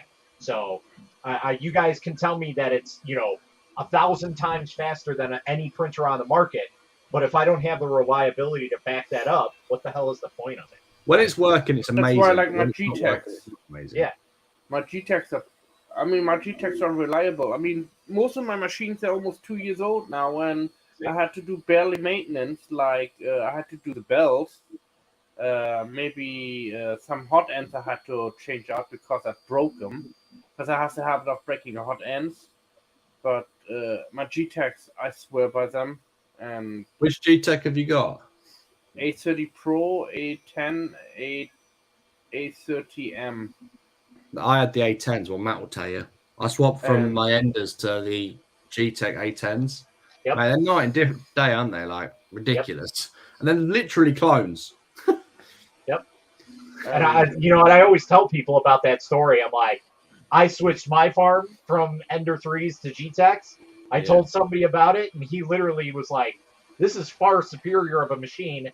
And at that time, they were pretty much neck and neck in terms of price. Yeah. So it's like I get a little bit better because you had like at that time I think they were just switching over to the proprietary hot end. Yeah. Where it's like when I got them, they still had the V5 hot ends on them. That's what I had. Really awesome. The nice thing about the G-Techs is you can exchange the parts. So you can take parts from the A10 and put it on the A30, or reverse. Like I converted my A30M, a dual, it's basically dual colors. I put it to an A30M. The A30M to an A30 Pro. I did that one. The only problem I didn't even do the firmware. The firmware. I had the A20M, and the only problem I had is I kept getting lots of blocks. Because obviously it's 2 lines into one, right? So it's just too much going on in there, and it's a cheap printer anyway. So I was like, obviously that's you pay for what you get, right? So you need maintenance every time you finish with your print. You need to take out the filament, otherwise it will harden in the little, because it goes sideways inside, and in between there's like a little space where the filament gets stuck, and this is where the problem arises. And that's why I switched. Because I haven't got time to maintenance. Like my software basically automatically uploads the file to the printer. Single extruder is the best from G-Tech. Yeah. So Matt had a story to tell where he made a video about the A10, and then the guy said, "Oh, I'm so excited about my printer. Instead of buying the A10, I bought the A30M. The bigger one."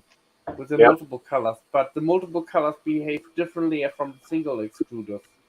If you want to do extruder, get an IDEX machine. Yep, that was the same thing. Like I had the A10, and then they offered me the A10M, and I was like, "Wow, this is going to be awesome! I can print with dual colors." And it was an absolute nightmare. But to be in all fairness, like James said, it was the new printer. They barely had software to be compatible with the dual color part. Like they were just tipping into that, and it was just like it was one disaster right after the other, and they were switching out to new extruders and everything, and it was just like everything just started having an issue left and right. And so I was like, all right, I'm done with the. The funny thing is, I told her about that, of Lily or whatever her name is, about this from G-Tech, and she was like, yeah. What I can do is I can send you one that's got 3 instead. And I was like, I can't even do the one that's got 2, let alone 3. Yep. So they tried sending me the triple one. I'm like, nope. I went through that headache once. I was really excited, and it totally bummed me out. So I'm good. Like literally back within a month. In the normal way, I stop the print and I put the other color on. Yeah. What do you think of the pallet box then? That's a waste of filament. Really good. I've never seen one, but the pallet 3. Yeah, I have seen one in real. But I don't know. The price is big expensive. Yes. Yeah, don't forget you waste a lot of filament on that too. And yes, that is also in fact what I think. Yeah, you lost a lot of filament. You better off with an IDEX. Or there's a company what does the 4 IDEX. They have 4 heads on it. But I don't know which company that is.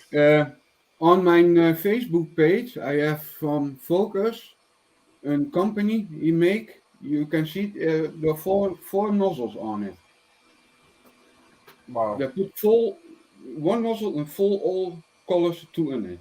I don't know the company of that. Yeah, so that was M3D, and that was a disaster for Kickstarter. That was So they promised one thing, and they ended up basically subcontracting out to Creality to buy the CR20, I think it is, model.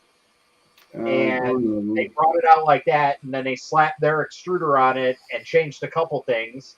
And they forgot to debrand the hotbed, so when you flipped it over, it still said Creality on it. So I was like, only a handful of people got their models, and yeah, that was one of the several disasters that made Kickstarter bad for 3D printing, was M3D. So, mate, I'll never back anything on Kickstarter. You're basically just giving them your money, aren't you, for free? Yeah. Exactly. James, I'm gonna make a hangout next week for the Europeans. If you like, you're invited. The Europe. If you'd like to come. Yeah, we want to cater more like European times, you know, that we are maybe like 7 o'clock in the evening here, and then it would be like 1 o'clock, 12 o'clock in the afternoon for you, you know. Oh wow, that looks trouble. What do you think about the weight on the top of the printer? That's my first thought. Is like, I know how you get the spools all together. The whole upright is going to literally sway. Yeah. Yeah, it's like I said, it's trouble. All these printers look the same as well, don't they? All of them. Oh, they have the G-Tech extruders. Yeah, that's going to be a disaster. It's almost going to be the same like you put a 5 kilo spool on the top of an ender. Yeah. That's not going to work. I mean, that's a hell of a good price, but I don't know about the disaster that follows it. I don't know who comes up with these ideas.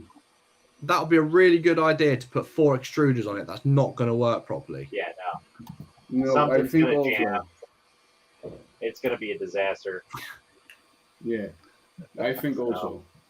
Let's see here. Has anyone tried curing in water? It supposedly helps prevent oxygen interfering with the curing process. Yes, I have, and yes, it does work. I find it does work a little bit better, and I only use it on specific things that I need to, like crystal clear prints. That's definitely a need for that. So, the company I used to work with on China has a great resin and fiber laser. They have LCD and projector printers, but the fiber laser one prints super quick. Interesting. That's kind of a strange combination to have. Tactical, you're lucky, as all the ones I got are garbage and working for them. You got used to one that was amazing. My A10M was fantastic till both idler arms cracked. That'll do it. So yeah, I like my G-Tech. Got better now. Yeah, there was a time where G-Tech just kind of like fell off the map, and they're trying to make a comeback now. So, yeah, with the new printer, what they have. Printers though. They have a new printer out. They just got their new one, the Mizer and Mizer S. So it's been a while, though, wasn't it? Yeah. It's the 2. But basically, it's another copy from A10. But the only difference is it has silent steppers and silent board and LED screen it has on. That's the only thing what's different, and the different hot end is on. But surely they know if they're not going to innovate, they're just going to lose their client base. Like, yeah, I know, but I think G-Tech copies a lot of stuff. Like, I know I talked to somebody in GTech a little while ago, and this was about the time when the CR30 came out, the belt printer, and they said, "Oh yeah, we're gonna make a belt printer soon," and I'm like, "Yeah, let me know when Is it's that finished." Brittany but, you spoke to? Yeah, it's a cooperation with TikTok, eh? From 3, where you say of the belt printer. No, Crystal was it? I think Crystal. No, You need I to have speak to seen. Brittany, who's in charge of the I UK have- market. That is for the trick track. Yeah. My cat started scratching Tic me. Tac, I think those are the ones that everybody was mad because they supposedly stole somebody's design and is trying to sell it off as their own. That is the problem that I do not things with TikTok. They're stealing.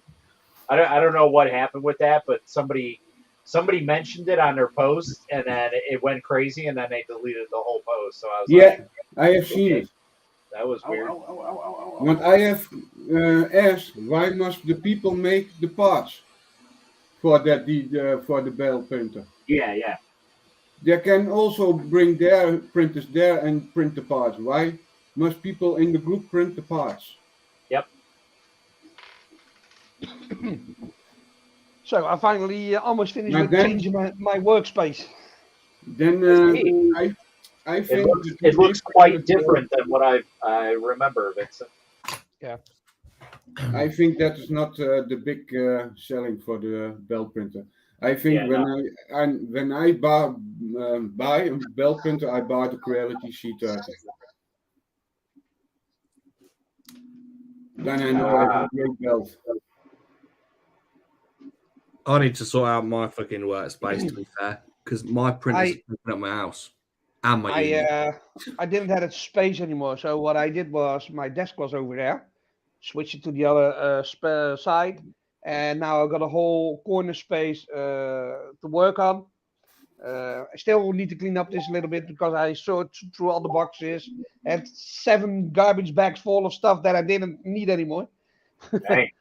That one with all the tools and the bins is going to be wall mounted, and I'm gonna buy another tool pack board for all my tools for on the wall over here. So Nice. and that one is going to be gone in the near future. So I got more space for 2 printers over here, small printers over there, and these 2 I'm going to keep it like this because there's a rubber mat between it. So I got the cure place and do my stuff with the resin printing. Yeah, I need to get more resin printers, to be fair.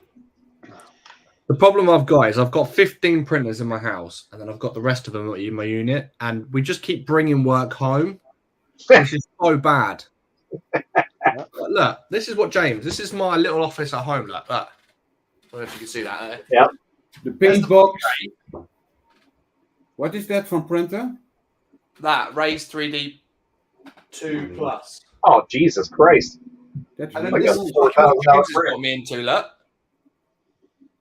Spray Google booth. Home. Google Home Station. And then, look, here you go, look. I'll take you on a little tour, mate. There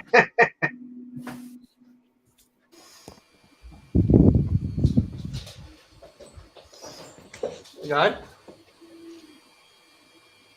What is that? Is that a Moai? What? Is that a Biopoli Moai? No, that's the Frozen Mighty 4K. Yeah, it's a Frozen Mighty 4K. Yeah, they had new cabin on it. Yeah. It's a black cabin. Oh, I was like, okay, I was confused because I that kept cabin. yellow on top got of it. it. And I was like, what the hell is that? That's the for there. So that goes on there. Hey, look, that filter looks very familiar there. Yeah, it's not. It's similar. It's not the same though. And then I got that one. I've seen a lot of TikTok videos that they forget to take the plastic bag off the filter. Yep. Look at this. This will make you laugh. I have think no I've got a idea how problem. many people forget about that too. Look. Fucking awesome. And I thought my place was a And then good lord. Hey, I think you need some more Prusas in there. mate, I've got 60 at my unit as well. Jesus. The problem is I keep taking all the work home. So I'm there until like 10 o'clock in the evening, and then I'm coming home and still printing. Good lord. What I'm gonna Sometimes do? you don't have a life. What I'm gonna do? I've got a Philips Hue outlet. I'm gonna connect it to my printer with the Raspberry Pi and a camera in the near future. So when I'm outside of my house and my printer doesn't work, I just grab the Philips Hue outlet and I shut the printer off. Yeah, to be fair, Ja, I dat just moet need nog to move gebeuren, hè? everything back home. Yeah, it still needs to be done. That's Dat what I moet need nog to do. gebeuren. Ray's gonna help me out with my Raspberry Pi because I never done that before. When you get the steps, then is it easy job. Yeah. Check out You guys TH3D don't. Studio. Come on, You guys I don't made do. a whole image just for people. You guys don't see this, but I got a 8 Raspberry Pi server rack mounted in the inside of the wall. Yeah. It's The wall only mounted. problem what Vince can get is the firmware making.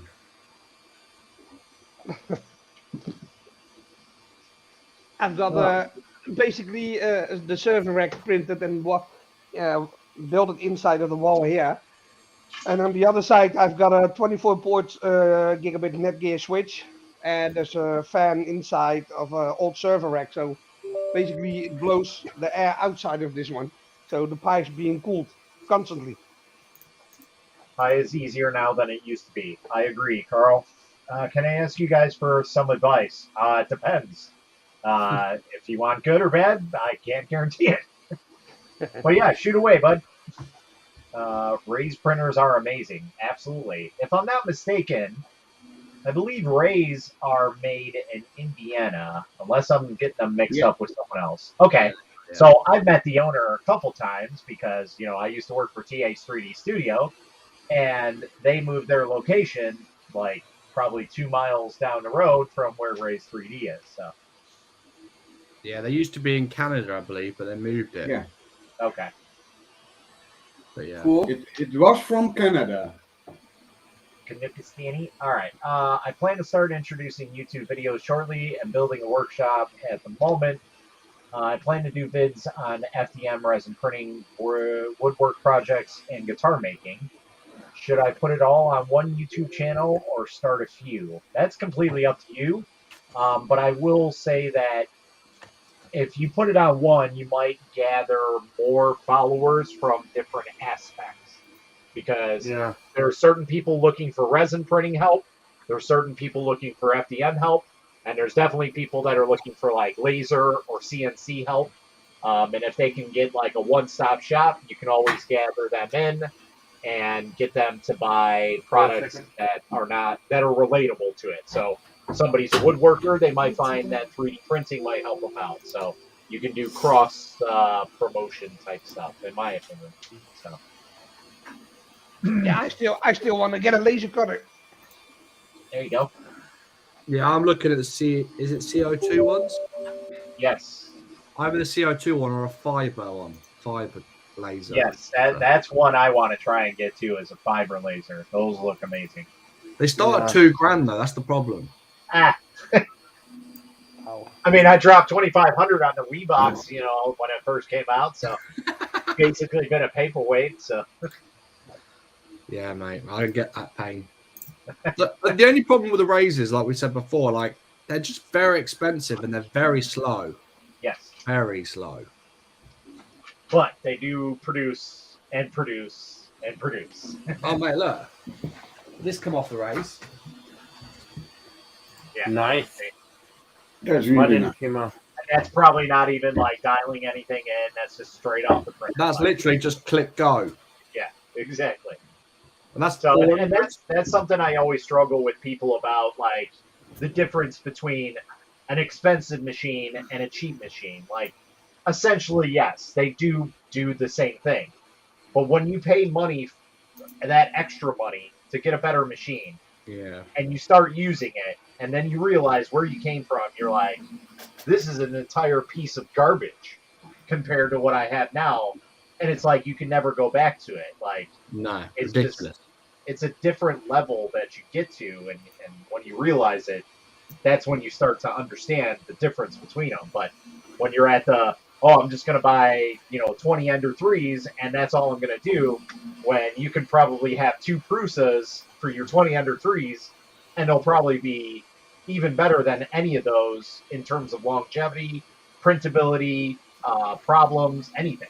So Yeah, but is it worth the money if you pay around 800 to 900 euros for a Prusa printer? depends on what you're doing. I can Like, get I an think AG Tech for that. Yeah. So, like, if you're just getting into 3D printing, okay, I understand. Go ahead and get an Ender 3, an Elegoo Neptune 2, things like that. But again, just touching back on James, the whole Ender 3 to G-Tech, like, those were the same machines, but the G-Tech offered much more than the Ender did, but nobody They're just knew more about it. reliable. The popularity of the Ender 3 overtook everything. And that's why nobody cared about the underdogs, because you go and click on YouTube and it'd be 1,000 videos about the Ender 3. And that's still the same today. And that's the problem that I suffer with. Is like, I don't like to say, like, the Ender 3 is a piece of crap. It is, but if you're going to go that route, there are machines that are just slightly better that may cost maybe $20 to $60 more, and that you get far better experience. I'm not saying they won't print the same way, but you get better options and things like that, like filament runout sensor, better boards, PEI texture sheets, things that are just slight upgrades that people don't realize. And that's one of the things, like the difference between a Prusa and an Ender 3. That's an issue. Yeah, if you're just starting out, by all means, go ahead and get a small one and work your way up. But if you have the money, go and get a Prusa, because it really is worth it. Yeah. So my first FDM is running for 3 years. I bought a second Ender and I had nothing but trouble. Yep. Then the board burned. Then this broke. Then this broke. Then this was not good.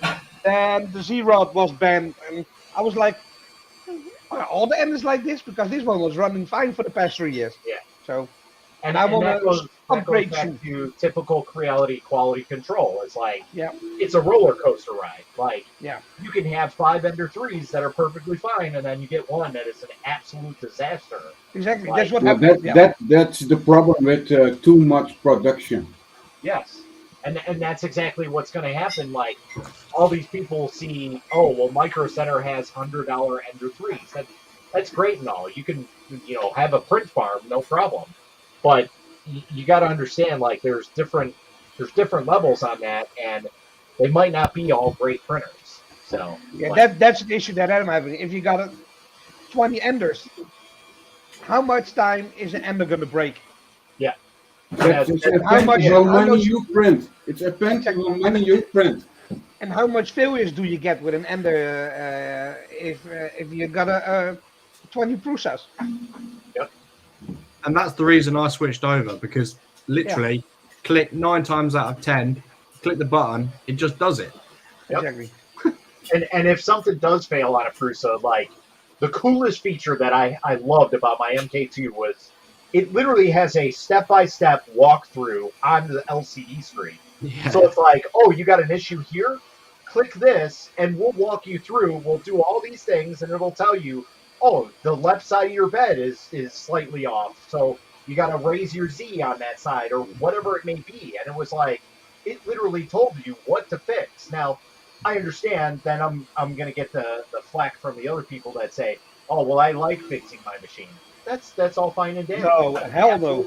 And Ender 3 is for you, but if you're looking to start a business type side, you want something that's just prints reliable across the board. Yeah. So that's the reason I switched to Prusa. Yeah. In the long run, if you got a lot of failures, it's going to cost you a lot of money. Yep. So I made if you haven't ever built a printer before, it's a bloody nightmare. The first one I built took me 3 days. Yeah.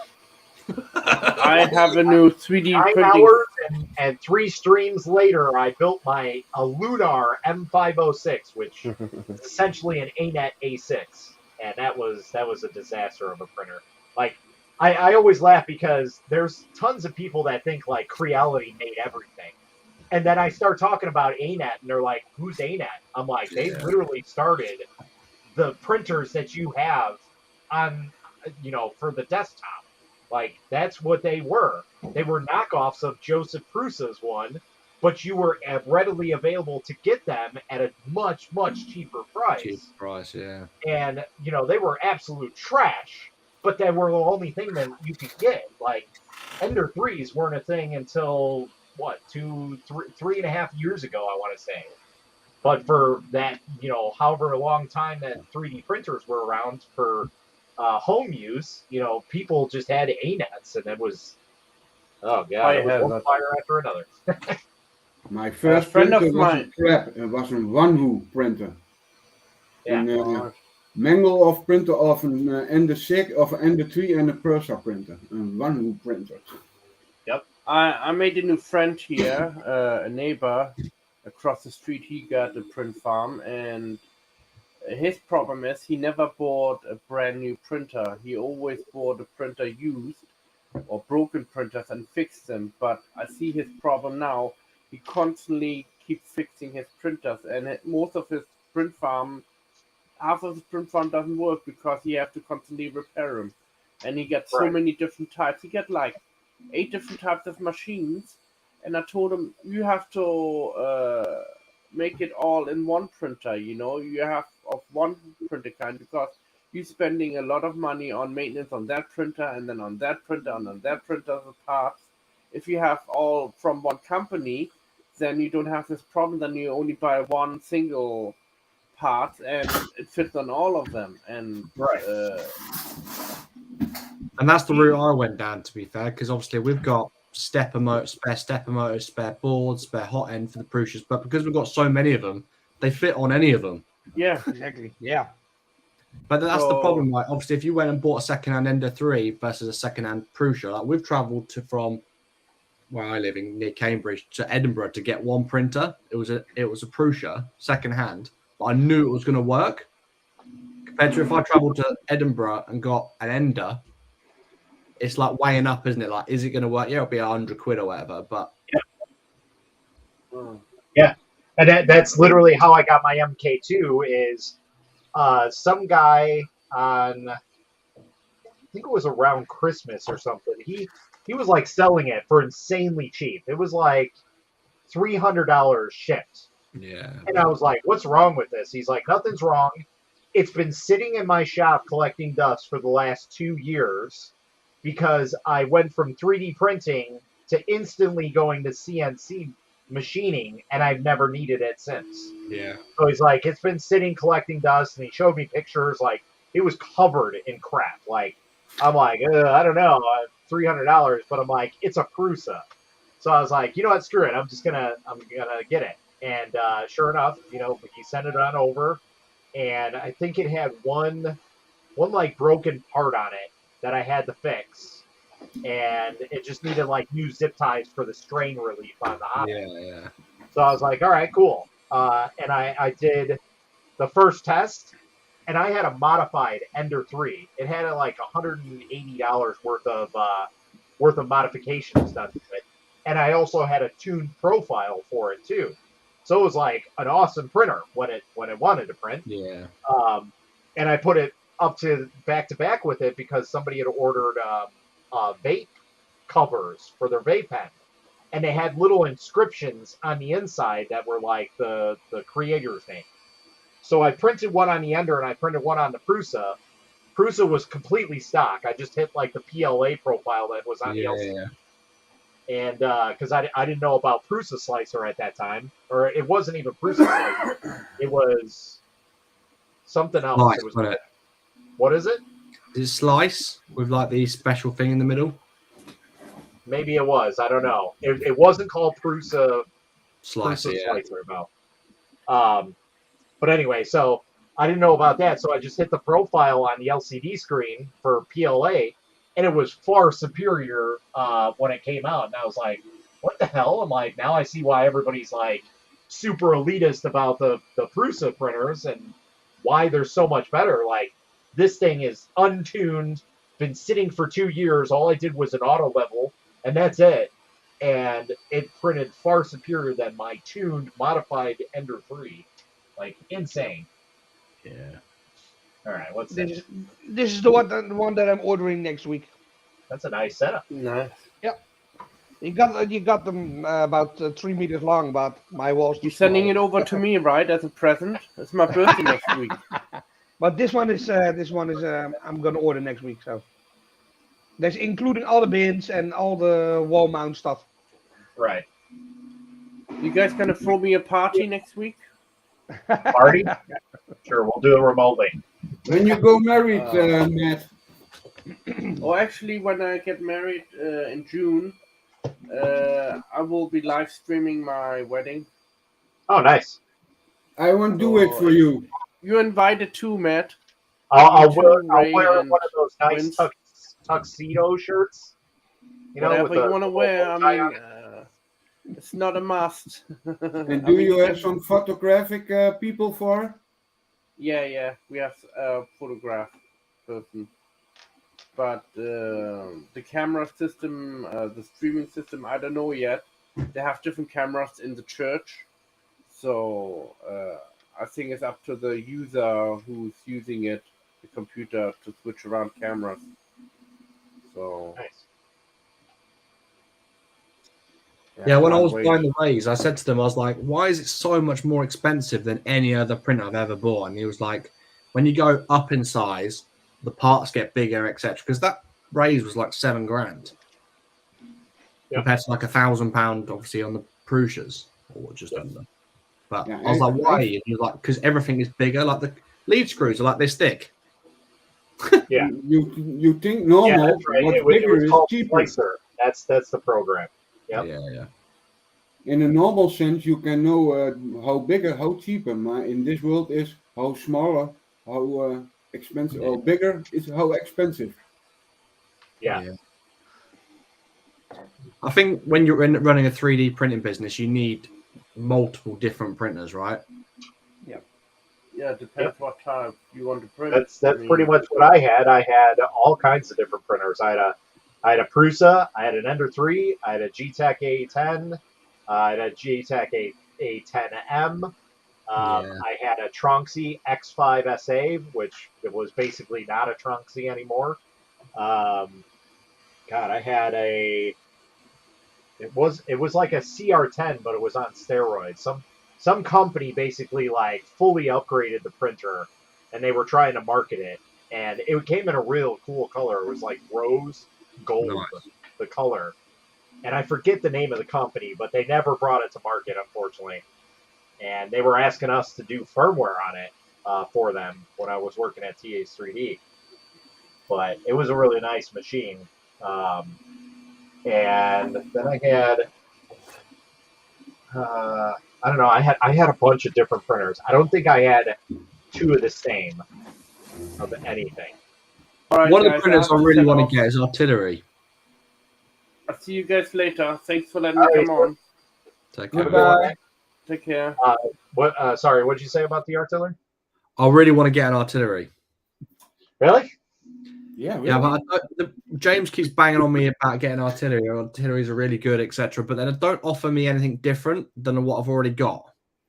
I think the RT Yellow, I think it's really nice printer. I have not tested, but I think it's a really nice printer. So the only James printer, it's really nice. The only downside that I saw with the artillery that seems to be a common issue is that ribbon cable that they have going across for the hot end tends to short out. And it's not just the cable, it's like, I guess it gets stressed out, so it rips apart from it and burns up the board too. Yeah. So that's one of the issues they've had with it consistently. But other than that, I don't hear anything bad about it. Like I've had a major failure or anything like that, except for that. So They're not much different though, are they, to the Prusias, really? Just maybe a bigger build volume slightly. I mean, besides versus reliability and easeability to use right out of the box, yeah, I'd say they're similar, but I mean That's why I'm looking at different resin printers, because that's the way to go, right? Spreading like different. I agree. I made the switch years ago, and I have never looked back. But again, my type of what I wanted initially when I got into 3D printing was something that was like injection molded. So when I saw my first 3D prints, I was like, this isn't what I was expecting. You know, I'm seeing layer lines like this looks like shit. And everybody's like, no, that's just how it looks because it layers by layer by layer by layer. And I'm like, okay, I understand that. And then, you know, a year later, actually it was like a year and a half later after that, somebody had shown me a resin printer in Elegoo Mars actually. And I was like, hey, I got these files that I want printed for this video game case. Can you print them off? And he's like, yeah, sure. So I printed them off, and they took like probably a half hour, and I was like, they're done already? He's like, yeah, resin printing is like 3 times as fast. Ridiculous, yeah. I'm like, that's insane. And this was back when RGB screens were still a thing, and they were still faster. So, so he printed them off, and I was just like instantly blown away by the quality that came off of those prints. And I was like, so I need this, I need that, and I need this to clean all this and basically set it all up. He's like, yeah, that's all you really need.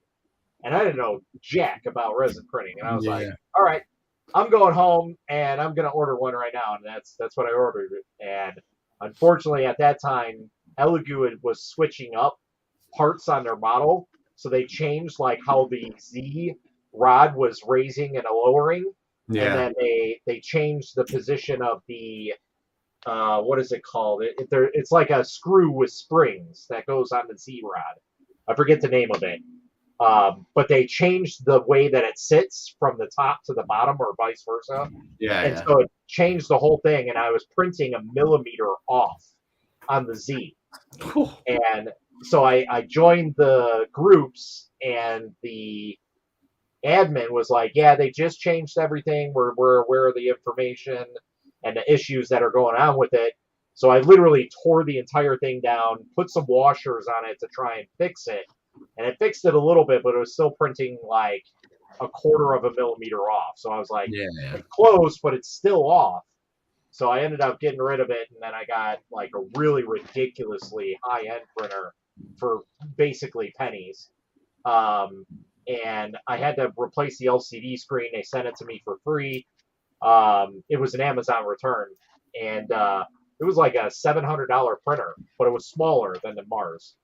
But it used nano DLP and like way higher technology. Yeah. So I was like, this is way out there. I had no idea what the hell I was doing, because it was like you had to know all the coding and everything and G codes and all this stuff, and I was like, this is way over my head. So then I ended up. One thing I'm surprised about though with the new resin printers is they use a different like code, don't they, to print?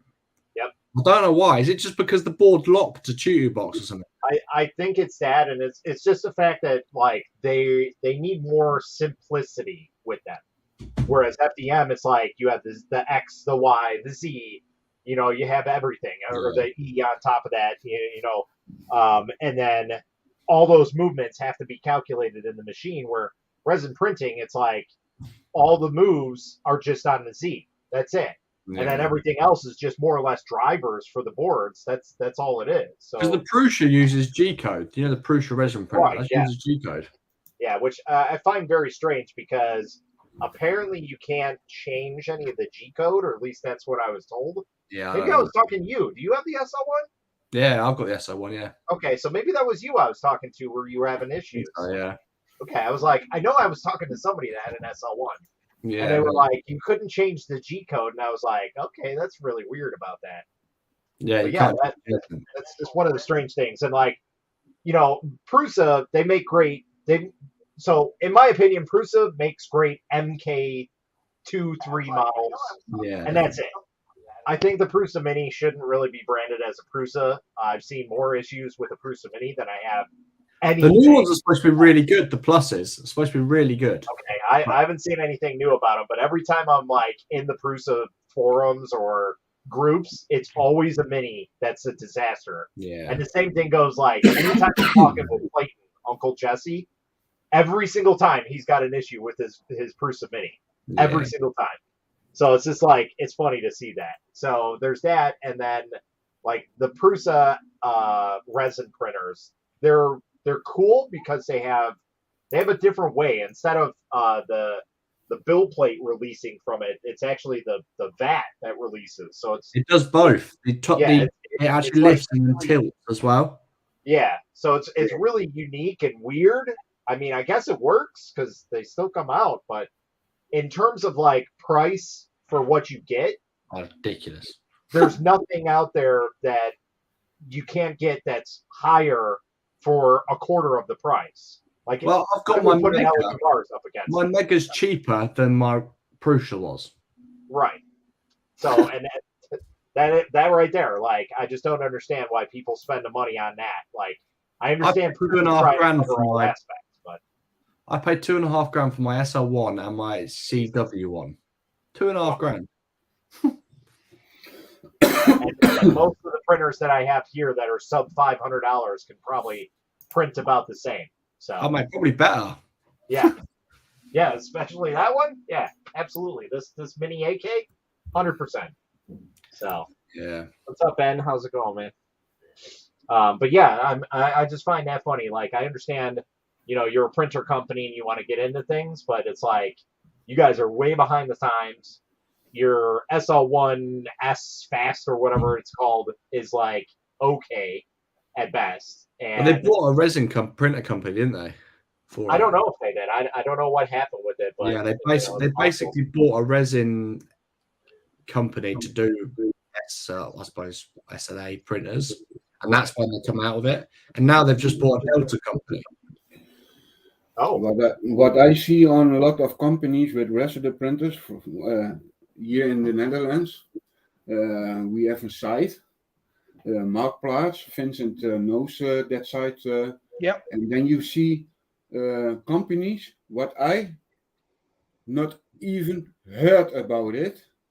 But they make resident printers, slab printers, but then they make in 1 year that printer, and the next year you cannot calibration it anymore. You can that not anymore. Yep. I think that is really crap with that sort of companies. So you got to understand, like, from your point of view, I understand where people are coming from, consumer side. Like, they want to get printers that have parts available and things like that. Okay, I understand that, but there's a lot of better printers out there, like the Nova printers. Those are the dimensional accuracy. They're probably one of the best printers that you can get. That's like in between dental and like personal printers. But the problem is when they stop making them, that's it. There's no other parts for it or anything like that. But you got to understand, from a business perspective, that is marketing. And I hate it, but I understand it from a personal and business standpoint, because I understand where you guys are coming from, where you can't buy parts, but I understand the business side of supply and demand is not everything. It's, okay, I have a new printer out. Why don't you buy that? Because it's got this and this and this better. Yeah. And then a year later, they come out with another one, and so on and so forth. And it's basically marketing to where they stop supplying the parts for it, so they force you to buy the new printer. So it's a marketing tactic on that side. So it sucks, but I understand. Yeah, I was looking at, me and James were looking at the frozen parts, etc. You can't get them in the UK. You can't really? Get them. Yeah. Yep. The nearest place you can get them is, Fep Shop. Yeah, that's it. Yep. Germany. Yep. Or obviously from Frozen directly, which are in Taiwan, aren't they? I think. I want to say they were in talks of getting a supplier, but I don't know if that ever happened or not. Because I remember somebody asking about it. There's a company in the UK called 3D Print Monkey. He's the sort of direct for Elegoo. He tried to reach out to them and they went, yeah, no. So, don't know. But the screens on them, like even the one I've got, the 4K one, it's like 300 quid for a screen. Oh, yeah. So laughing about that one. So, I work pretty closely with Frozen. I have a pretty good relationship out of any 3D printer company. That's probably the best one that I have. And so I was talking to him not too long ago, and I'm like, hey, I got a FEP that has a hole in it. I'm just going to keep printing, and I'll just scrape off the screen if need be. But I need a new FEP. And they're like, all right, we'll get you with our marketing person and, get you hooked up. Well, they came back and they gave me a discount for $7 off. It's still $52 to get one FEP film. Shit. I was like, I can go down the street to a place called McMaster Car, that's basically like an industrial supply company, and probably buy a roll of it for double that price. That could probably supply all of my printers with NFEP film. Yeah. For a while, because I don't usually change FEP film. It's just the fact that when I was messing around with speed settings, I put a hole right through it, rightfully so. Well, we had a conversation last week, right, about a FEP sheet for mine. There's only one company in the UK that does them. Yep. Like, and that's another issue with you guys. Like, so I bought Matt of Sonic Mighty 4K. Okay. And that's what I've got. I was like, I was getting ready to buy everything, and I was just going to buy him a one and done kit, basically. And I went to go and find resin, and it was nowhere to be found. Like, I'm used to my Amazon where if I pull it up right now, I can have a bottle of resin ordered from Frozen and have it here by the afternoon today. Yeah. And that's probably like 20 other resin printer companies that I can have that done. And I go and click on UK, and it's like, we have these. So I click on it, and it says out of stock. Oh, there's another one. Click on it. Out of stock, out of stock, out of stock. And I'm like, I've never seen that in my entire life. If something is out of stock on Amazon, there's something wrong with the world. Like, I could readily get anything from Amazon here. It is insane. Look how much issues we had to get this resin printer at my place. Exactly. Like, Oh that my was God. a disaster. It took about a month to get everything right through Amazon to buy. Oh my God. He wanted to ship a resin printer over to me, and basically the amount it cost to send one over, I could get 3 machines for it. Yep. So we did it through Amazon account, and something went wrong, and my Amazon account went completely nuts because he logged in from there, and my Amazon in the Netherlands was, somebody's hacking your account. Not gonna happen. So it took me about 3 weeks to get my Amazon account back. Oh, man. When I bought my Mega was £1,600, about £1,200. Got it before the price change. Yeah, the shipping, £600. Yep. Yeah. £600. Yeah. But I don't even mind if someone's got it in the UK and they go, yeah, you got it for $2,000. I'd pay that because it's not £600 just to ship. Yep. It's ridiculous. It was 300 to ship only this one to my place. I think so. It was like 300 or Something like 350. that, yeah. And I was like, at that point, I might as well just buy you one from wherever Yeah. you are. And that's what we call did. it a day. It'd be cheaper. And I think it was cheaper. I think I got you 2 bottles of resin, the printer, and what? And Didn't I get washing you washing cure cure? Yeah, washing cure station, yeah. So I got you like basically a starter package, and it was lucky. when I was going to ship a small printer. And I'm glad because it works fine. Yeah, like You guys are so lucky. International shipping sucks. So lucky. Matt, what was your first printer? Mine? Your first printer, yes, your first. So technically, my first was a Lunar M506, which was an ANET A6 rebrand, and it was a disaster. And Took your 9.5 James? hours to build. Mine, Ender 3. The most. Yeah. Mine was a Wanu, or who you name that printer. Wanu. I pay it $50. And I had it 1 week. Then it comes the Ender 5.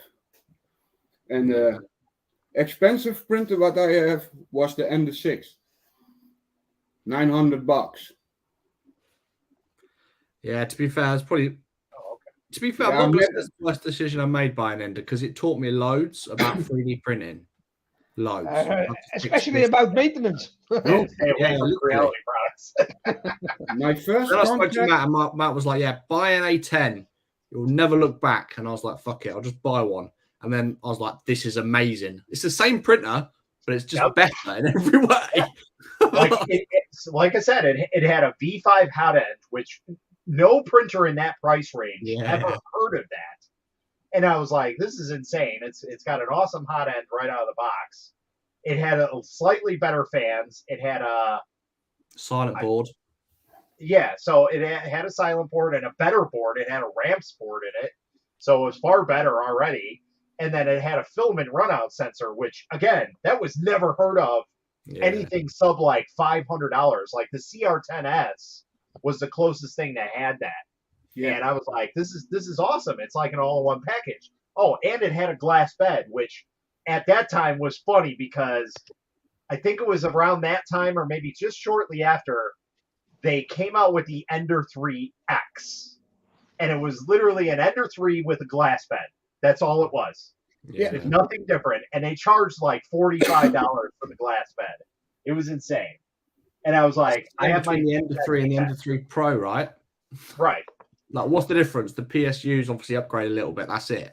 The power supply rails are different on it. For Yeah, the, The that's power it. supply is a different brand. Yeah, that's it. And it's got a mean well, which I don't know if that's a true mean well, but hey. And the motherboard of the original Ender and the Ender Pro is flipped. Yes, which was a dumb thing to do because it was The fan of the original one is on top, and on the Pro version it's on the bottom. Yeah. Yeah, but the Ender 5 Pro version is the same mainboard what the Ender 6 have. You know, I think the originals Ender 3 Pro had the same setup as the Ender 3. Yeah. Yeah, that's They why had the fan on top.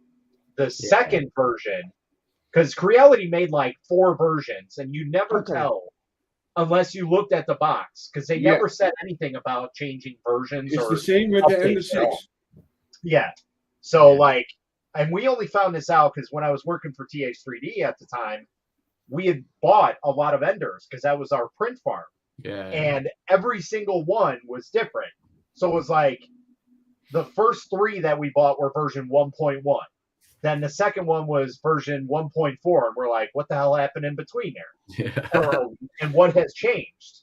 And you couldn't see anything changed on it, but apparently, like, they changed some motors. They made some cheaper Z-rods and things like that. And so it was like, they changed little things here and there that people didn't realize. And it was just slight things. And you can only tell if you looked at the box and realized that, hey, I had a different machine this time. So. And that's the problem, isn't it? When you're trying to keep it consistent and they're like, yeah, so now you've got like a version 1.3.0 or 1.3.2. It's like, where's the consistent? How can I buy spare parts, put it in a drawer when they're all different? Yeah. I have an example from the Ender 6. Normal komt the Ender 6 with the mainboard 3.71. Yeah. The normal Ender 6. I have looked on the site of Creality to find that mainboard to buy separately. It's not the same. Yeah. I have in my Ender 6 a 4.3.1. Yeah. So, and that goes back to my whole thing where I think Creality doesn't really make printers anymore. They may make the Ender 3 still and the Ender 5. But all those new machines, the Sermon, the Ender 7, Ender 6, they all have seemingly proprietary parts on them. And that was at the time where, like, they started changing drastically their printers. And usually Creality does, like, really, really cheap parts and puts out a printer. And the way that they were putting out things like the CR10S was basically like an ANET ET5, where everything was all packed inside of it now. There wasn't a separate box or anything. Yeah. So it was like things were changing. Now, I don't have any physical proof of this, but it seems to be that way, especially now with like the CR10 Smart. Like, that's definitely not a Creality printer. That's way too advanced for them. And oddly enough, it came at the time where they were changing their resin printers over to Pionex. And I accidentally found out about Pionex because I had a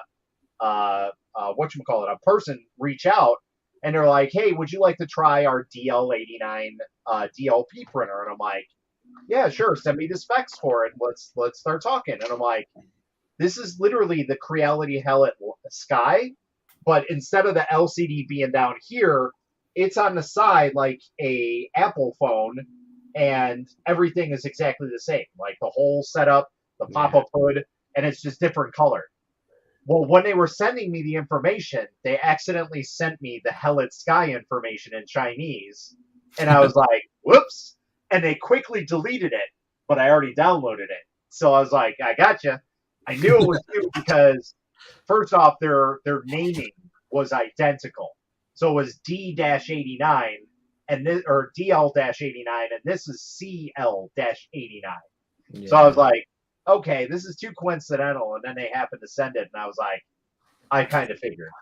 So everything matched up, and then I found out that they made the wash and cure station for them. They made all of their Hellet printers, everything. Like, and that's why they are just far superior to any other printer, because they're meant for DLP technology, not LCD. Yeah. So, and at that point, you know, Creality started changing everything. They came out with the Ender 6, Ender 7, the Sermon, the CR10 Smart, and like all these. The Ender 7 was not so successful. Yeah, radically the advanced. Ender 7 is always on the background. Yep. And then I keep hearing about like the Ender 6 having specific parts, like the hot end you can't find anywhere. The board you can't find anywhere. Yes. Like it's hard to find replacements for it. So it's from micro switch. Because usually when Creality made something, they all had the same hot ends. All of them. Yeah, see? The first edition of the Ender 6 was the red nozzle heat bed from the SR6. Okay. The CR6. Okay. And now the new model is come with a new mainboard that's not on the market, and this is on it in the new version of the Ender 6. It's a replica of the micro switch. Okay. Yeah. See, so different things like that, like, and that just goes back to, oh, we're just going to change everything, not tell anybody. In a couple months. When my first Ender 6. I was the first one in Europe with the Ender 6 from Creality. I have paid $900 for it, $300 shipping cost, and it was a crap printer. Mm-hmm. I have kicked that printer on the street. The crappiest printer that I've ever had from Creality was probably the Ender 4. It was something they were playing around with, and they basically contracted out to some other company, had a completely different board, completely different hot end.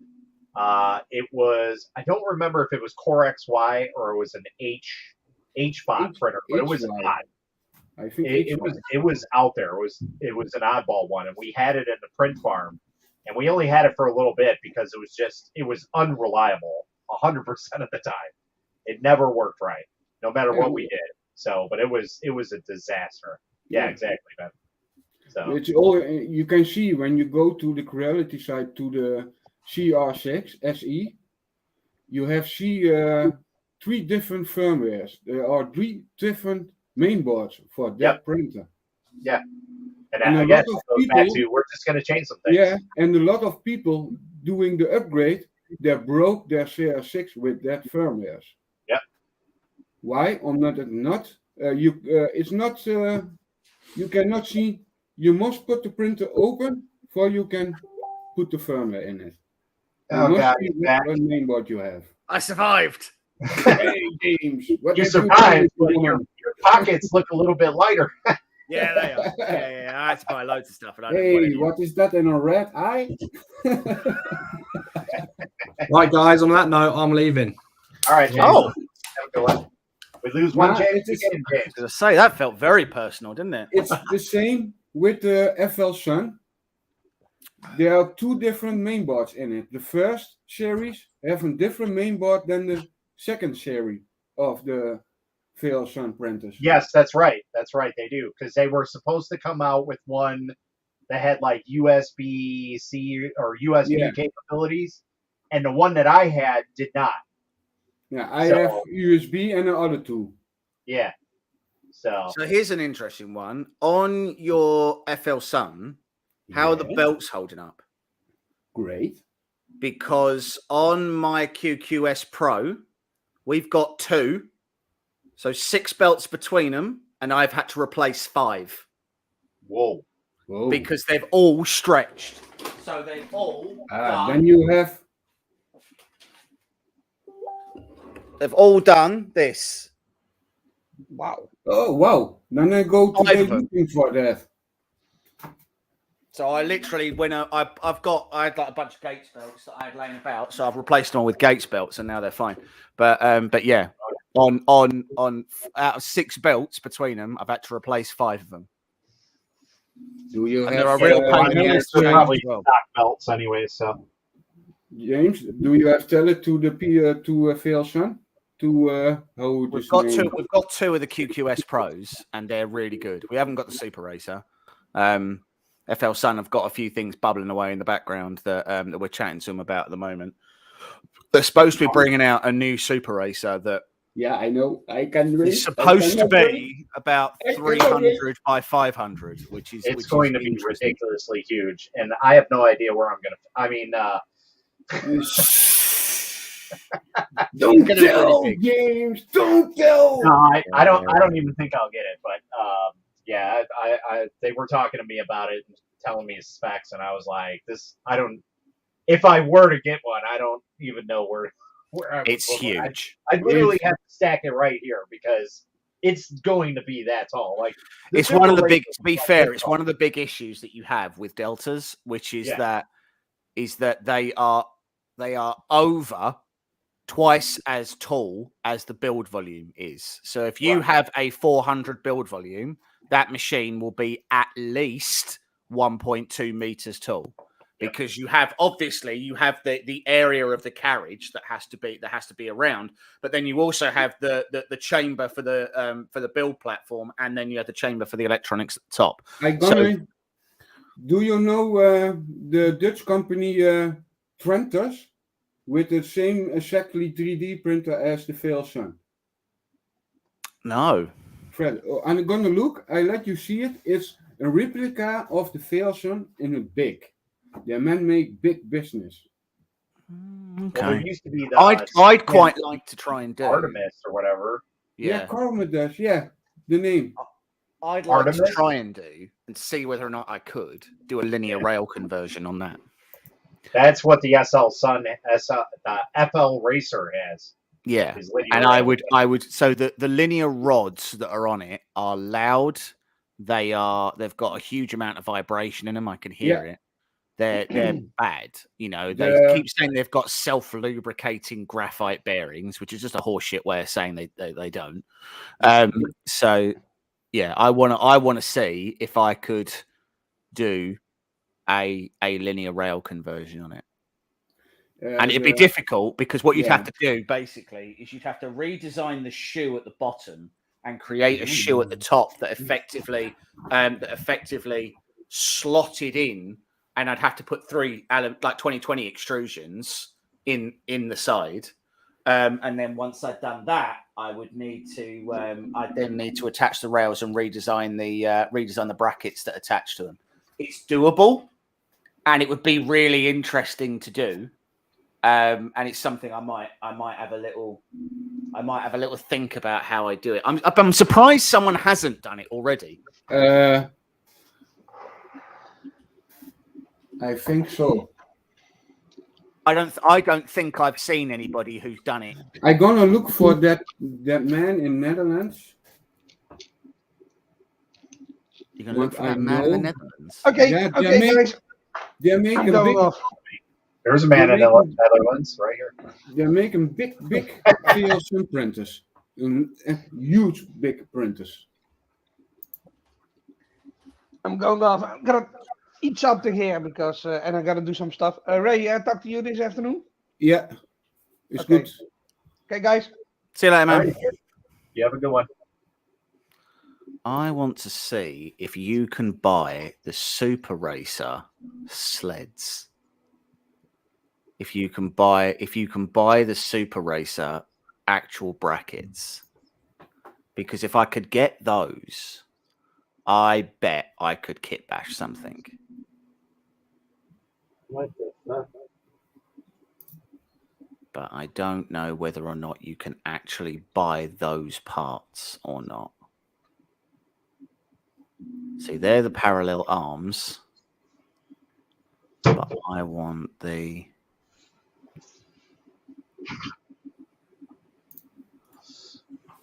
actual sleds that go onto the linear rails. Some in the Facebook group have done it, Carl says. Oh, have they? Supposedly. Well, that makes it slightly less impressive. I have feedback.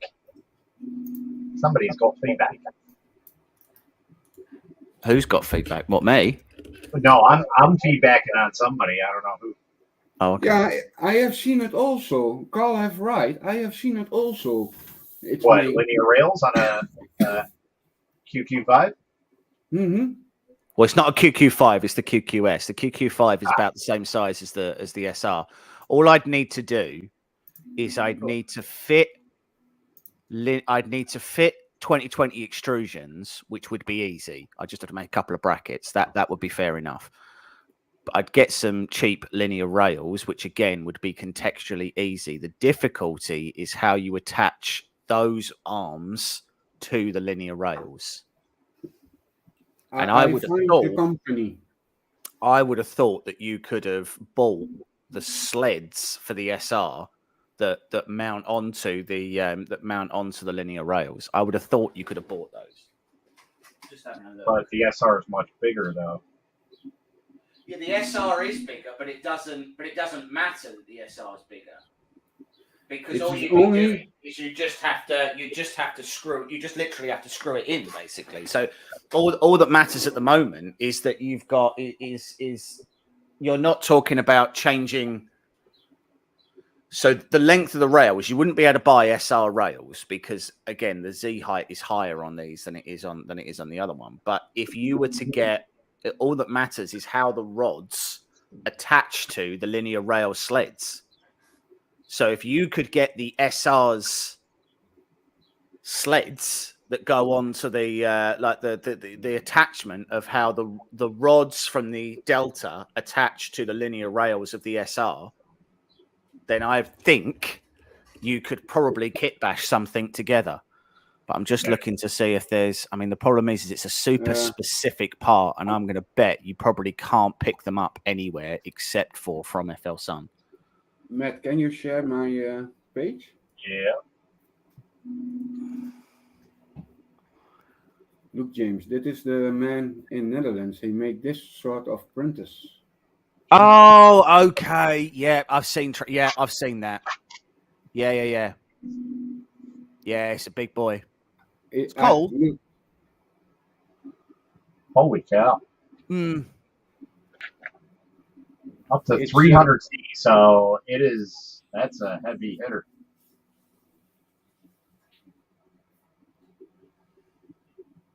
Yeah, he's still got the suspended build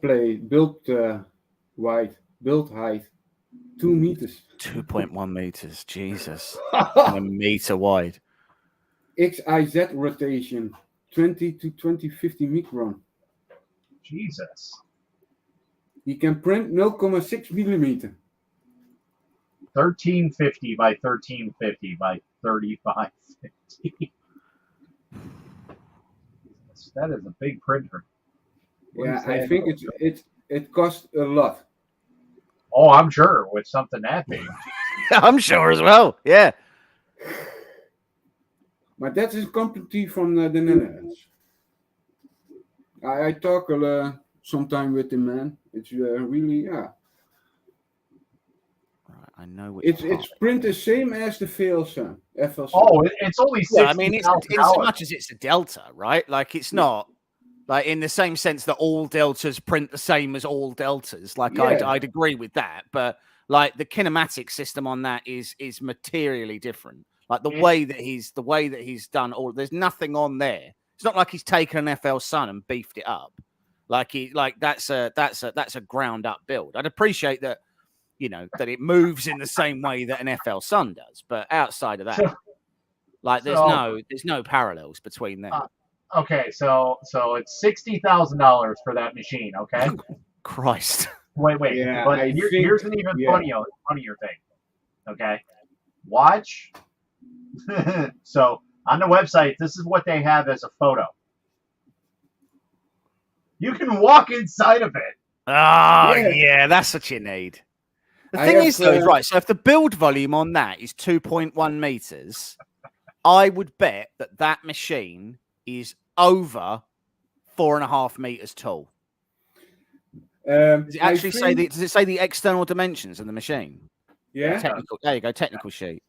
So the build volume, yeah, but the actual physical size. Yeah, he just saw You it. know, There you go. Oh, 3.5 meters tall. Yeah. To accommodate that effector's what's name? To accommodate that effector's rods. Like that's mad. You know the TV program from $3,500 for transport to a customer. Monkey Garage? Look at this thing. This Man. is ridiculous. Do you know the program of Monkey Garage? The what? Yes, yeah. Monkey Garage, yeah. And Gas then Monkey you have Garage. the man with the horns, the crazy man with the horns. They have buy some printer. They have some printer over there in the shop. That printer. Crazy Matt, or who names is the name of that man? Crazy Matt. But this is really nice. FL Sun QQ-S and the QQS Pro adjustable roller linear bearings. No, that's not what you want.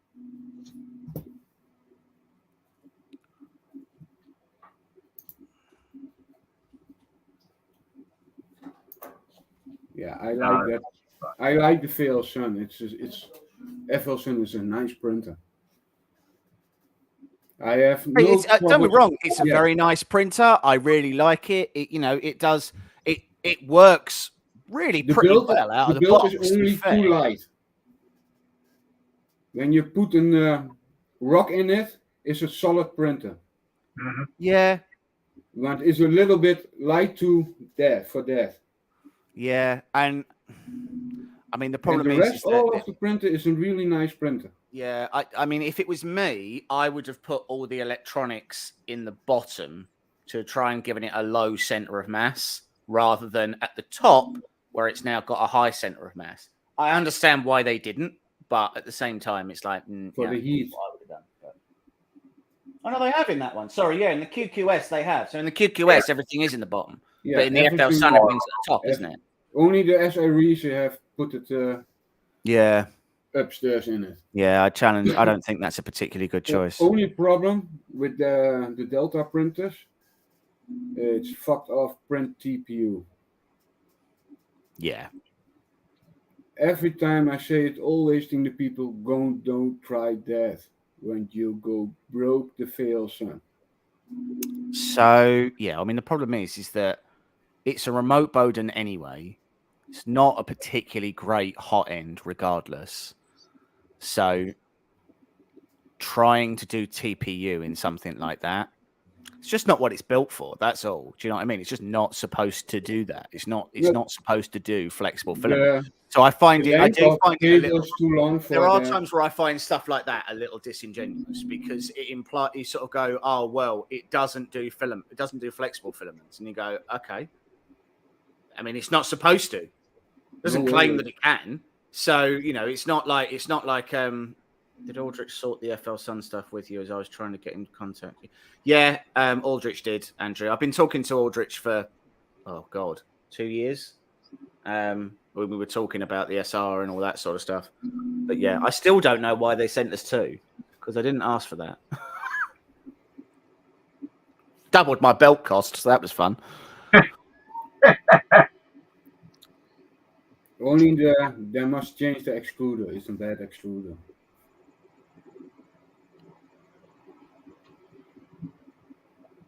And the rest of it is not a big problem printer. The rest is, it's prints.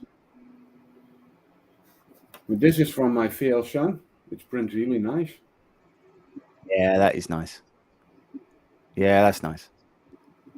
And the thing is we've said before, like, right before, when you bought printers, when sort of most of us first got into 3D printing, you bought a machine because it could print really nicely, right? Yeah. And I don't think that's. I think almost every machine now prints nicely out of the box. I think so. So my Hornet prints nicely. The Focus, the FL Sun, the FAM, all of them print really nice. You can get amazing print quality. Personally, self-owned person. It's then about speed.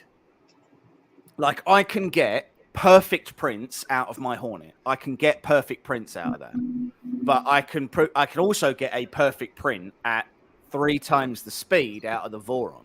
Yeah. And that's where you're paying the difference, right? Same with my Sidewinder. Like, my Sidewinder is my workhorse, but it runs at 60 millimeters a second, and that is where its sweet spot is. It means the frame doesn't move about too much. It can turn out really nice prints at 60 millimeters a second. But I can do that same print on the Voron, and it would be doing it at 120, 150, and I'd cut my build time in half. Do you know what I mean? Right. Like, it just I think now the race is to make at stock machines that can go 150 to 200 and still produce perfect parts. Whereas before it was make perfect parts at 60, and sometimes you will, sometimes you won't. So I think that's sort of the evolution of 3D printing. And people think that it hasn't really changed that much in the last 10 years, that like machines aren't that different. But if you actually look at the quality, it's really fast difference that you can even get out of an Ender 3 out of the box these days. It's like a mobile. The next month you have a new one. Yeah. Yep. Yeah. And I mean, resin printing is the first 2 years you going with the flow. Yeah. You buy some, and then you get, hey, what are you doing? If you look at what Matt has now versus what was there 5 years ago, nothing really other than the Photon. Okay, maybe the Eligumars and things like that, but they were all, they were all 5 years ago. Yeah. They were 5-inch screens. That was your domestic grade, and that's all you got. And if you didn't want 5 inches, then no, there was no other options for you other than commercial grade machines. Now, you've got the Mega 8K, which is actually within the reach of the vast majority of people. We're not talking about a machine that's 5,000, 6,000, 7,000 pounds. That's like £1,400 to buy that. And it's expensive, but it's also easily one of the biggest consumer machines on the market today that's in the reach of a regular person. Absolutely is. And there just isn't anything that's approaching Frozen's both technical capabilities and their price point. There's just nothing at the moment that's touching them. No. And it's amazing to me that even when Eligoo, who have been a strong player in the market for a while now, decided to bring out a new machine, they brought out the 13.3-inch Jupiter, which is 6K, is it? 12.6, actually. Oh, 12.6. Yeah, Sorry, right. So a 12.6 machine that I think is 6K, isn't it? Yes. Yeah. So that's 6K, and that's your nearest competitor. And to be fair, the price actually isn't that good on it anyway. No, because I think when they're going to start launching them, I want to say they were at $1,400 when it's going to start. Now, that price will probably end up changing because, well, a lot of things have changed since that was initially announced. Yeah. So we'll probably find out their screens are made in Ukraine. It is also with the Creality camera, the Lizard. It's 80% Microsoft parts. I can honestly say there is nothing that Creality have brought out in the last in the last 3 years that has made me go, oh. So they've got the new Hallett Max, and that's like $4,000, and I just wouldn't buy it. I would, because it's not a Creality product. so they've got that. The new Ender S1, which is now the S1 SE, I think. Yeah. It's literally so that we were just kind of discussing this with the other James and how I think Creality is pretty much doesn't make printers anymore. They're just subcontracting out to people because that's one of the printers. The S1 is literally whoever makes the Focus Odin, whoever makes the BQB1, the Mingda Magician X, all those printers, whoever makes them literally just brands them out to everybody else and they make them. Same thing with the Anycubic Viper that's sitting right there and the Creality CR6SE. Like that started it all. That's the same manufacturer, same printer. They just changed some things, called it, okay, this is the Creality, that's the Anycubic. When you go looking to the company tree of Creality, then you see of different companies underneath. Congrol is also a company from Creality. Well, they always have it. Creality is a company from Shanghai BV. And that is all in one building and all sitting there. It's only the difference is with two or three. Oh yeah, the FL Sun is not in that building. It's in another state there, and Focus is in another state. Yeah. What I know is Focus in the building of big for treaty-ish in the building. The Focus. When you can see it on the address on the box. When you put that in the box and you look it to the companies on that, then you see all the print companies from different markets. Yeah. Quality of different companies underneath it. It's a company within companies, and I mean, it's the level of outsourcing. I think people, I don't think everybody necessarily understands the amount of machines that Creality both A doesn't manufacture, but B doesn't even design. You know, it's that they are buying in designs. You know, and it's happening, and it is happening everywhere, right? So when TiVo failed, all of their engineers who hadn't been paid for months at that point went over to artillery. And that's why their new TiVo Up's new Hydra looks exactly like a Sidewinder X1 because they're the designs they went over and they're the designs they started making. So even artillery hasn't sort of materially designed that machine. They did design the Hornet, and I think most people would agree that a lot of people would ask why. The Hydra, the cabin of the Hydra is the same cabin what they use on the new CR10. Yeah, the red one. It's the same. And as I say, don't be wrong. When that I've just done a review of the Hydra, and when that Hydra works, it's a fine machine. It's fine. I have had so many things that have gone wrong with it. It's unreal. So I've had so X and Y cables broke out of the box, right? So I had to change both of those. BL Touch didn't work properly. So when you plugged it into Prontoface, it would give these huge variance levels. So replace the BL Touch. Then the bed stopped heating, so I had to replace the silicone heat bed. The filament sensor randomly triggers all the time, so we had to disconnect that. When you finish a print, the screen just freezes, and you have to reset the printer to get it to do that. The USB Type A port doesn't work now for no real reason. It can't read anything through that. What else? Oh, the breakout board on the X-axis broke on mine. It burned itself out, so I had to replace that. And this is inside of a 2-month period. Yeah, but that isn't bad. That is a really bad thing. But I think it is also with the Focus main boards. It's from TreeTech. All the parts come from TreeTech. When you look on the board, it's TreeTech on it. And there comes the quality to control not so well there. I think, we are different in the problem is if you don't make the board, you don't have any control over quality, right? Then you don't make, and the same goes with the printer. With Creality stuff. If you don't make the machine, then you don't have any control over quality control. You don't get to know whether or not they're soldering their main boards correctly, or whether or not they're doing all their connectors, or whether there's one guy who's got, shares in hot glue guns and he just starts going mental. It's just sort of, you don't get to know that any of that is being done until a customer opens up their machine and just goes, Jesus Christ, were you afraid this was going to go underwater at some point? Like, you don't get to see any of that, because you only get a few design proofs, and then you go, right, start ramping them up, ship them out to the warehouses, and let's get going. Yep.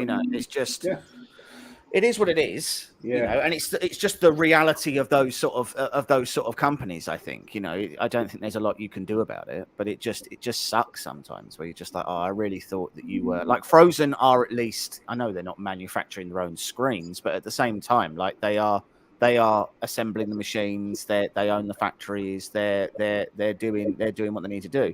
Elegoo are as well, although admittedly Elegoo have their own QC issues at the moment, but their issues they can Elegoo control. is in the Netherlands big. Yeah, and it's just a shame. It's a shame to see. A lot of doctors and so use the resident printers of Elegoo. It's not what dental. Yeah, I don't think I'd be using it. I tell you what, if I'm driving around in a Porsche, I ain't having an Elegoo in my office. I can tell you that much. That's definitely a new one to me. The purse is here expensive, really expensive. Right. There's no teeth are expensive. It's say? Proper expensive to be a dentist. Like, if you're a dentist, you're making a lot of money out of being a dentist. I know. So you can afford to buy questions about my life. Now I got not print teeth or anything. So I'd be surprised if there were a lot of dentists using Elegoos to make their dental molds. Like, Jesus, it's easy printer. It's easy in use. So you got to understand, like, dental manufacturing type stuff for that. They are specifically marketed to certain companies, and most of them, to which most people don't even know those companies, like Sprint Ray or Luxacreo. Like, I went to an additive manufacturing show. There was only two people that anybody would know for the resin side, besides Creality weaseling their way in, but they were specifically for FDM, just to make a stand. And it was a disaster that they were even there. It's kind of like ANET showing up to Murph, 3 years ago or whatever. It was kind of like a laughing stock type thing. But when I went to an additive manufacturing, there was only two companies out there that stood out. One of them was FlashForge. Yeah. They were a company that was there, and that's because their resin side, they do have dental printers that they specifically developed. Yeah. And then the other resin printers were Frozen, because they have an entire dental side to resin printing. Mm-hmm. So, like, you have the normal printers that everybody knows, like this one, and the AK, and the Mighty, and things like that. And then they have an entire dental side completely separate. Frozen promote that side also big. Yeah, they're very big. Like, that's where they get all their money from. That's why they have the money to throw at new technological advances, because they make so much money doing that stuff.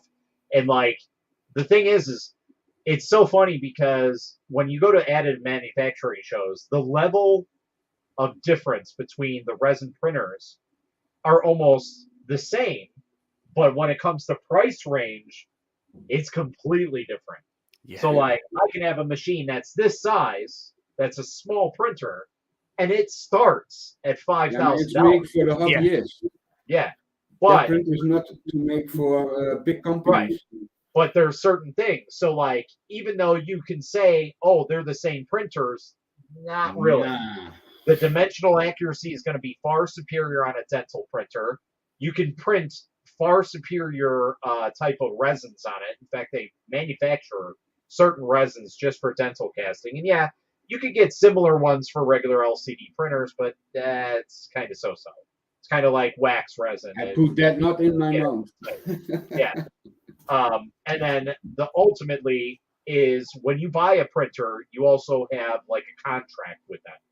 So essentially, a $5,000 printer might actually be $11,000 because you sign up for the printer, you have a contract with them, and most of them have their own software and everything. Like Lexicreo, take them for example. I mean, Photocentric is a prime example, right? So, Right. So Photocentric have proprietary boards and proprietary firmware and proprietary Photocentric Studio. Now, you can use third-party resins. Their machine, their only regular resin machine, not daylight resin, was the LC Dental, which has now become the LC Opus. And the only reason they rebranded it was because they were struggling to sell a machine called the LC Dental to automotive manufacturing, for example, because automotive were like, oh, so this is a dental machine then? And they were like, well, yes, but you can use it for anything. And they were like, no, we're going to go and buy one that's called the LC Auto or something like that so that we know it's for automotive parts. Because, again, you have to remember in context as to who the target market is, right? Right. When it's a bit like when the Mac Pro came out, right? The proper Mac Pro. It's 15 grand, right? Yep. And everybody said, good Lord, that's so expensive. And Apple came out and said, just to be clear, if you are a high-end animator in Pixar, for example, £15,000 for a machine that is capable of animating in real time in 4K is not expensive at all.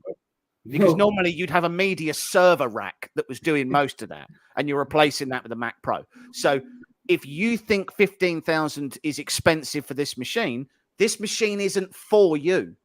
Yeah.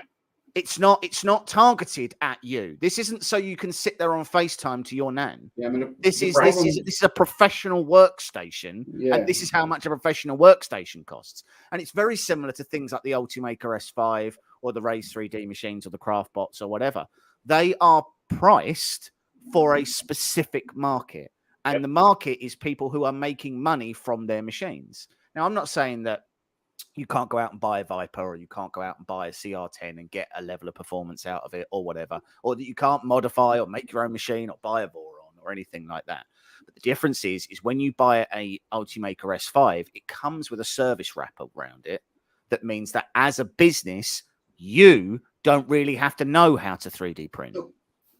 It comes with 3D printing experts who will service your machine, who will come out with replacement parts, who will you buy into their ecosystem so that you have their material tray, and you buy the Ultimaker materials, you put those in, they've got stock profiles and everything just works. It's the same with like the HP Fusions, the inkjet resin ones, where it's like where people go, oh, that's insanely expensive for a machine. And I go, for you, yeah, absolutely. It's absurd. Yes. But it's not for you. It's not a machine for you. It's the same with those dental machines. A lot of people think what reality is the same or on the companies. That is not true. You cannot, we say that in Netherlands, you cannot see an apple or an other fruit is the same. It's always different. You have to compare apples to apples. Yeah. You can compare a Anycubic Viper to an Ender 3. You can compare a Voron to an Ender 6 or to an Ender 7 or something like that. And the same goes as you can compare an FL Sun Delta to the little monster that TiVo used to make and things like that. You have to compare it with something that's supposed to be compared with. But you can't take something like, you can't take something. So the LC Opus from Photocentric is like $7,000, right? It's very, very expensive. And you can't really compare that with domestic machines because ultimately it isn't one. You're not comparing two things that are meant to compete in the same market. I mean, I very much doubt there are really any Elegoo machines sitting in proper dental offices where they are making their molds and everything else with those machines. Maybe there are a few. Maybe they're sort of dipping their toe before they buy a proper machine or whatever, Right. and maybe they're just sort of seeing whether or not it works. They're playing about with it in the office and just sort of testing the principle. But the reality is, if you are a professional dental office, you will buy a £7,000 to £10,000 machine because that machine will make you 20 grand a month. Yeah. So it doesn't matter. The initial upfront cost is immaterial. And for the amount of downtime you would potentially suffer with, for example, an Elegoo, where you've got, what is it on the monochrome now? 10,000 hours? 2,000. 2,000 hours, right. So 2,000 hours on a monochrome screen is nowhere near enough for a professional body to then have to say, oh, now we've got to change it with no service contract. Because they would not know how to change a screen, nor do they have anybody in that office who is paid enough to sit down and learn how to do that. The downtime is literally money being flushed down the toilet. Whereas if you take a look at Photocentric's Magna, they have 20,000 hours on each one of their Magnas, and they have not replaced a screen yet. That's a 28-inch screen. But that is also a problem with a lot of printing guys. Then they not understand a printer or a reset printer. You must make the things. You must look on the barrel. You must look on that. You must look on the pixels on the screen and that all stuff. Yeah, I don't think, and I don't know that we ever will really get to a place where 3D printing is like regular inkjet printing, where it's just click and play and there's not a learning curve. I just don't see how we get to that stage. Like the software would have to be so advanced, and the hardware would have to be so simplistic that I just don't see how we get to that stage where there's not a degree of either A, a learning curve, or B, where there's just stuff that you've got to do, like regular maintenance things that you have to do yourself. Yeah, it's same as a car or a bicycle. You must put the things. Yeah. And normally, with the printers, I make 10 prints on it, then I go look, is everything tight, is everything good, then I go printing again. I just say I don't think we're certainly anytime soon going to get to a stage where you could say, oh yeah, we're gonna, you can just pick up a printer and off it goes and it prints right out the box. I guess Prusa's do to an extent, but even then you still need to learn all the slicer and everything else. Same with Ultimakers to an extent. I suppose that if you put it in, you still need to learn the principles, right? There's still basic principles and basic maintenance that you need to know how to do. 3D Mechanic says, anyone want to warn Ray that Darth is about to do him in? Darth Vader. Oh, that Darth Vader. Yeah. So you need to do a Ray now that big as well. You need to do a Ray, and you need to do a couple of little stormtroopers to go with them and all. You need to make a giant Lego army. I have the head. You have the head. Oh, okay. So just the body now. The body is coming this week. I have let the body print it with a special printer. So I was going to say, so the colors that are on that, it's not a 2-color print, is it? Is that painted on, or is it like a silver screen? It's a printer where you make cups and that stuff. And pens with the lettering on it. Yeah. And you can put that on the sheet of printer and it prints everything in color on it. Huh. Oh, okay. The printer costs $20,000. I beg your pardon. You're talking about a UV printer? Yeah. Okay. I'll tell you what, next time for $5,000, I'll fly over to the Netherlands and I'll just paint it on for you. I make 10, 12 for the bodies and I let it paint it for that. And it's like a glow forge. Oh, no, okay. No, not even there close. are men the guy what it's make is working for Lego. Put things customized on the Lego dolls. Right. And that's where he had big printer for that. He works for Bricks, I think. Yeah, Bricks.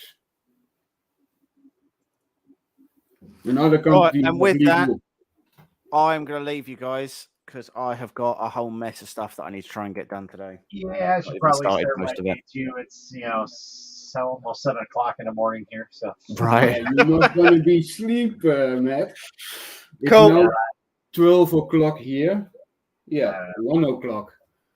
It's midday. The Sun is Shining by James also. Blue. Yeah, it's not a bad day today. Actually, it's going to be a nice day. It's my wife's probably got a whole bunch of gardening stuff she wants me to do, which is 18 degrees today. It comes 18 degrees today. Right. All right. Well, I'll see you later, guys. Okay, all right. see you later. You guys have a good one. You have a good one. See you later. Bye. Take it easy. Take it easy.